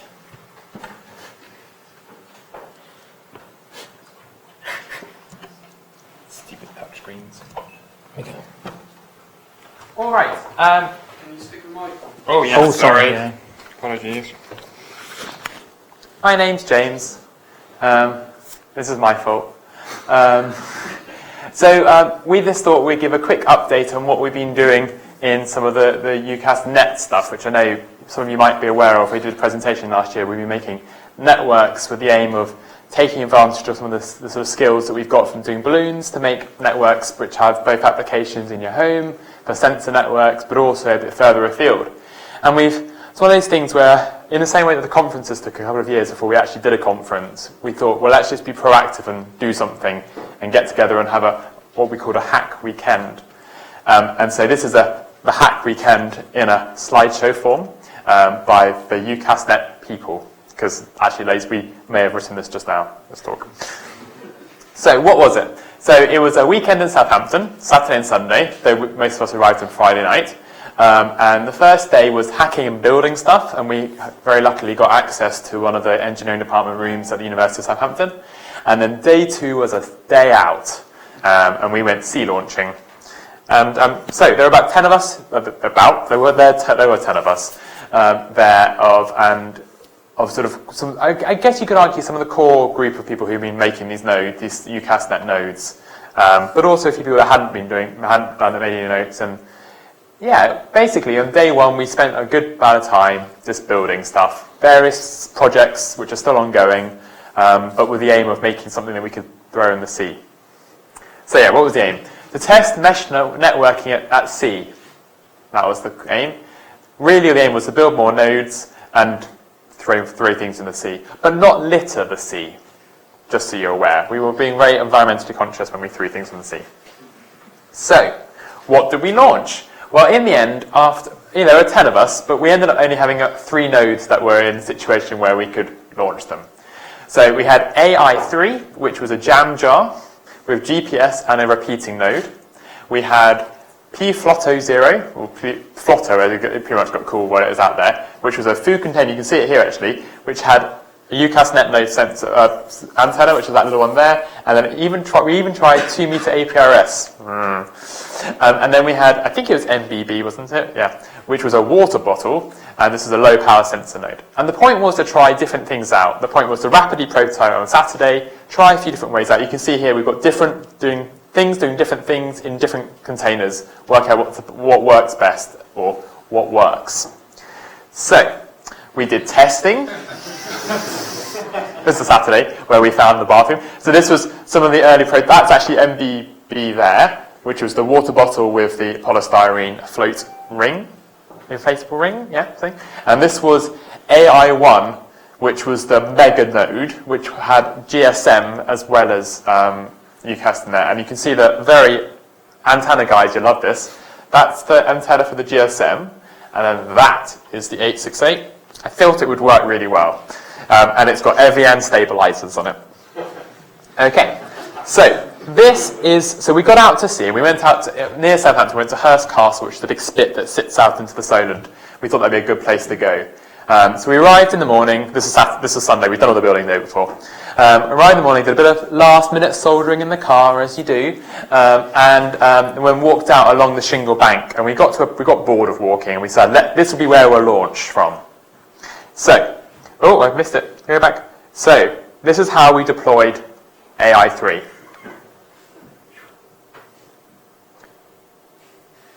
Me, Estonia, that's why I'm... There we go. Blomp. Alright, and then we get zoom in again. There we go. And then AI3, and then we're like, oh my god, it's survived. Oh, I think it's something like it made a really horrible sound when it hit the ground. Hit the water. So, unfortunately, oh, exit, you silly thing. Present. So one of the problems was that, as you can see, the waves are coming in. The wind is blowing that way, so it came back. So being idiots, we did it again. And we threw it about 6 or 7 times out with no success. So therefore, we thought, screw this. So we found that throwing into the wind does not work for this thing. They blow back in again. So we basically move around the corner. And I'll show you in a second as a map. But we went around the corner of Hurst Castle, and we launched from there. And we did it. And if you can see here, if I quickly come over here, so we were throwing out there, and it was coming back in again. So we went all the way around here, and we launched it. And this is the track of AI3 on the GPS, relaying back. And then we hoiked up a slightly higher node to keep relaying back. And the question is, did it work? And the answer is yes. For example, UCAS.NET likes to repeat packets to each other. So we had SU5 on the beach, which then spoke to the one on the mast, which then spoke to the one floating in the sea, which then spoke back to the one on the beach again. And this is over a sort of quite a long range, 660 metre range. The problem was, we'd been messing around for so long at the first launch site, we ran out of batteries. And it was like 2 o'clock, so we decided to go to the pub. So our max range is 660 metres, but I feel that we could have gone further, because we were getting packets, quite a lot of packets. We had 264 packets between 3 floating nodes and 3 beach nodes. But as I said, yeah, time was thing. So yes, it was a good day out on the beach. So what would we do next? We'd do it again, I think, but with less wind and less sunburn, because I think I got really sunburned. More nodes. I think only one of our nodes had GPS on board. I think perhaps it would be great if we could have all of them had no GPS on board. It's quite easy these days to do. We found that GPS in the water was quite good. The jam jar was on its side, so it was actually floating really quite shallow in the water. Had no issues with GPS not moving. We're going to work on some floating gateway nodes. The GSM one I showed you with the Evian bottle stabilizers, it doesn't go well in the sea. That just fell over, so we stopped that. But the point is we would have some floating nodes out there, and we thought we'd actually get a boat next time. The first thing we did was we built a quadcopter relay node, which is awesome, where the node was attached to the bottom of a quadcopter, but it was so windy that we couldn't actually fly it. But the plan would be that the nodes are out there floating around, and we'd fly the quadcopter up, and therefore that would act as our relay back down again as well. Yes? We've used a kite. Yeah, and that's the other one. It was windy, why didn't we use a kite? Yeah, in hindsight. Yeah, but a kite node would be great as well on our list of things to do. So yeah, that was it. So that we thought we'd tell you about what we were up to. The UKHAS net stuff is still going on. It is just a bit of it's a bit of fun that we're working on as a project. We've got a lot. It used to be just we're using single RFM modules, which you may be familiar with from your balloon flights, but actually we made a lot of grounds recently with doing it all ourselves on particular custom chips and various things like that. So there's lots of scope for messing around. And I think the plan is to have a little demo later on if anybody wants to come along and see if they want to make some sort of home network, which can then be linked by balloon, kite, quadcopter, C-node, you name it. Give it a go. And that was my talk. Thank you. Thank you, James.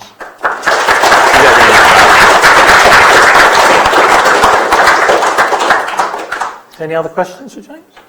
Did you use the ARC69 modules for this test? Because I found out that I got these modules from you last year, 2 of them, and I found out that they couldn't communicate to each other continuously because they were shifting in frequency very much. Yeah, so they are sensitive to frequency shifts, and some of the balloon tests we've done, we found that they're really sensitive to, and we've therefore done a sort of a crystal oven kind of thing where we've heated them and they've been alright from that point of view. In the sea, though, actually, it wasn't too much of a problem. The temperature sensors on board were recording quite warm temperatures, so it was okay. But it is something to be aware of. Do you think the floating node application makes better use of mesh networking? Yes, it does. Thank you. Thank you for that question. That was not planted, but it should have been. One of the things we found was that the nodes were quite small. We were trying to keep them quite small, and the waves were quite big. And what was happening was that they were roughly clustering together, but as a wave picked up, it would pull one of the nodes high, and the packets are very short, so it can transmit a packet in that short period of time.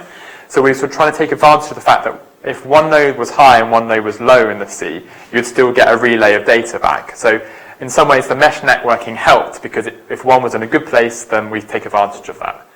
So yes, I think it was a good thing to do, and it worked quite well. We certainly had data coming back and forth on it. Had you thought about actually launching them in the river so that they went out, but maybe they wouldn't go out, you'd sort of see the motion?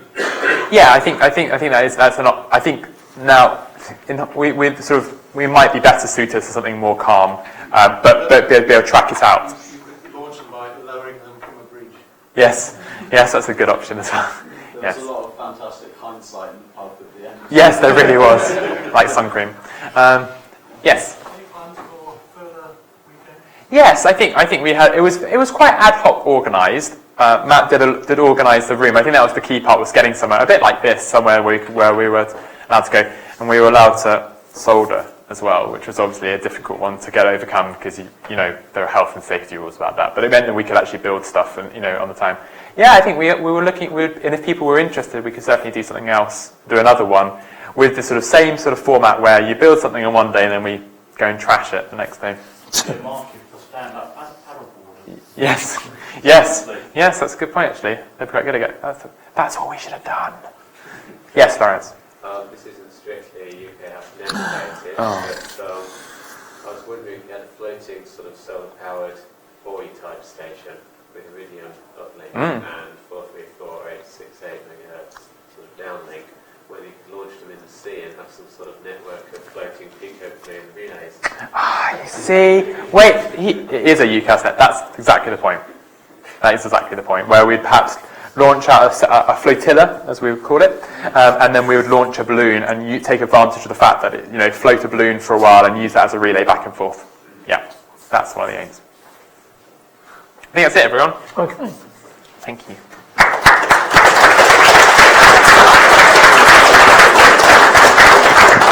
Oh, I've got a microphone. Well, I've got my microphone. Yeah. Oh, that's why it's not working. It's not plugged in.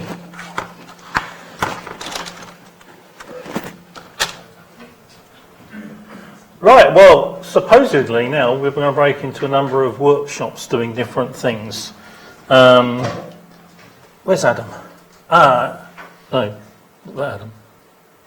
Sorry. Adam, you're not doing this slot. Sorry, I was thinking of... I'm doing this slot. Are you? You're doing a slot?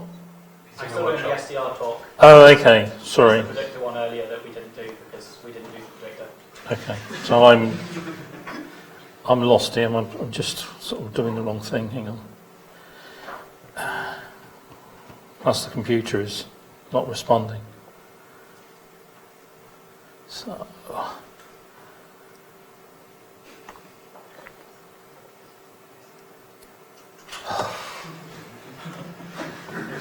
There we go. So, are we planning on breaking into different workshops to do Eagle and... The radio exams are currently going on in G28 next door. Once they finish, we'll have an UKHAS workshop next door. Right. Adam will be doing his SDR stuff in here. Right. And any UKHAS net people can be out in the lobby playing around. Yeah, throwing things in the sea. Right. Let's start with Adam then, and you can sort of start now. And Do we want like a quick break first, or I'm not going to need... Go on then. Let's have a quick break, and then we'll see how the exams are going. So maybe back here in 10 or 15 minutes? Yeah, 10 minutes. Be great.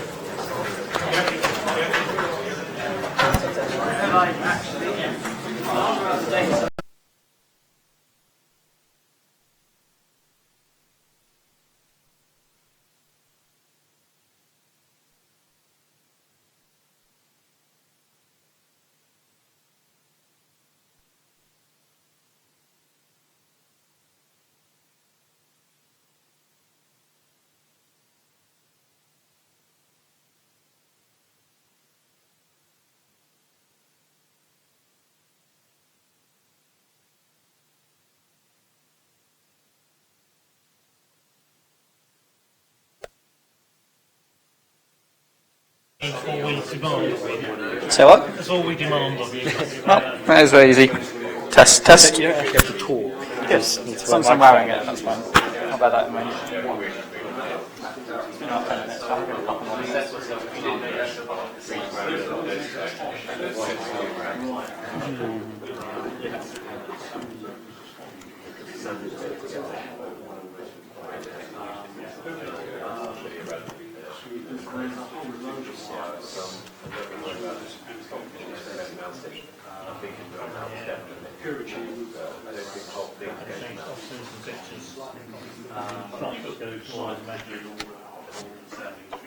I've seen one of the rockets out in black rockets, but like all the leading edges will go out. And I had like lettering down the side, and a stick-on lettering, and all the tops of all the letters were burned. Because they were that much. There's not video news there where a sticker starts molting. Oh yeah, I've seen that. I've seen that. The thing is, the edits is so much Yeah. Someone had actually tested someone had actually tested a known size of the condition. That's like if you get up to a couple of degrees, with that line on top, you know, it should be fine.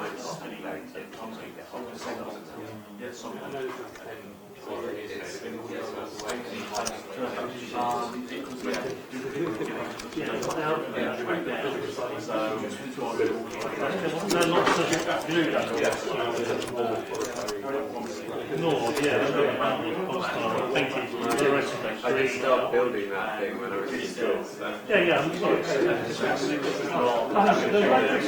It's just a statement of fact.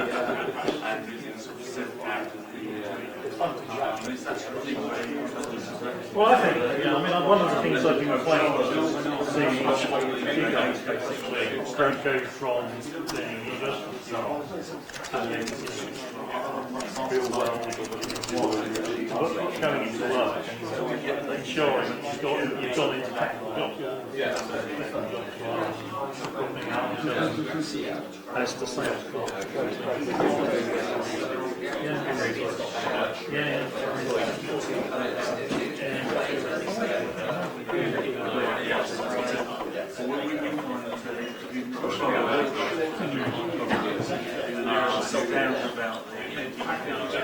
you know how to swap the audio to be? I don't think audio is working.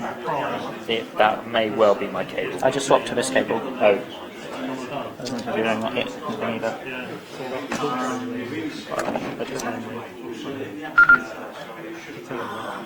Yeah, it's quite helpful. I blame stuff with the BBC sometimes you go, I don't know if it's the wrong socket, but anyway. Like I doubt it's my laptop.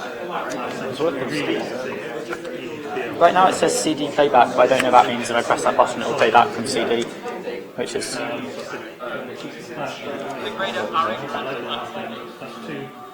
Two focus teams. So they can't, they're not even far enough. Definitely like some of my laptop speakers, so try your cable again.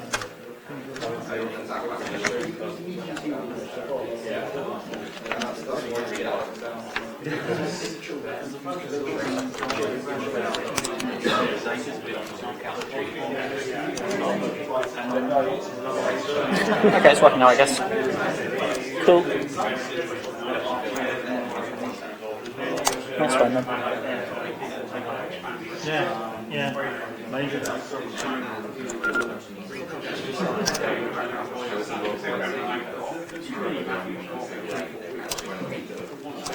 It should be okay.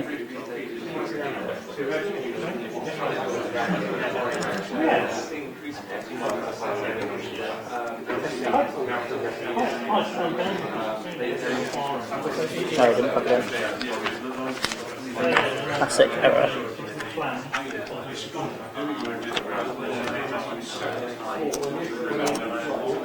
Yeah.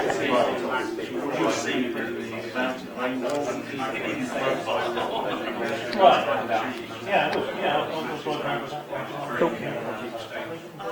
Christ, there doesn't have an antenna connected, it's just connected to my attenuator. That has no problems picking this up. Terrifying. Okay, I think I'm okay then. Teacher stuff. Sorry? Teacher stuff. Okay, I guess it's about time. Anthony's started next door. Okay. There's very few people in the lobby, so. Okay, cool. Okay. I think we'll get started because we've had a bit of a break. So, hi everyone, welcome. Thank you for coming to this kind of my part of a split up thing. I'm going to be talking mostly about software-defined radios and kind of an overview of how they work, with a view for kind of really very much beginners, people who roughly know what radios are and maybe why they're interested in a software-defined radio, but don't know anything about how they work and aren't necessarily particularly mathematically inclined to find out why either. So I will be using as little kind of maths as possible. If at any point you think I'm simplifying something too much and you would like some more detail, please shout. Or if you don't understand something and I haven't simplified it enough, likewise, just say so. There aren't enough of us that it will be disruptive, and I'm very happy to kind of go over something a bit more slowly or speed up if you're really bored, I guess. Okay, so the only things I'll really assume you know beforehand are that we're interested in radio waves, which are some kind of magical, waves passing through this ether that surrounds us always, and we're interested in doing something with them. Most of what I'll say will be about receiving these radio waves, and briefly I'll mention how everything runs the same in reverse to transmit. So keep that in mind, I guess.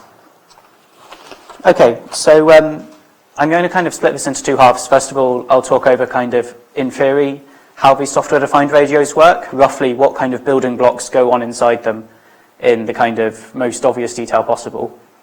And then a kind of diversion to this IQ sampling concept, which is a kind of scary-sounding name that maybe you've come across, maybe you haven't, and I'll try and motivate why we want to use it. And then after that, I'll just do a whole load of demonstrations. I've got a bunch of different software-defined radios with me and some software to run with them, and we can kind of see how they work and why they're useful. Cool. So, I guess I didn't prepare slides, so instead you can be treated to some hand-drawn diagrams. Excellent. So we start off with some kind of radio wave, and we want to receive this. So hopefully you're aware that we have this thing called an antenna, and it turns radio waves in this mysterious electromagnetic ether into voltages on a cable. So here's our antenna. The voltages have some frequency, and this is how fast they oscillate. In this case, you can see it's kind of going up and down. If it goes up and down very quickly, this is a very high frequency. If it's quite slow, that would be a low frequency. These frequencies are really important to us for a number of reasons. Computers can only run so fast, like they're typically clocked in gigahertz, and maybe you can operate on a few hundred megabytes a second, which means that when our radio waves are very high frequency, 3 or 4 gigahertz, 5 gigahertz, you need to somehow operate on them to make it useful. So first of all, our antenna receives this signal, and we want to, and it turns it into this oscillating voltage on the cable. We can generate those locally as well, and without going into much detail, it's fairly simple to have some kind of clock source which outputs some sine wave, I'll say sine wave or signal pretty much interchangeably, some kind of oscillating voltage at whatever frequency we desire. And I'll call this the LO, which stands for local oscillator.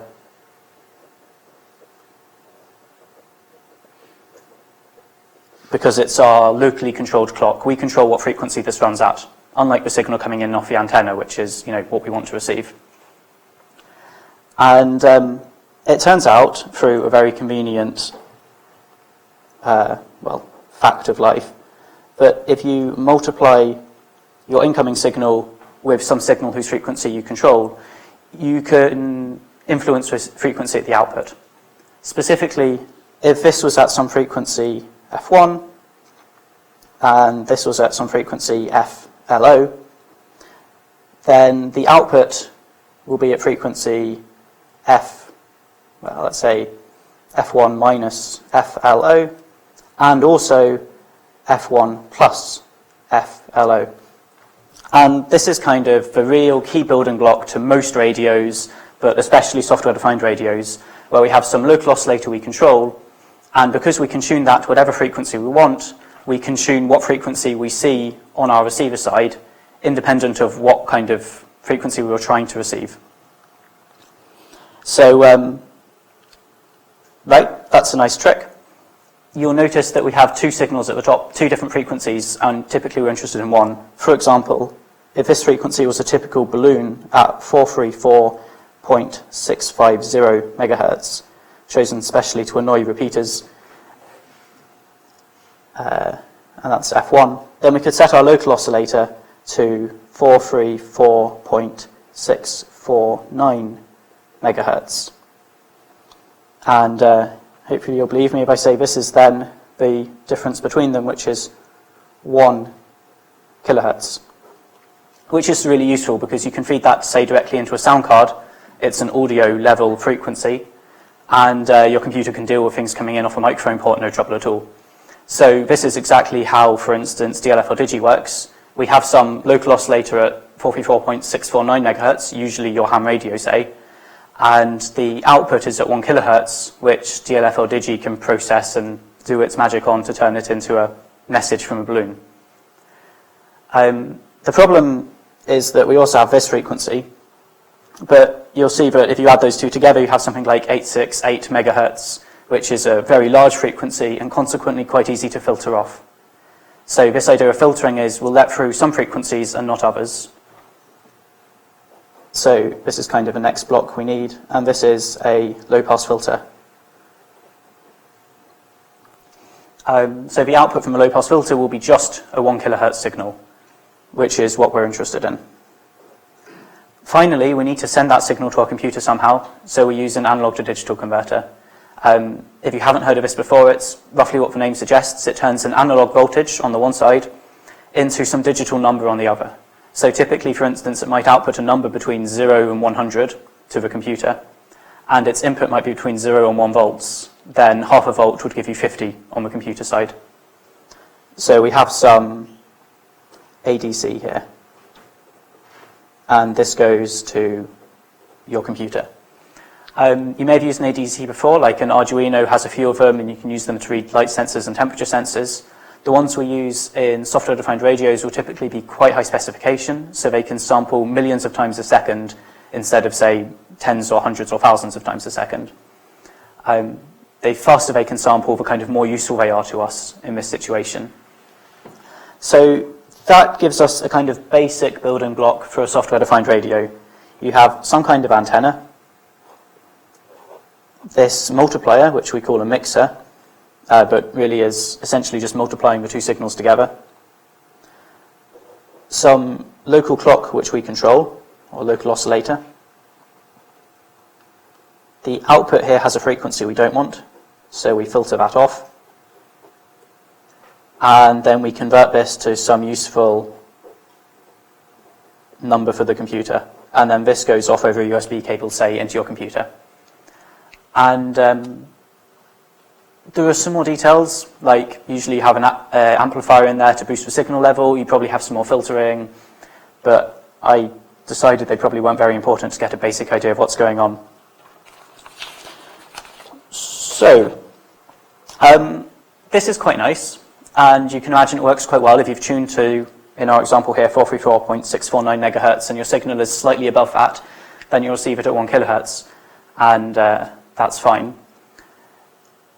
There is an additional complication, which is if that input signal starts going down and down in frequency, as balloons are wont to do, it will eventually be the same frequency as our local oscillator, at which point the signal coming out will be at 0 hertz DC. It will just be flat, there'll be no oscillation.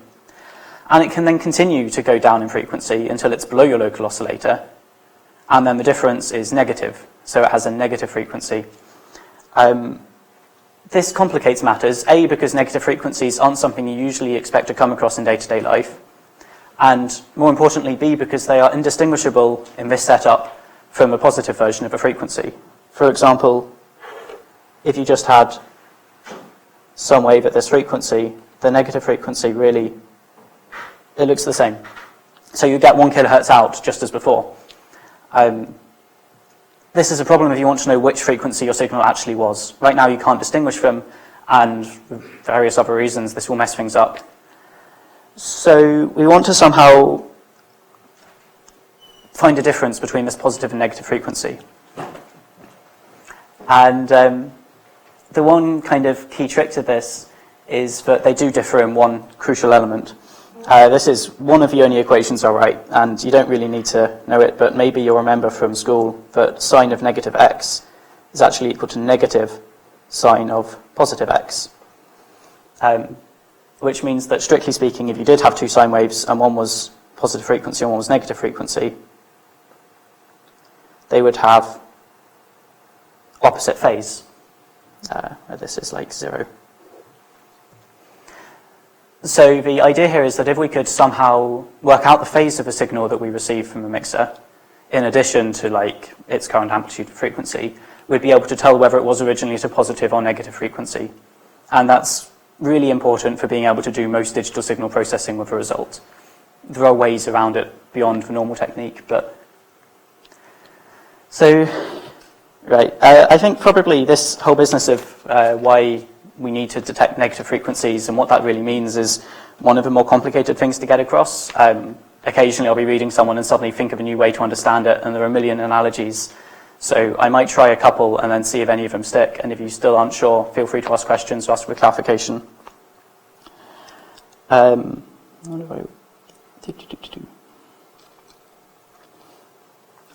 So, right, I said they have a different phase, and that might not be a term you've come across. So, just briefly, the phase of a signal is kind of how far along its cycle it is. So, for instance, if I drew these same waves at the same frequency, and one of them looks like this, and one of them looks like this, they're just shifted in time. And that shift is the phase between the two of them. So they're at different phases right now, these two signals. And we want to somehow measure that. The same is true of the ones over here, where they're exactly 180 degrees out of phase. You can see the bottom one is just this signal, but starting in the middle here.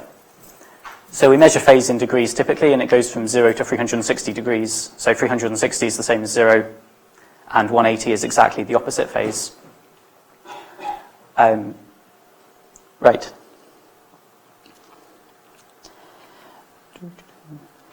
So how can we really measure that? If we think back to what the ADC does, then at any moment in time, it records the analog voltage it sees. And we know that analog voltage is oscillating up and down. So really what we record is, if this is time, at several moments in time, we record the amplitude of the signal. And that's the number that we save. So, in a sense, we can know what the phase is at any moment in time by that amplitude. If it's a high number, then the phase is right here. If it's a low number, then the phase is this far across the cycle, 3/4 of the way through. And having recorded that, we can work out the frequency quite easily. Obviously, if this takes 10 cycles to complete and go back to 0 phase, then its frequency is 1/10, say, whatever that corresponds to. And if it takes twice as many samples, then it has half the frequency. So, in a sense, phase is the kind of really important thing we want to actually measure here.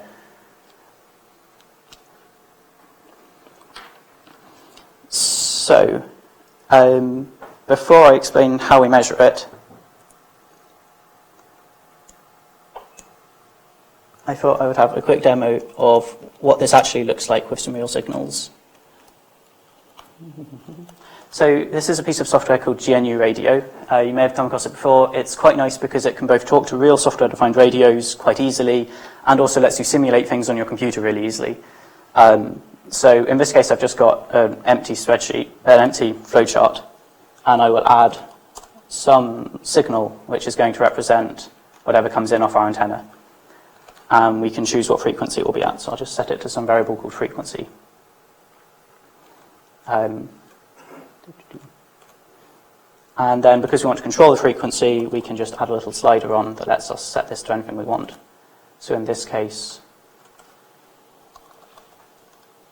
we will start it at 1.1 kilohertz.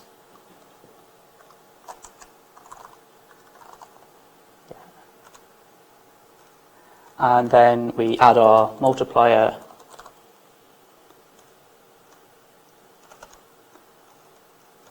I mostly have to change these from complex to float. Float just means kind of single dimensional, which is all we're thinking about at the moment. Then we can add our local clock, which I will just fix at 1 kilohertz. So this multiplies these two together. We add a low-pass filter, which gets rid of the high-frequency component. This has the very, so we'll say, I don't know, 200. We can just tell it what frequencies it allows and which it doesn't. And then we want to look at the result. So we put a kind of oscilloscope, basically, on here.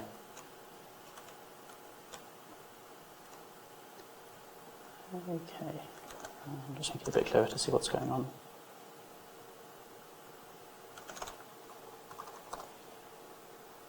The one downside to GNU radio is there kind of a lot of these option fields, and sometimes it's a little mysterious what any of them do.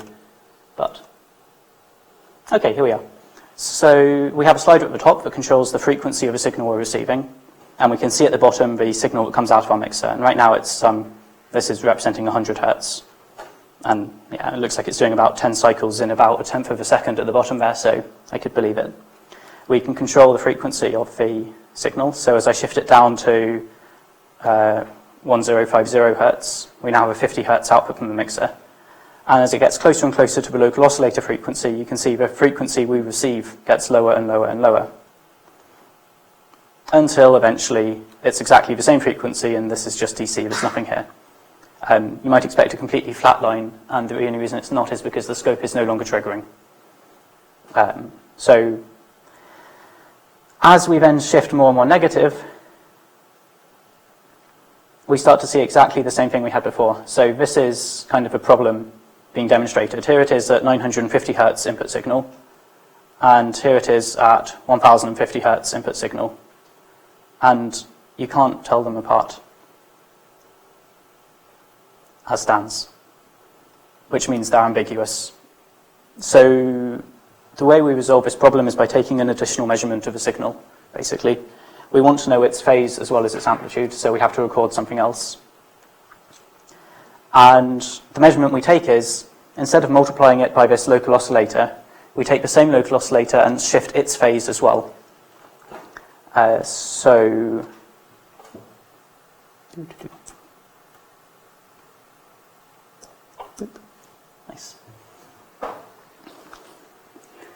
So previously we had some local clock which looks like this, and we were going to multiply it with our signal. Now we have another local clock which looks like this.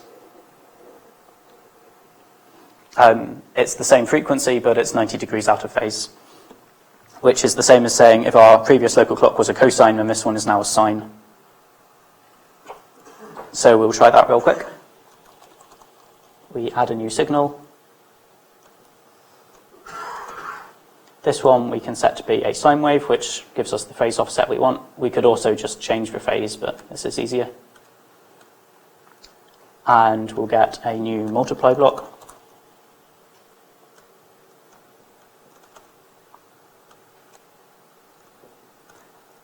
And we multiply the signal here.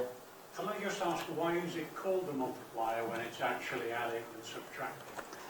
Yeah, absolutely. So it's, at a voltage level, the actual signals you see, it is multiplying. It adds and subtracts in frequency. Oh, okay, so it's the amplitude that it's multiplying and the frequencies that it's adding and subtracting. Exactly. Okay. So, I mean, you can just accept that. I could try and illustrate it. If you do have two sine waves and you multiply the values together at every point in time and they're slightly different frequencies, what you get out is a kind of messy wave that has two different frequencies in it.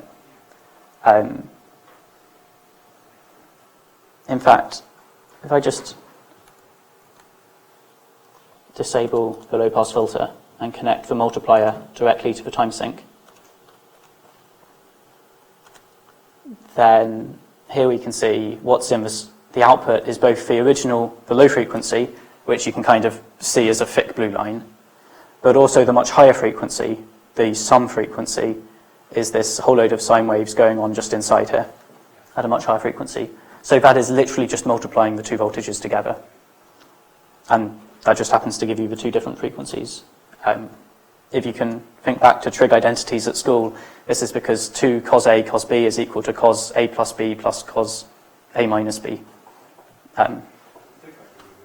Right, so it is a thing that happens to be true, which is quite nice for this. So I'll turn this back on.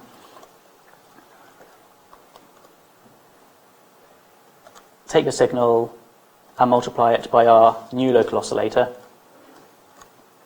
Copy the same low-pass filter. And now we'll add a second input to our oscilloscope. And we'll just connect. Okay, so now what we see here is the output of the two different mixers, one at the original local oscillator and one when you mix with the local oscillator slightly out of phase. And they're both sine waves and they're both out of phase, so this isn't hugely surprising. What's interesting to note is here the blue wave leads the, well, lags, I guess. The blue wave appears in front of the red wave, and that happens all across. And as I shift the frequency down, the same thing is true. So for all of these positive frequencies, the blue wave appears slightly later in time than the red wave. If we go to the negative frequencies, they've swapped round. And this is kind of a key to being able to work out what the phase of our signal was and whether it was a positive or negative frequency to begin with. So because we now have these two different measurements, it's kind of, we have a bit more information, and that extra information is what lets us work out the phase of the signal. And it basically comes down to the fact that if it was a negative frequency originally, then you'd get this red, which is the phase-shifted local oscillator, coming a bit after in time the blue, which is the non-phase-shifted local oscillator. So like, even if we were just looking at the red one, the new shifted one, we still can't tell apart the positive or the negative frequencies. It's only when we have both that we can see which way around it was. So back to this. So that's basically the idea. We add one more local oscillator. We have our antenna again, and this time we're going to split the signal, and we're going to mix it with the out of phase local oscillator and the in phase local oscillator. And then we filter these. And now we need two ADCs.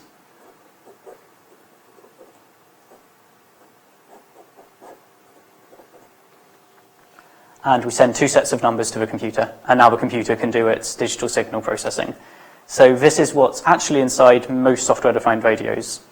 We'll call this one like cos FLO, and we can call this one sine FLO.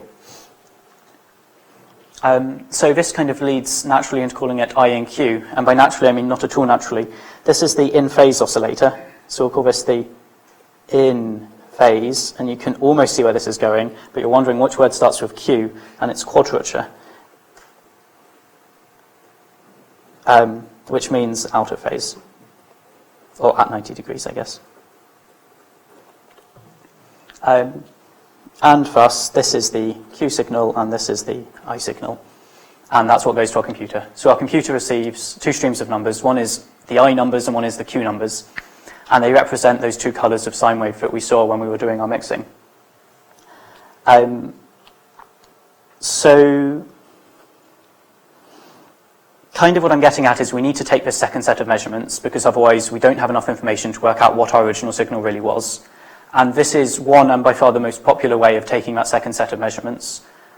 When we have those measurements, we don't typically draw them as sine waves against time, because for most sorts of data that we might be interested in decoding on the radio, that's not a very useful way of processing it. Instead, we draw both I and Q at the same time on a single chart, which represents one moment in time. So if I draw a plot here, where on this axis I have I, and on this axis I have Q, then at any moment in time, the signal we receive is some I and some Q. So if in this case the I number was, I don't know, 20 here, and the Q number was 10 here, then the point we have is this point here. And maybe a millisecond later, the measurements have changed slightly, and the point has moved up to here. And over time, that point will keep moving, and that represents the stream of numbers coming into the software-defined radio. And this is the representation we typically use when we're processing numbers. So I realize it's a bit more abstracted from the voltages of the sine waves, but essentially we're multiplying it by these two local oscillators and reading those numbers and plotting them like this. And it turns out this has a whole load of really easy, nice, sensible ways of interpreting it. So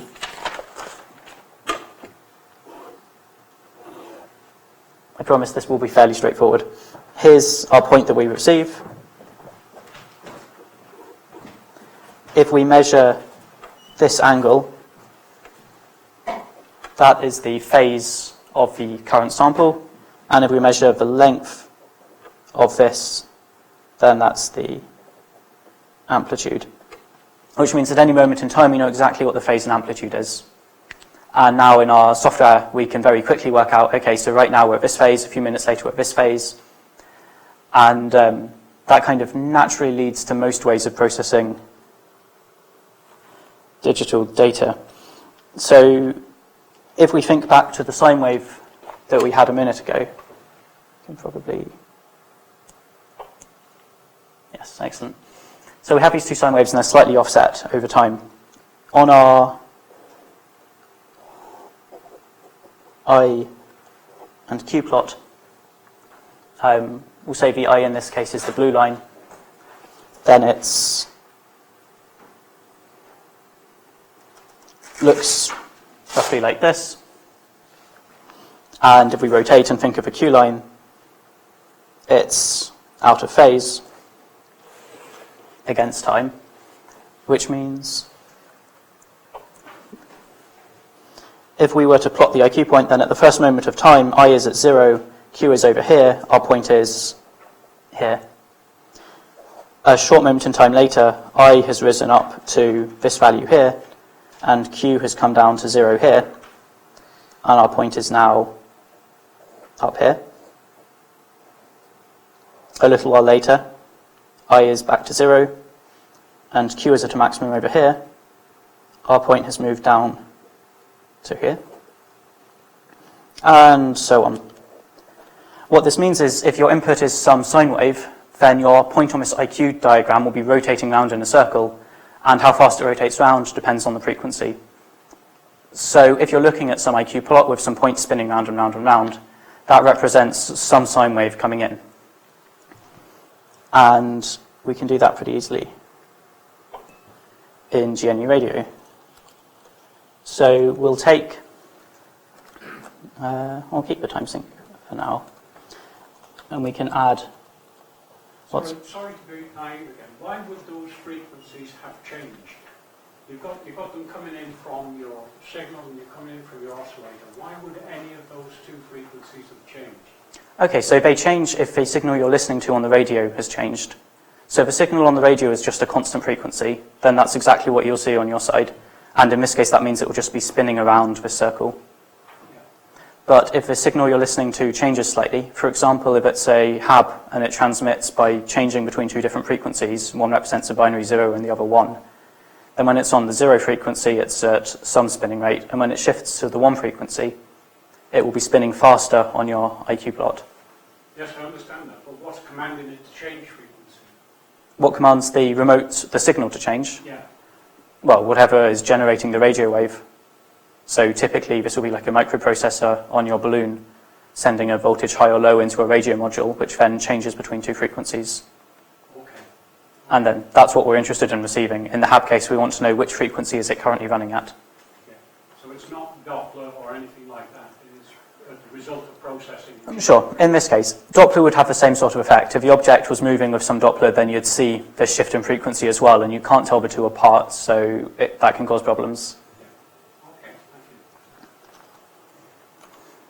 So we will have a constellation sync, which is a fancy way of saying it will plot the IQ points.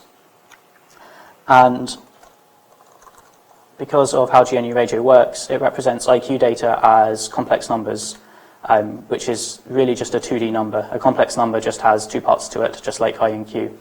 So we can wire I into one of them and Q into the other, and then hook up the constellation sync. And now if we look at it, right, we see this circle. If I slow the frequency down enough, you can see, so it shows the last 1,000 points, and you can see them slowly rotating around the circle at whatever frequency is the mix here, 8 hertz. Oh, is this like a live running? Yeah. Sorry, so the waves at the top, are running, but they're triggered off. So they always look in the same position. But yeah, the bottom is the rotating constellation points. If a frequency gets higher and higher, eventually it rotates quickly enough that we can't really see it. But at these low frequencies, it's kind of more clear what's going on. So that's a tail of 4896 points? Yeah, exactly. Then if we shift to a negative frequency, after it settles down, it rotates in the other direction. So this is because now the red line is leading the blue line instead of the other way around, which means just from looking at this spinning point, not only can you tell what frequency the input was by how fast it's spinning round, but you can tell whether it was a positive or negative frequency by which direction it's spinning in. So that's already kind of a start to being able to do some useful processing.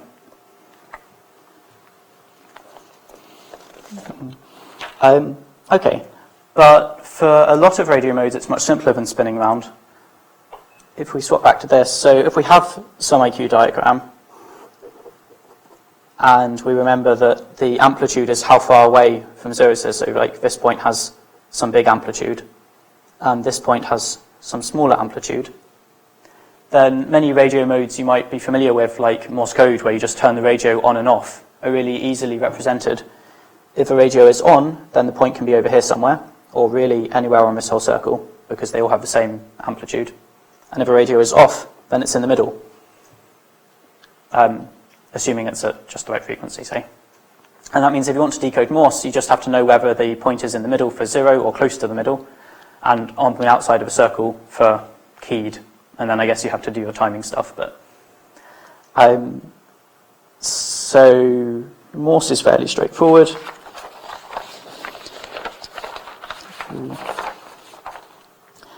As I mentioned with the HAB balloons, we use something called frequency shift keying, where they swap between two frequencies, and we see that as two different rates of spinning around the circle, which is a little more annoying to decode, so often you do it in a slightly different way.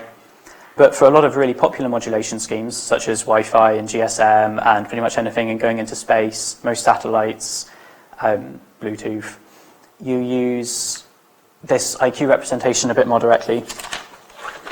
And you just say, right, here is our IQ plot.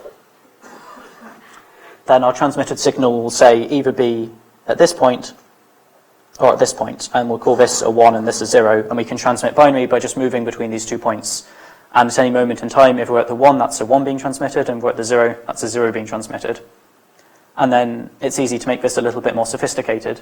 You can add 2 more points and say, well, if we're here, then we're transmitting a 2, and if we're here, we're transmitting a 3. And now you can transmit 2 bits per radio symbol. And you can probably tell where this is going. You could add some more points around the circle. And now you have 8 points, and you can transmit 3 bits per signal. Or you can stop using a circle, and instead of just changing the phase, remember the phase is this angle, so this signal has twice the phase. But because these points lie in a circle, they all have the same amplitude. You can instead have a bunch of different amplitudes, so you can make like a nice square or something. And then you pick one of these points and you transmit it. And this, as you can probably imagine, is really easy to decode if you have this IQ data. You receive some point, and it's like here. And you say, well, it's closest to this point, so it was probably the value 1101. And then you keep repeating that, and that's your data stream. So this is why it's kind of really useful, and why most software-defined radios work like this. The data you get in really naturally fits to how you tend to modulate your data when you're transmitting some binary over the radio. Yeah, for reference, this top one is called PSK, for phase shift keying, because you shift the phase, or this bottom one is called QAM, for quadrature amplitude modulation, because you change the amplitude and the phase together to get those different points. Right, so that pretty much wraps up what I wanted to say about the kind of how SDRs work, before I got on to just kind of playing with some and showing you how you use them in anger. I wonder if I could... Yeah, so I'll leave this now. It's quite straightforward. I won't demonstrate it right now, to have GNU Radio create some of these constellations. So for instance, it has a PSK modulator block, and that takes a number, and we can just make a random source that sends some random numbers into it, and it outputs some complex waveform that we can plug into a constellation diagram, and then you would see these points that I'm talking about. And in the PSK modulator, you can tell it how many points does it have, 2 or 4 or 8, and it will modulate appropriately. So it's kind of nice, they're just playing with this and getting an idea of the equation. The HackerF is quite nice because it's not so expensive. It is like £200 maybe. And it's a bit more capable. It can go faster, it's higher quality. Being able to transmit is nice. It can't transmit at the same time as it receives, and it takes a little while to swap between the two. There is this SBI, which is a bit more deluxe at receiving, but can't transmit at all, but is a little bit nicer. And then the other one I have with me is kind of wired up, this Blade RF, which is a chunk more expensive, but much higher performance. It can do maybe 40 million samples a second, big chunk of bandwidth. You can kind of do Wi-Fi and GSM and fake being a cell phone base station and all the rest. Plus it can transmit at the same time as it receives, which is useful on different frequencies as well. And that costs maybe £300. And then you can spend loads more money. Fancy ones cost upwards of several £1,000s and do all sorts of terrifying things.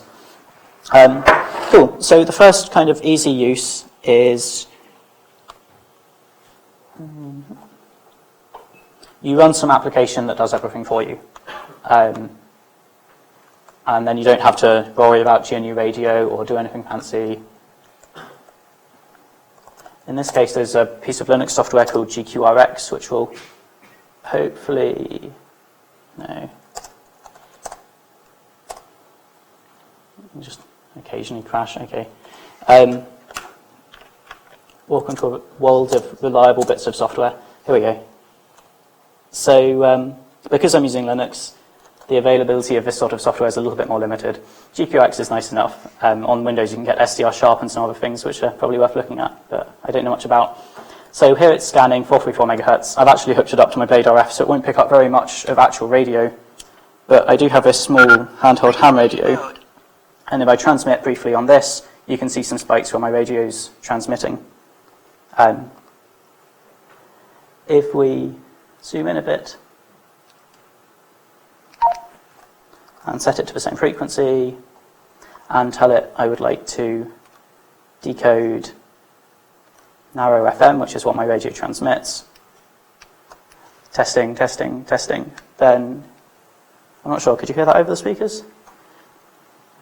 No. I'll turn the gain up. Testing, testing.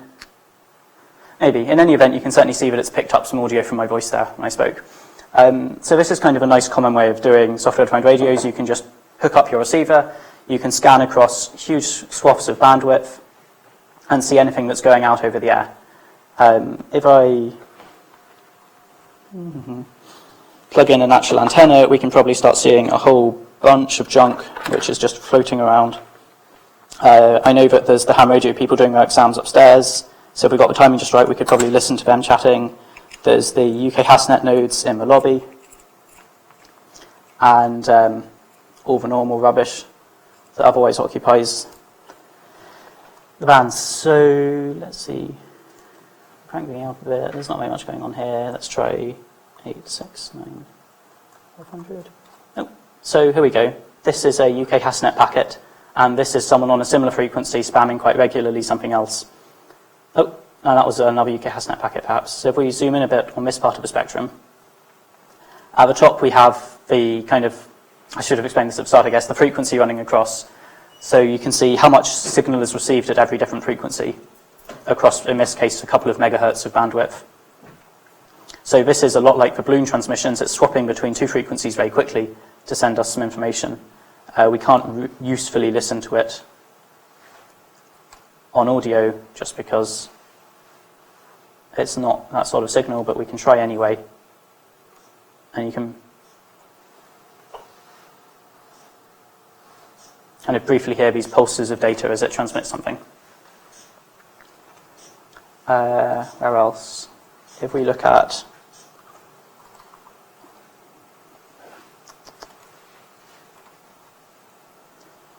Wi-Fi sorts of frequencies, not at the moment apparently. Typically you'd spot some Wi-Fi activity going on. Okay. So this is kind of well and good if all you want to do is receive something, and for a lot of people using software-defined radios, this is enough. You can use this to listen to your hub and send the audio it receives into DLF or Digi to demodulate. Usually it's more interesting to I think it's more interesting to kind of do something yourself with that. So if I hook this back up to the Blade RF,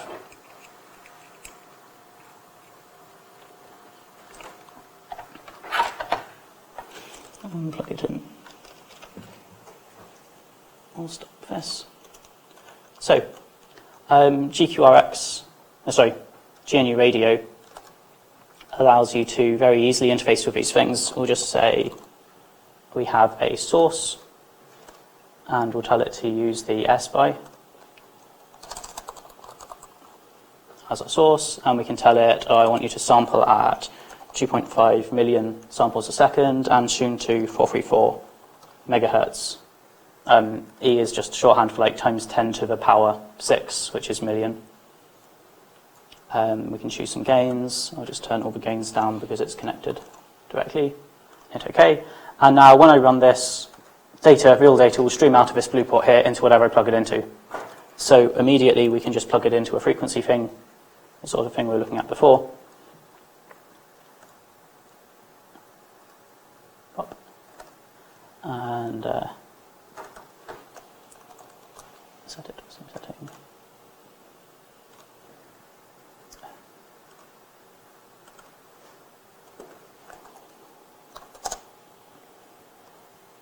Okay, and now we can see what the SBY is receiving. And again, if I were to transmit, you'd probably, there we go, you can see the same spikes from my handheld. So that's nice. But we can also now grab a sync, which is something that's going to transmit. And we can tell it to use the Blade RF. And again, we can set some sample rate. Here I'll just go for 1 million samples a second. Set it to the same frequency. We can mostly leave these off. Oops. Let me set this one up a bit. Okay, and now we need to generate something to send into it. So to start with, we could just do a sine wave. Here's some sine wave. Will allow us to set the frequency again, so we can see what happens when we change it. So we drag a little slider on. We'll change it between 0 and 10 kilohertz, say. We should do. And then we can just connect these together. And there we go. So that's kind of noisy. If I increase the frequency here, you can see this spike along the bottom, which represents the kind of incoming signal through more noise than is strictly reasonable. I'll try. Not on its, only on its received. The transmit's going directly. The Blade RF is hooked up to the SBY through an attenuator. Okay, and then just wait a second for it to sort itself out.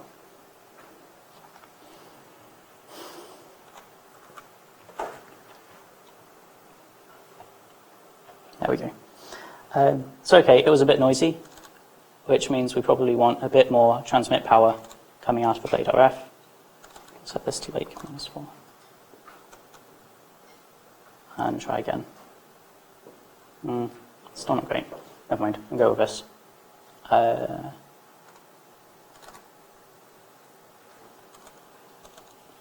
6, 10 maybe. Yeah, I always find those have to be turned up quite a bit before you get anything else of it. Yeah, oh, that's much better. Okay, so here we go. Here's the signal that we saw. It's just a sine wave, so it just appears as a single kind of peak in this frequency. So we can see all the frequencies it's receiving down here. If I drag this from 0 up to 10 kilohertz, very little happens. Oh, joy. Well, let's try increasing it to something a bit more substantial, like 1 megahertz.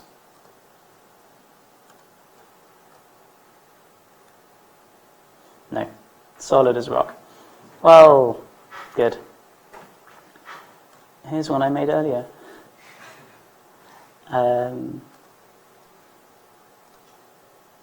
Where is the one I made earlier? It was working just earlier when you tried it and it had more noise.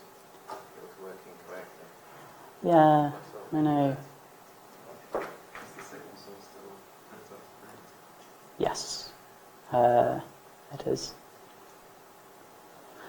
Oh, that is mysterious. Let's try changing the amplitude. So here we can multiply this signal that we're generating by some constant. And we'll choose what the constant is again, calling it amplitude. And we'll add another slider.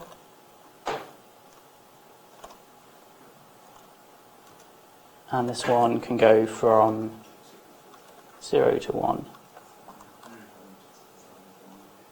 Adam, under signal source frequency 0, should that be frequency equals 3? This one? This is because it pre-computes. So frequency is set to 0. Yeah. It's kind of a bit confusing. It would be nice if it showed the variable, but it doesn't. But let's see what happens if we... Okay, so it's just sat there constantly. Unplugging back in the... Yeah, that is not a terrible idea. I wonder if I transmit one. Just to... Yeah, fine. We'll unplug them and plug them back in.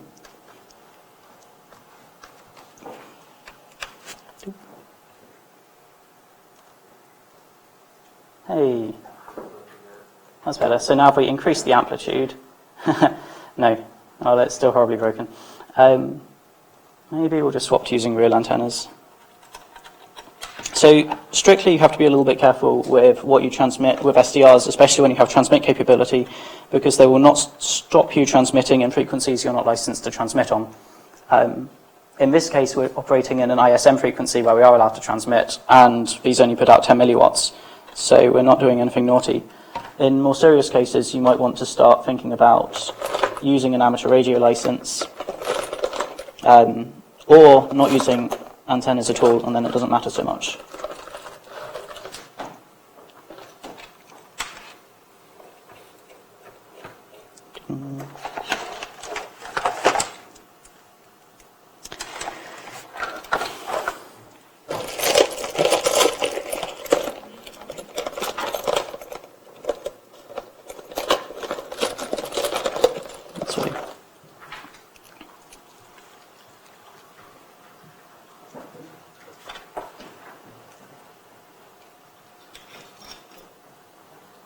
Okay, let's try that.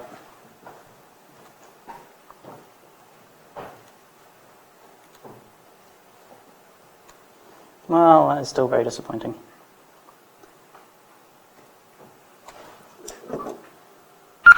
Frequency mode.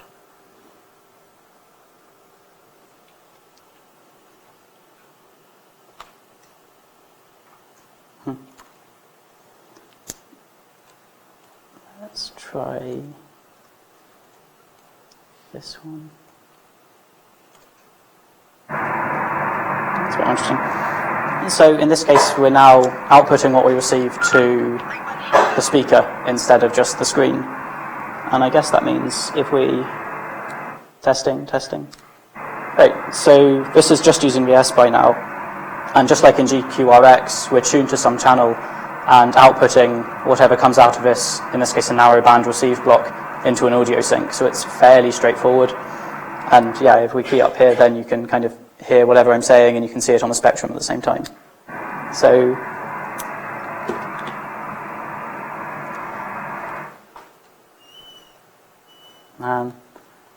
so at one point I had a really good flowchart which loads an audio file and then transmits it out the blade RF and receives it into the other one, but I guess that is not going to work so well.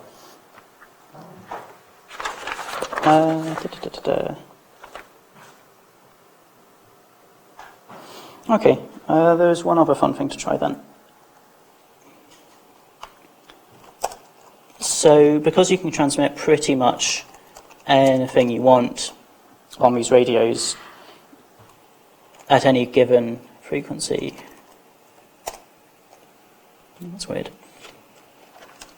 I guess I see what the problem was.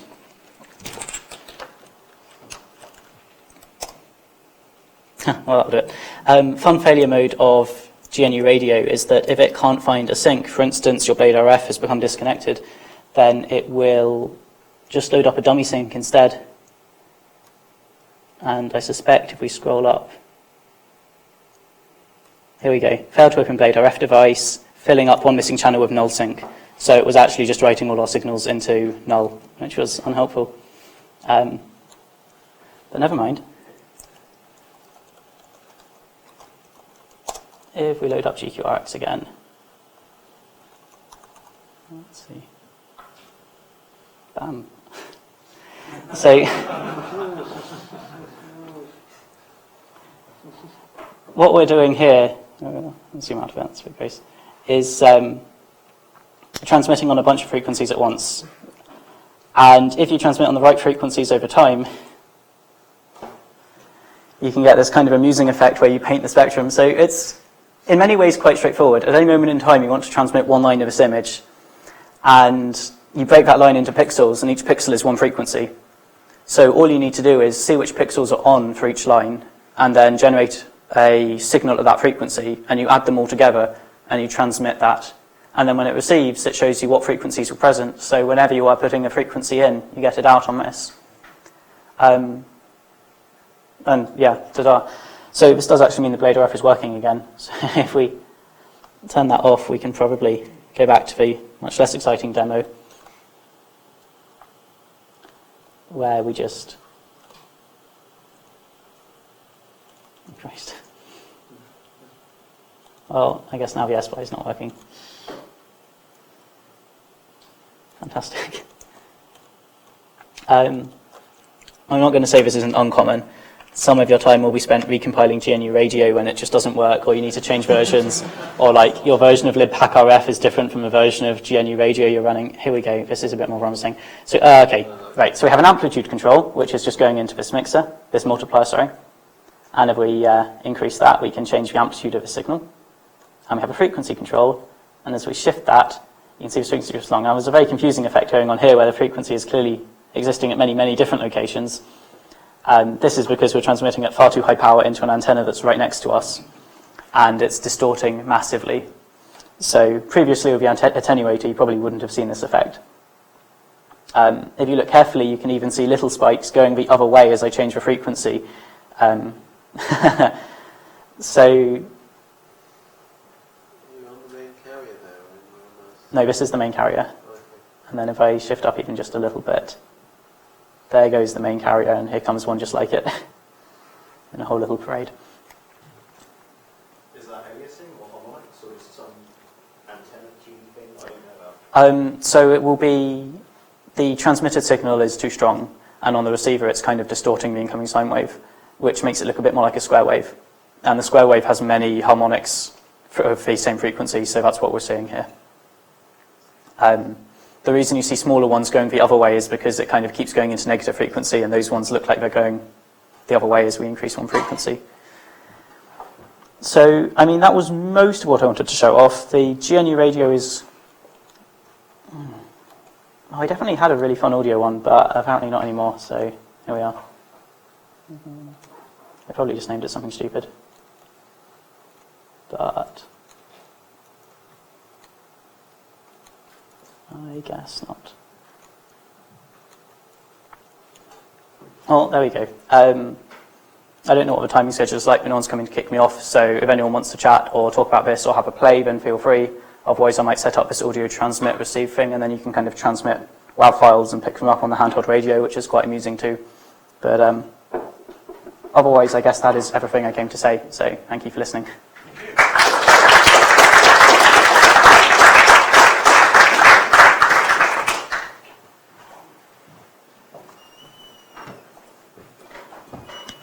Daniel, I think this is it. Are we going down the pub? Do you know which pub we're going to? The cheap one, right? We'll go to the Mulberry Arms, which is just down the road. So. Okay. Well, We'll end up going I'll go and pass the word round. Marlborough Arms. Okay. Right, well, this is the end of the sort of formal UKHAS session. I'm sure people will be hanging around and chatting. So, thanks all for coming. Cheers.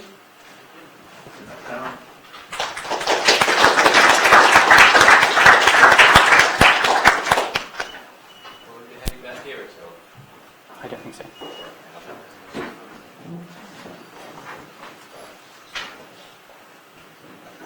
Adam, one side note, there's been listening to another hacker to your talk on your radio. If I didn't pick it up, I was happy. Any UKHAS stuff? And then also, why